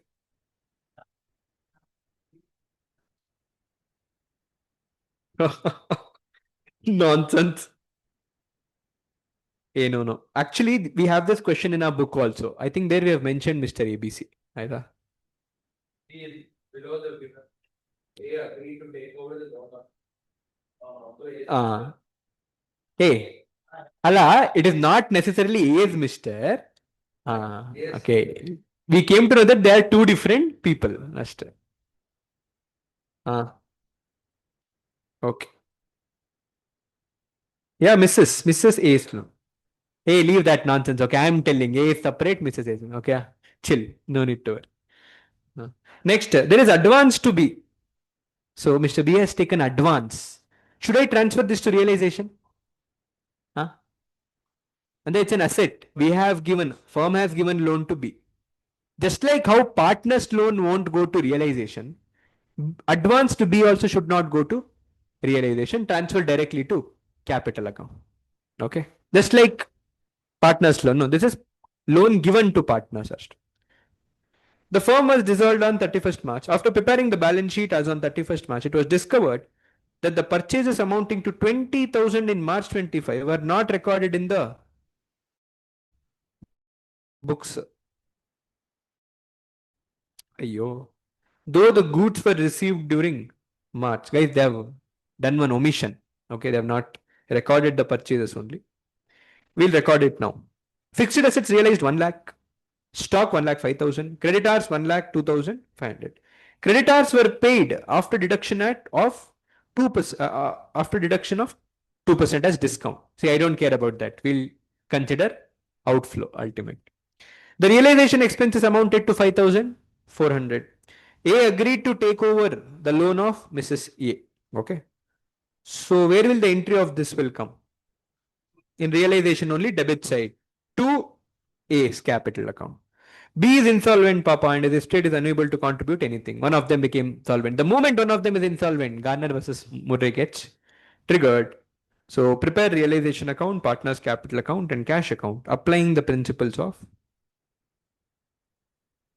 Gardner versus Murray. Okay, let's start.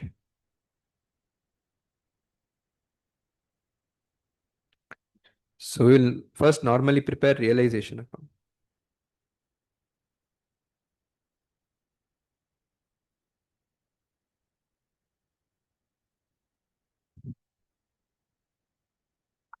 It's not coming.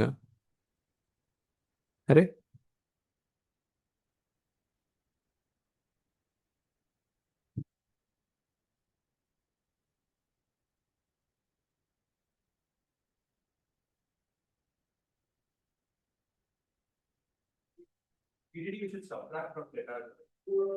Here, here we are closing all the accounts. Transfer PDD credit side of realization. End it.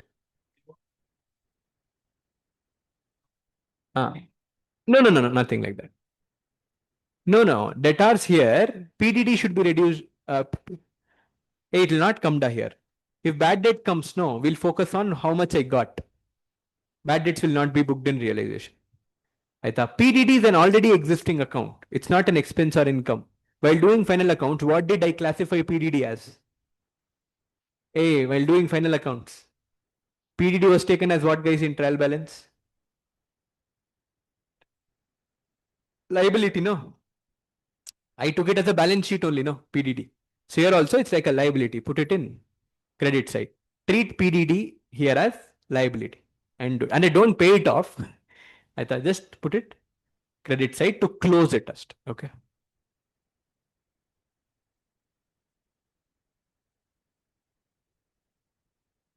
The only thing you'll do about PDD is show it here by PDD. How much is that PDD?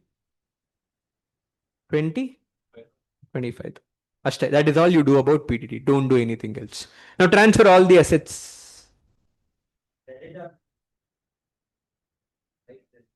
Creditors will also come, of course. Now assets. Fatafat.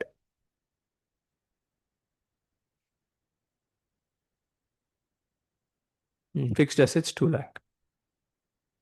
1 second. I'll play this. Okay.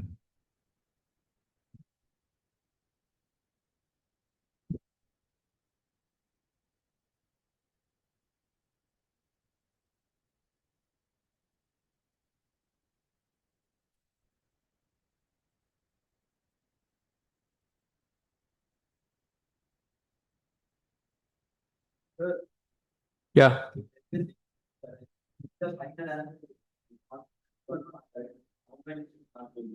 It is very subjective. We cannot say that. 2 assets. Come on. Just to fix the assets.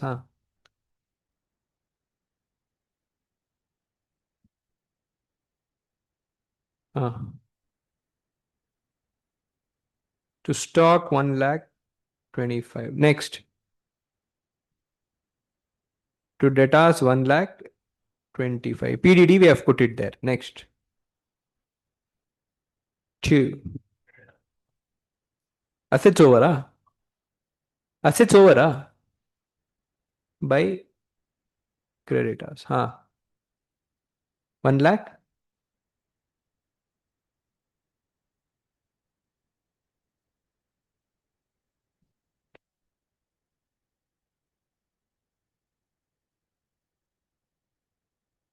What happens now, guys? One point here. We have creditors of how much? 1 lakh. 1 lakh 25. Now there was an omission of purchase. Aita. Remember? Omission of purchase. Now we have to rectify because that's an error of omission. All of you focus here. It had happened much before. We are rectifying it now. Tell me, how will you rectify? Entry. You have to just record it. So it's purchases to creditors, but it's being identified in the next year. Correct, no? After closing up. Hey, balance sheet is only as on 31st March, Noda. After preparing the balance sheet, it was discovered. Can you see? Wait a second. Hey, where did it go? Okay, or else don't think like that also. Leave it. What is the entry we had to pass? Purchase account debit to creditors. That means my creditors will be increased by, if I had passed that entry. Now I realized. Now this will increase by 20. One effect came here to creditors. One more effect. Purchase. Purchase is an expense. That expense was not recorded. Because of showing less expense, more profit will be apportioned to partners. Yes or no? Because of showing less expenses, more profit will be apportioned to partners. Now, if I book this expense, it should reduce their profit. So what I'll do is, to the extent of 20,000 creditors increased, one effect. To the extent of 20,000 expense should be booked. If I book the expense, the share of profit of partners will reduce. Their capital account should be debited or credited. Hey, debited. Correct? No, their capital, our liability towards partners will reduce if I show more expense. So I will take this 20,000, divide it in PSR, which is 2 is to 2 is to 1. Yes. So that means 8,000, 8,000. So this I should show in debit side of partners capital account.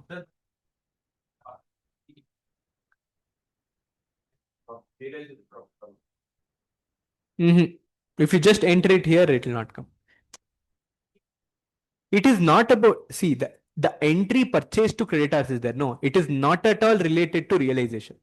Forget realization. We have not even started realization. Rectification has happened much before. Aita, we have not started realization. This entry is happening much before. Now pass the entry. Forget realization account only has not started. We are in balance sheet. We are in final accounts. What is the entry would have passed? Purchases to creditors. Automatically your creditors will be increased by 20. Now the book value of your creditors is 145. That's why I've transferred 145. One effect came here. One more effect should go to P&L. That's why I'm putting it in debit side of partners capital account. It reduces the profits of partners. Two things. I passed this entry. Now I am starting the dissolution of the firm.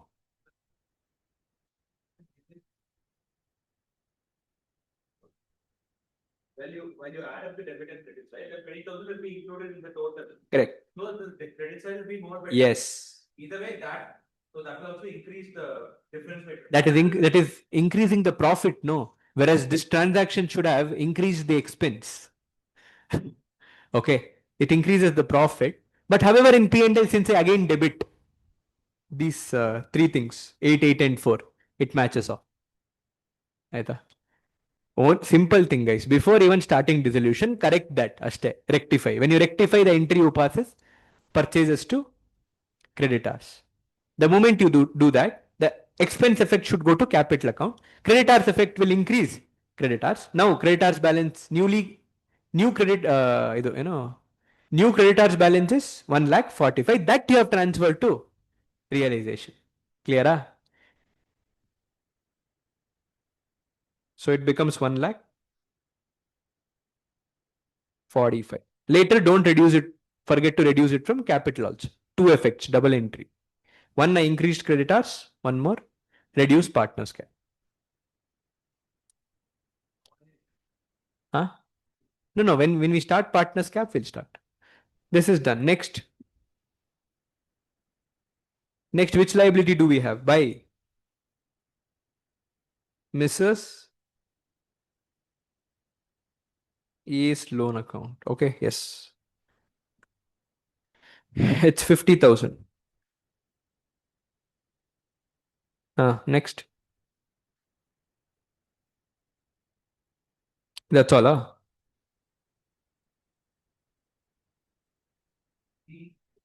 Okay.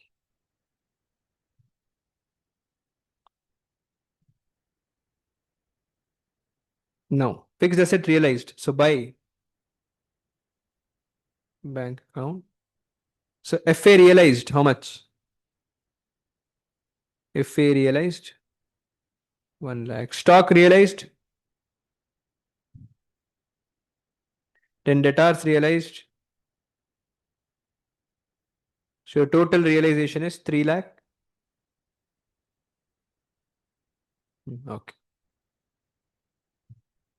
Hmm. Then what about liability? Liability, no, we have to. Even if the question is silent, we have to pay off the liability. Fix. So what are liabilities we have? Creditors we have, but we had some adjustment. Creditors were paid after 2%. So 1,45,000 minus 2%.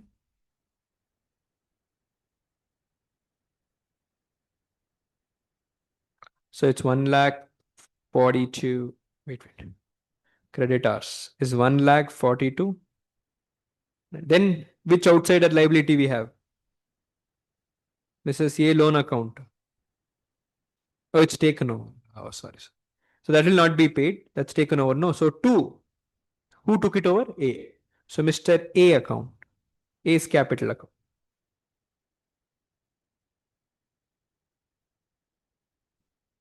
It is 50,000. Hmm. Yes. We have realization expense. So two. Bank account. How much? 5,004. Okay.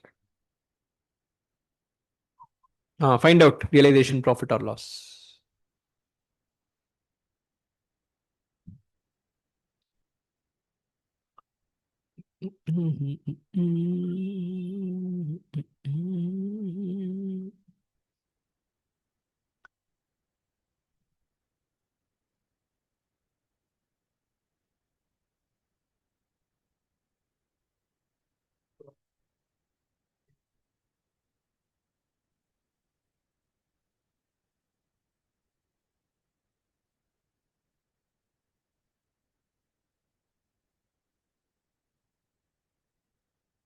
It's 1 lakh 20. So divide it in their partners sharing. Loss by A's cap. ABC only, no? A's cap by B's cap.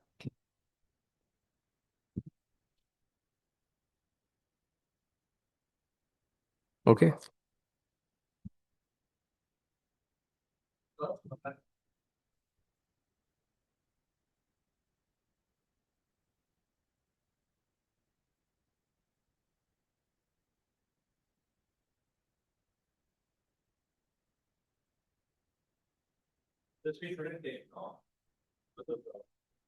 Wait. Ah, so it's 48.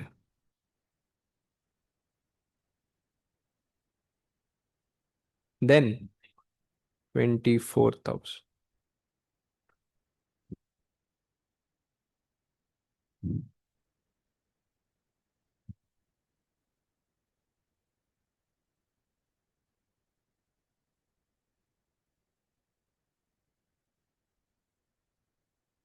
Next, let's prepare partners capital account. So particulars A, B, C. A, B, C.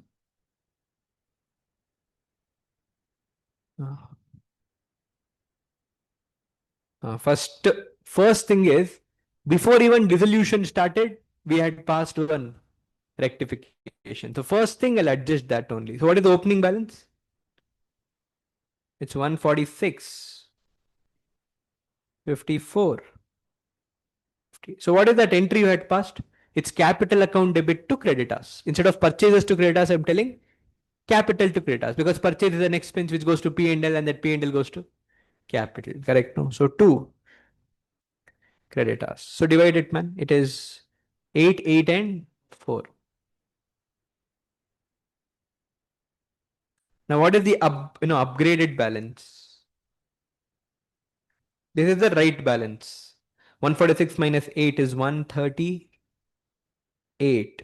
Then again, 54 minus 8 is 46. Then 50 minus 4 is 46. This is the correct balance. Okay. Yes. That's the rectified balance after our rectification int. And that is the balance that I also use for Gardner versus Murray. Because after this balance, whatever entries I'm putting, no, it's coming because of realization. So I don't want that to affect because it's fluctuating capital system. No, what did I say for fluctuating? All other normal adjustments should have happened like IOC, drawing, so partners cap, everything except realization adjustments. So whatever I do after now is realization adjustments. Okay. So take that only for Garner versus Murray.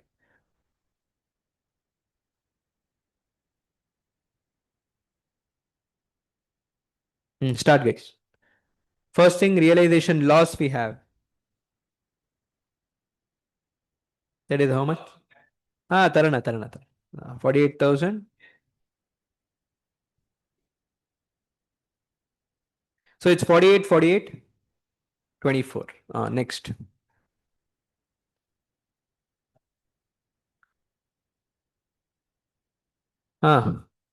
Where ace cap. So by realization account, how much it is? 50. Then did anyone take over asset? No one. Okay. We have partners loan and advance of B. Let's transfer that. If partners loan is transferred here, then further capital will be credited. So by C. How much? 25. If advance is transferred to partners, it will reduce. So partners capital should be debited. 2. Loan given to B will reduce his liability, no? Capital balance is the liability of the firm towards partner. Aita? And whatever loan I'm given to partner will reduce the liability of the partners towards partners capital. So how much is advance to be? 20,000. So 20. Next. No goodwill and all. What else? Everything is done. Now we have to trigger Garner versus Murray. First rule, bring realization loss, whatever is there in cash. So buy bank. Alva. So B cannot bring that fellow is insolvent. So 48 and 24. Rule number 1 done. Rule number 2, see what is the insolvent partner's deficiency.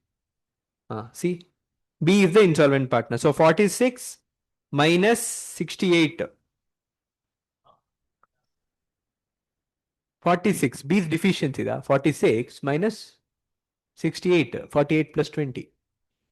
22. Now this should be borne by A and C. But don't forget, see if they have credit balance. See if they both have credit balance. Yeah, C has credit balance. Yeah. Realization loss.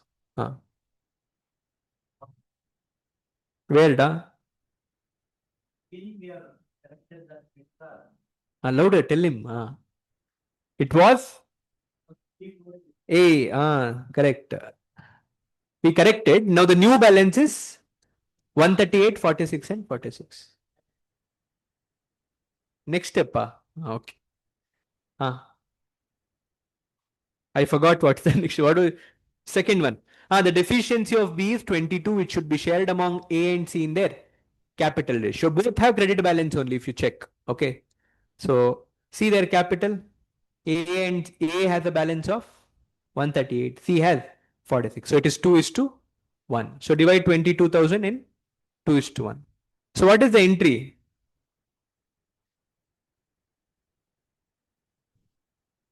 What is the entry that is passed now for that?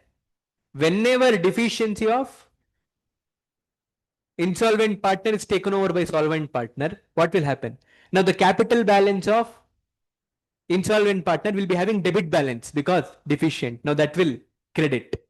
Correct? So 2, who is the insolvent? B's cap. And debit A's cap and C's cap. Okay.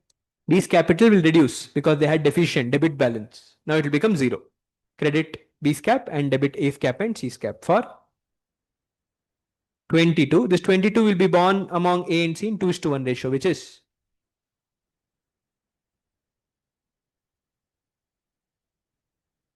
then it is not 2:1. See?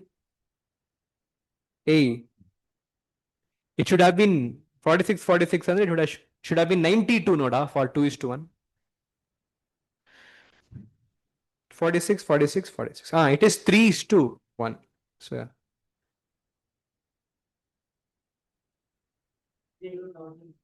Huh? No, don't take opening. Why are you taking opening? We'll still get the same ratio because that loss is apportioned in the same ratio. No, I did not understand. What did you say?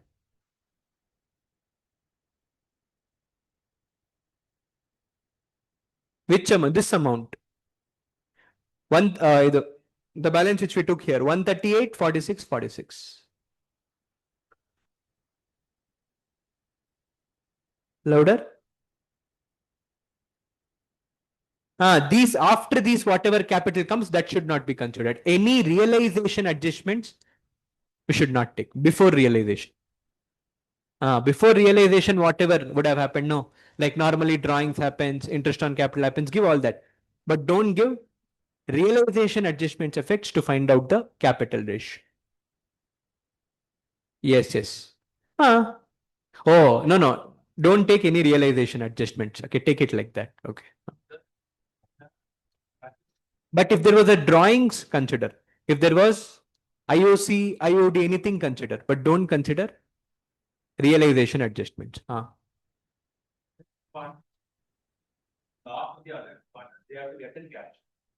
Yes. That was the first rule of Gardner versus Murray. Now, second is the deficiency should be borne by the solvent partners having credit balance in 3:1 ratio, which is the capital ratio. 16,500 and let's pass this entry. This entry you understood, 2 B's cap 16,500 and 5,500. Next,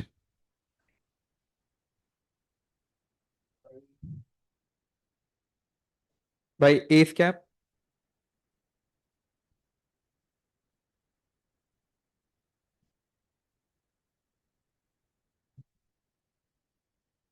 Okay. Rule 2 done. Both were the partners were solvent partners having credit balances. And I have taken that capital for capital ratio, which is before realization adjustments. Are we clear there? Very good. But I still considered 8, 8 and 4. Why? Because that is normal, no? 8, 8 and 4 is normal profit. Aita. Drawings, interest on capital, interest on drawings, these are normal, which happens in a partnership firm. That you can take. But realization adjustments, don't. This correction is not because of realization. This correction is normal, rectification of errors. Okay. Now, whatever balance is there, just pay off.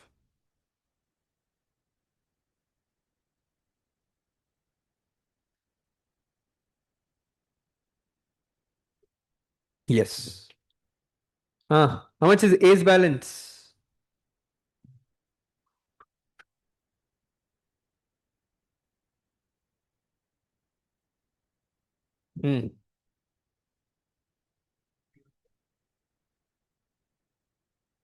Correct. 1,71,000.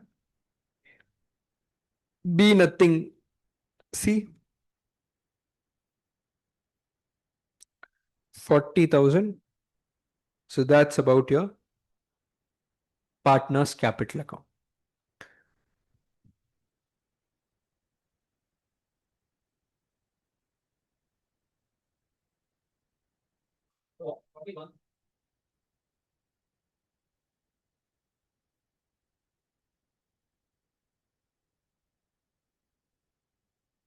How much do you get?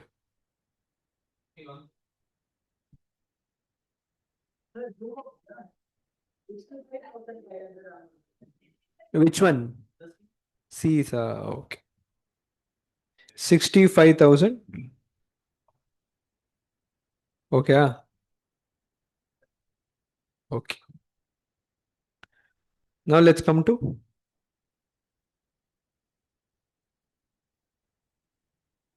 how much is the opening balance we had? Where and all cash has come. In realization, we have got cash.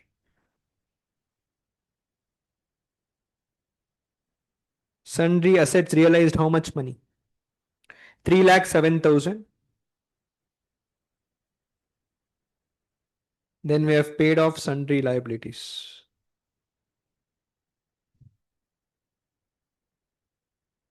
How much? 1,42,100.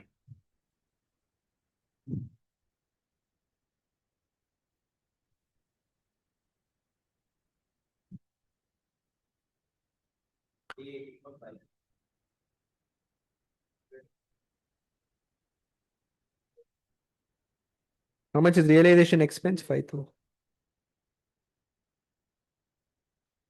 Then here. Then the solvent partners have bought their realization loss in cash. So to A and C. A's cap 48,000 to C's cap 24. They bought the realization share, no, Papa. Next. Then again, we have paid A. How much? We have paid 1,71,000. Next, we've paid C 65,500.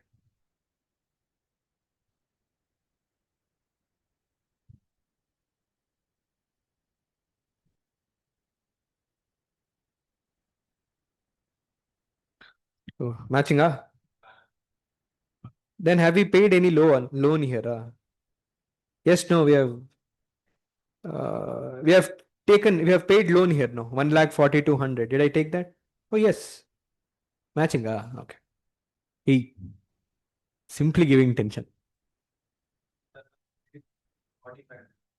ಯಾವುದು 45 ಅವರು ಲೋನ್ನ separate ಆಗಿ pay ಮಾಡಿರ್ತಾರೆ ನೋಡಿ ಅಷ್ಟೇ. ಓಕೆನಾ? ಅಷ್ಟೇ. ಅದೇ ಎರಡನ್ನ ಆಡ್ ಮಾಡಿದ್ರೆ ಸೇಮ್ ನಂಬರ್ ಬರುತ್ತೆ. ಓಕೆ.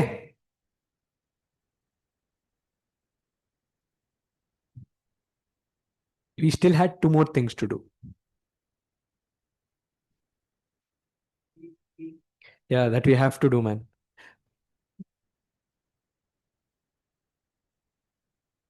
बाकी का समाचार हम कल करेंगे. We have piecemeal distribution and what if all the partners are insolvent?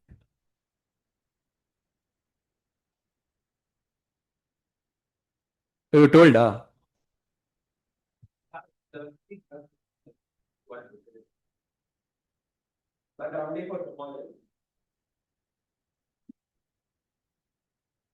that marathon, that is what we decided. No, Ade, we thought of doing evening, but we have decided from 8 to 11:30. And God knows, man, these people will never understand what to do.